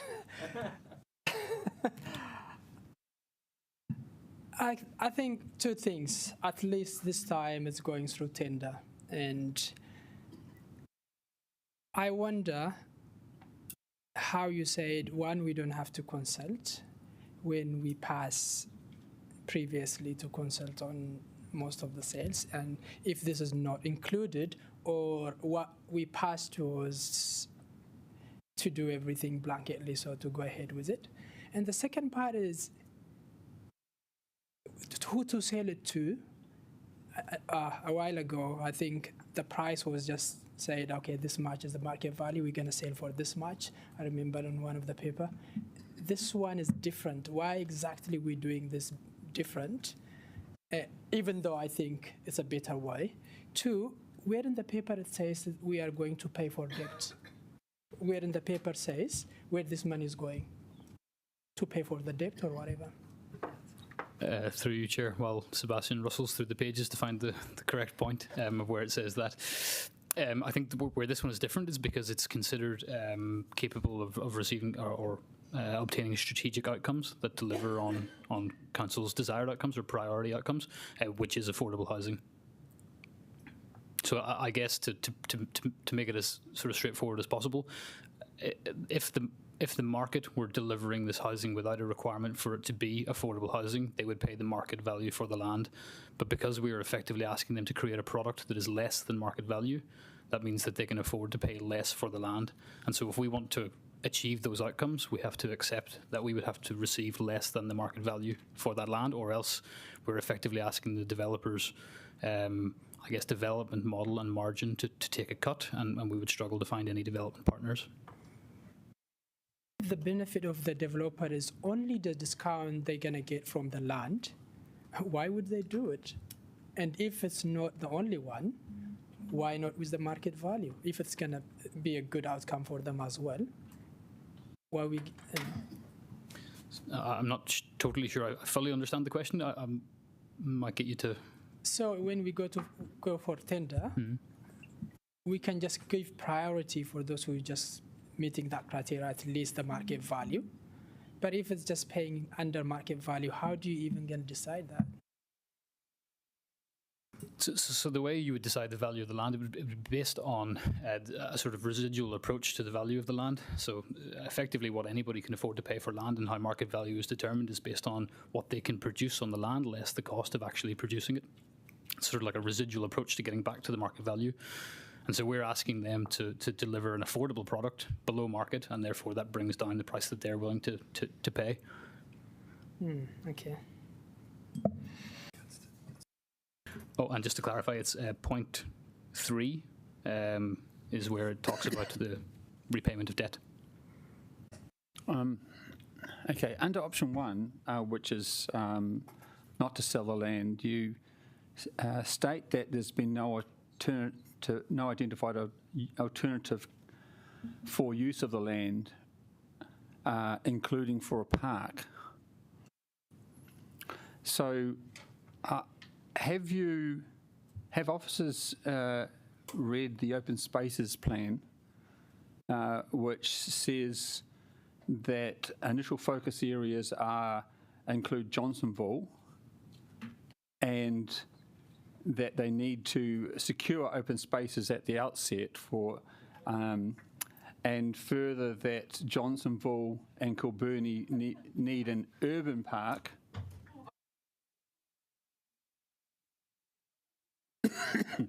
So the chair just had to take an urgent call. He's taken a phone call, sorry. we're still doing questions, are we? So thank you, Councillor Matthews. So just to continue it. So and that. Sorry, it was Tam. I thought it was just. Green Party has too much influence. Oh, sorry. Okay, so we've all finished our questions. No. Oh, sorry. You've literally stopped me mid-sentence. Okay, so just to reiterate for the benefit of the chair, have officers seen the open spaces plan that says an initial focus area includes Johnsonville? That's adequate space needs to be secured for a plan at the outset, and that Johnsonville has been identified as a metropolitan centre as needing an urban park of between 1,000 and 3,000 square metres. And, if so, how can you comment on that and align that to what you've said? I just want to clarify what we're saying here. We've said there's no existing funding for an alternative use on the site. So if you were to elect with option 1 and say keep the site, but we don't have any funding to do anything on that site, and we need to get these buildings either demolished or strengthened within the next few years.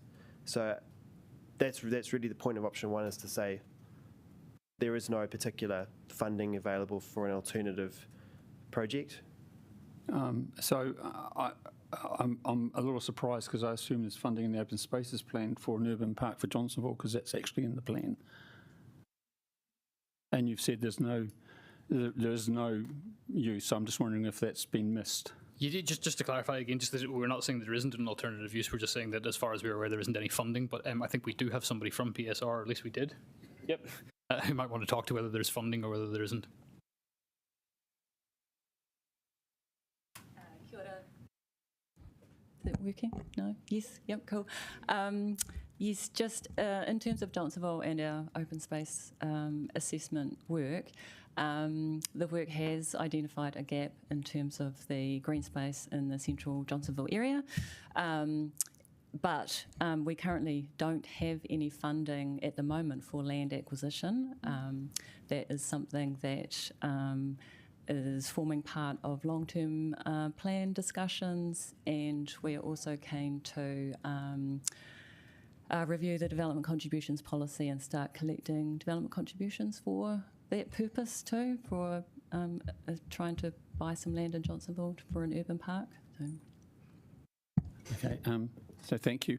Do you think a future use of if the land is sold, a future use of the money for the selling of the City Council is to fund the City Council to buy some alternative site for an open park that's been part of, that is identified as a key gap in the open spaces plan?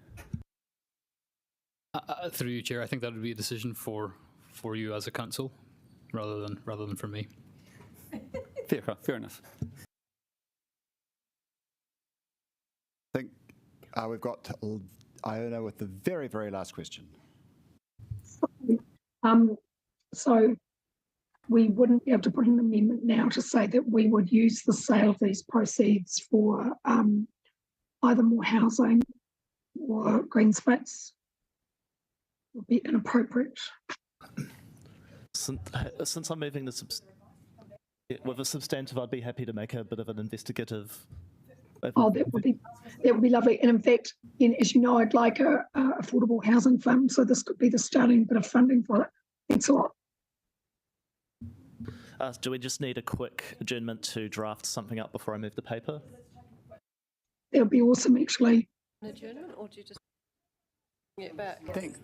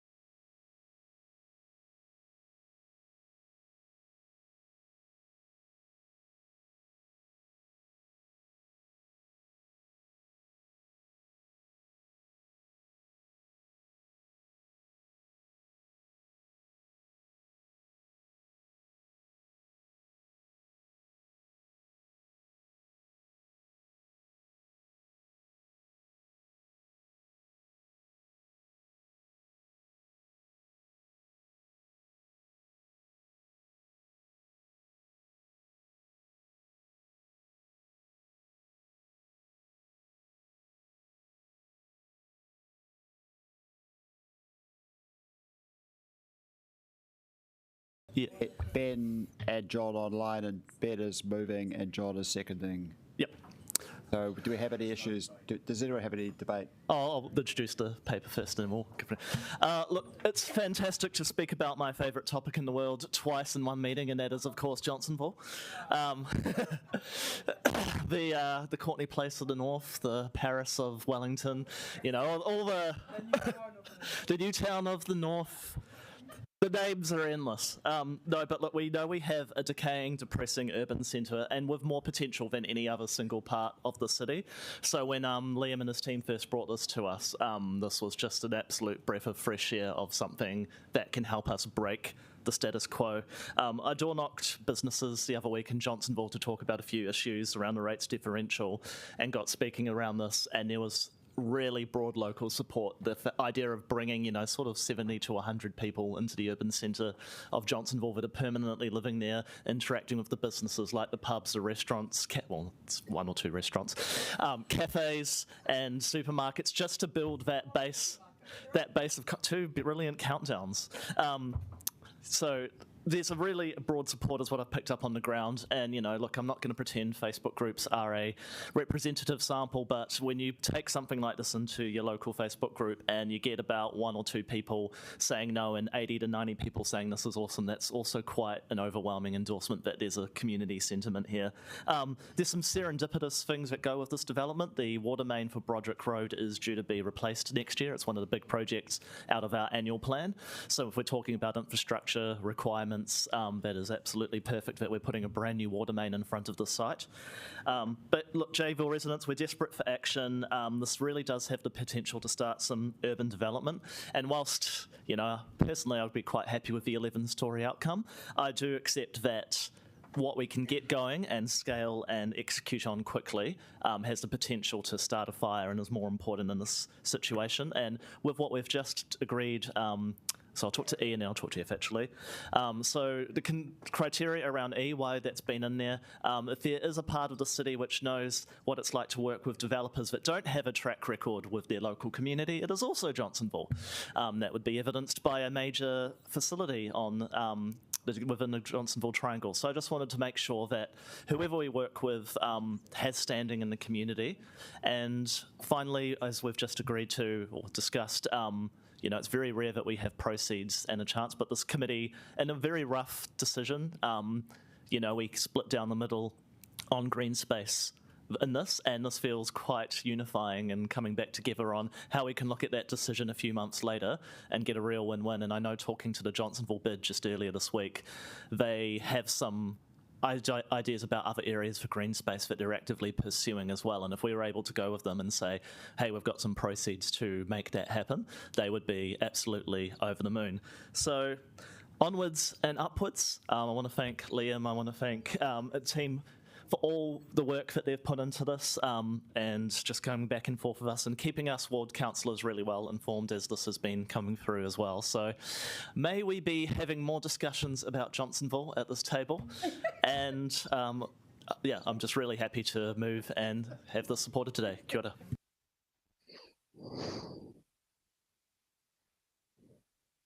ora. John, do you want to speak as a seconder? Yes.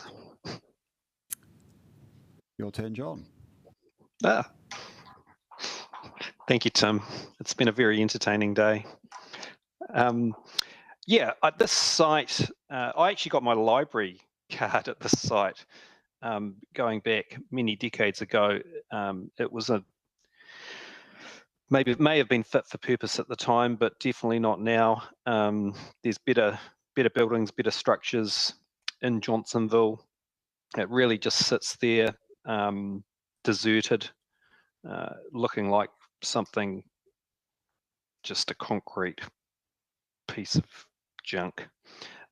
So I'm fully in favour of any way that we can move forward with any structures we own or any structures that we don't own, which can be improved and given a new lease of life. So I'm fully in favour of all of these recommendations. Thank you, John. Now we'd like to hear from Iona. Well, she'd like to talk to us anyhow, whether we want to hear it or not. Quirky voice. Sorry, Councillor Whiringa-ā-rangi. I put in a last-minute suggestion for amendment, and it's worked. You're so husky, Iona, especially when you're on mute. It's fantastic. Okay, sorry. So anyway, yay for last-minute amendments. Look, this is my way of apologising a bit to the Northern Ward councillors. I'm sorry for not supporting you on the last debate we had on this. So it does feel good to look at using this money for good rather than just paying off debt. I would just like to make a point about the 11-storey building. We've had a lot of arguments about big buildings, and this is just one of the realities, is that people may have aspirations for very tall buildings, but they're not necessarily affordable. Again, we come back to the environment versus cost. These buildings need to be built to a much higher green standard if we're going to cut our emissions. So it's always just a bit frustrating when we're told that that might not make it affordable. And really, we need to be putting pressure on the market to provide that kind of housing. And the last point is, look, I get the point about a competitive open tender, but really, these chips, they really need land. And so my preference would have been to have said, well, actually, we're just going to sell it to someone who's doing it for social good reasons. I get the reasons why, but I think it's a shame because we desperately need more affordable and social housing. But anyway, look, a good outcome, and look forward to seeing more houses built. Iona, Ray's next, and then Tony. Great, thanks very much.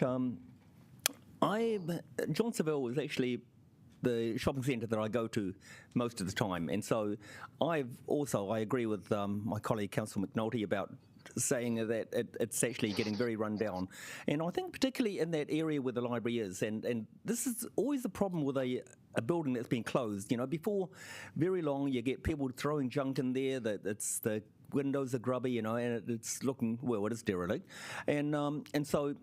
It is, I think it is imperative that we actually do something with it, and we shouldn't be having council buildings that look like that. And so I'm very keen on seeing some sort of development. But I'm looking at the clauses here, Article E, and it actually made me start thinking that when I first saw that there, I thought, oh, what on earth is that for? And what does it really matter whether a local builder builds there or someone else? But then I started thinking about our good friends Stride Development. And I think that the last thing we want is actually to have Stride purchase this section. And so I think that we could put a condition in this to actually stop them from building, or maybe we could say something like, about it has to be built on within a certain time. And so I think that those conditions could actually be put in there. Regarding the proceeds going for green spaces, I think I treasure every dollar that the council can actually get in income from anywhere. And so I think that putting conditions on what the money is actually spent on restricts us somewhat. I have no issue with spending the money on green space, but I don't think we should make things conditional on that, because it is restricting us. I don't want to drag your time out, but we've only got until 3:30, so if we could just get a wriggle on that would be incredibly appreciated. I've got till 3:30, did you say? I know. Everybody wants to be out of this room by 3:30. Okay, so I agree. I absolutely agree on selling it, but I think that we should aim at getting the maximum amount that we can from it. Thank you, Ray. Thank you. Tony, you're... Hang on, did I finish? Yep, you have. Thank you, Chair. An urban park for Johnsonville is I campaigned on it. It remains my #1 priority, and I do thank all the councillors for taking on board my wish as an individual councillor, but also I think it is a wish of all the Northern Ward councillors to have better green space in Johnsonville. This part of Johnsonville is a bit of a jungle. To me, it seems a little bit silly for us to sell and then buy, but I also recognise that we have to move forward, that the council's made decisions and officers are acting on that decision to the best of their ability, and I think in the end that they have time to bring everything together in a package that moves us forward. I think I would encourage Councillor Chung to vote for F. I understand his wish just to bank all of the proceeds of everything we sell and that we should sell to pay down debt. But I would say that that there's also a need for green space across the city. But this is an opportunity where we can get a win-win, as Councillor Matthews put forward, by potentially just flagging that there is some investment to happen in Johnsonville in the green spaces space, and that this money, in quotes, may be considered a little bit tagged for that purpose, and that's all we're asking officers to do, is just to investigate that option. So I was going to vote against this, because I think the council should have kept this property, but I recognise that we've got to move forward as a council, and so I'm going to vote for this with option F. Thank you. Thank you very much. I think we've got Ben, who was the original mover. Do you want to have last round of reply? Just thank you, everyone, and let's vote. And Johnsonville. How many times can I say it in one meeting? Drinking game. Oh, that's a bit. Johnsonville people use Kandala Pool, by the way. Where's that?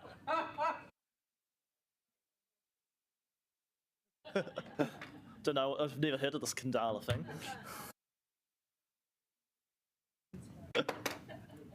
John, I presume you're a yes, so you have voted. Great, thanks. And Iona, yes, that's it.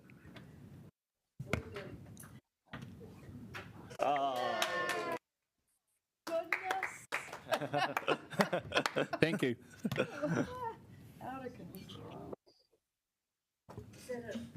Yeah, we've got two more items. So yeah, so we'll just actually extend the meeting. If you could just, I think you've got somebody. Rebecca's desperate. Yeah. Okay, so.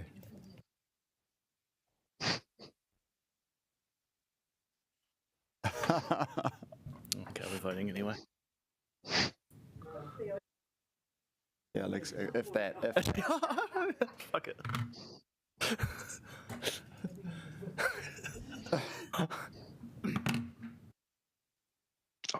Are we voting? No, we're not. You're not. Just to extend the meeting, John. Oh. Right, I told you it was $2 for the first question, $4 for the second. That last question cost you $16,948,000. Exactly. You bet I am. So, may I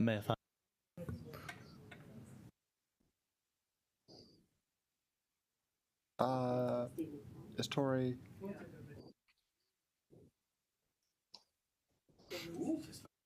It's Johnsonville. Yeah.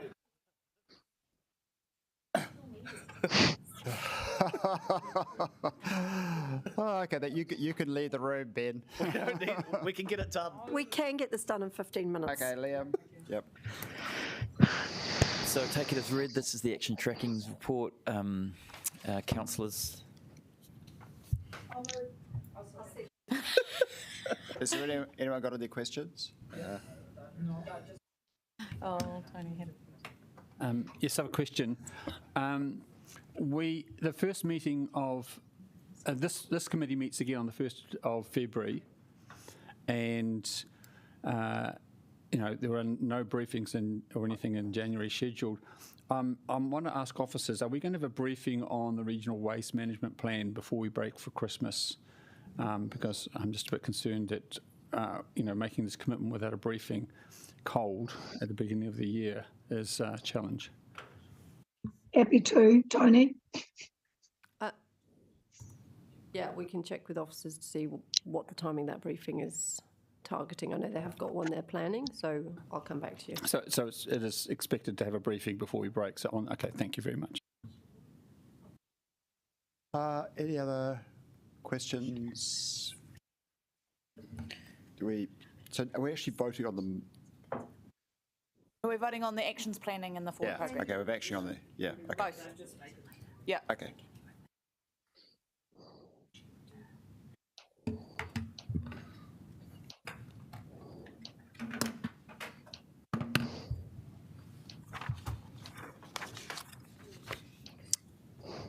Thanks, Mr. Chairman. I suppose we go into PX now to. Yep. So do we have to vote? Move. I'll move. I'll second. Oh. John. There No, he he's is. voted. He's in. Yep. Okay, so Rebecca has moved and I've seconded that we go into PX. You might need to use the mic. Sorry. Oh, sorry. Rebecca has moved and I've seconded that we go into public excluded. If you could just vote on that.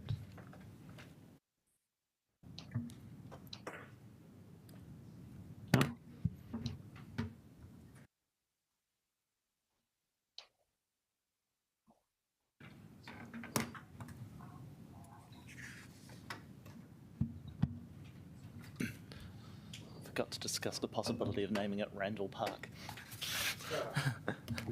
We'll complement the Tony Randall Cycleway. Who is this? Oh, Gabriel. So, through you, Mr. Chairman, I think Sean and Gabriel, you're here to take any questions. Thanks. Just approach and sit down if you're right. That's right. Yeah. Just in case. Yeah, and we'll take that vote.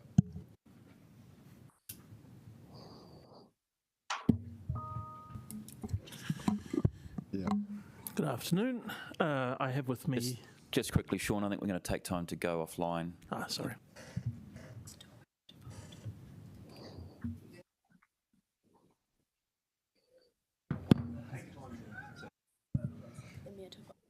Oh, Tori, we haven't got your vote yet.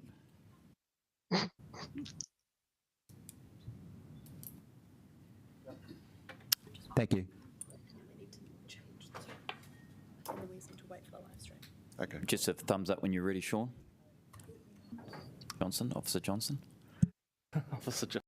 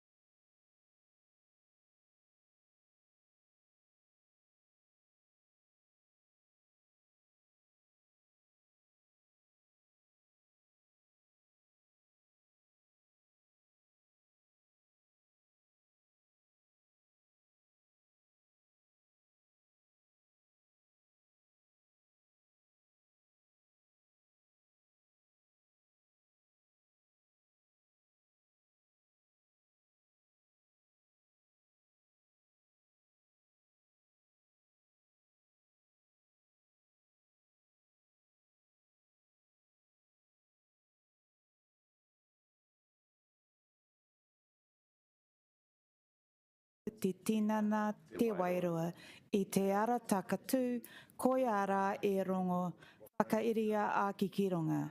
Kia wātia, kua wātia. Thank you. Wow, 4 minutes to spare.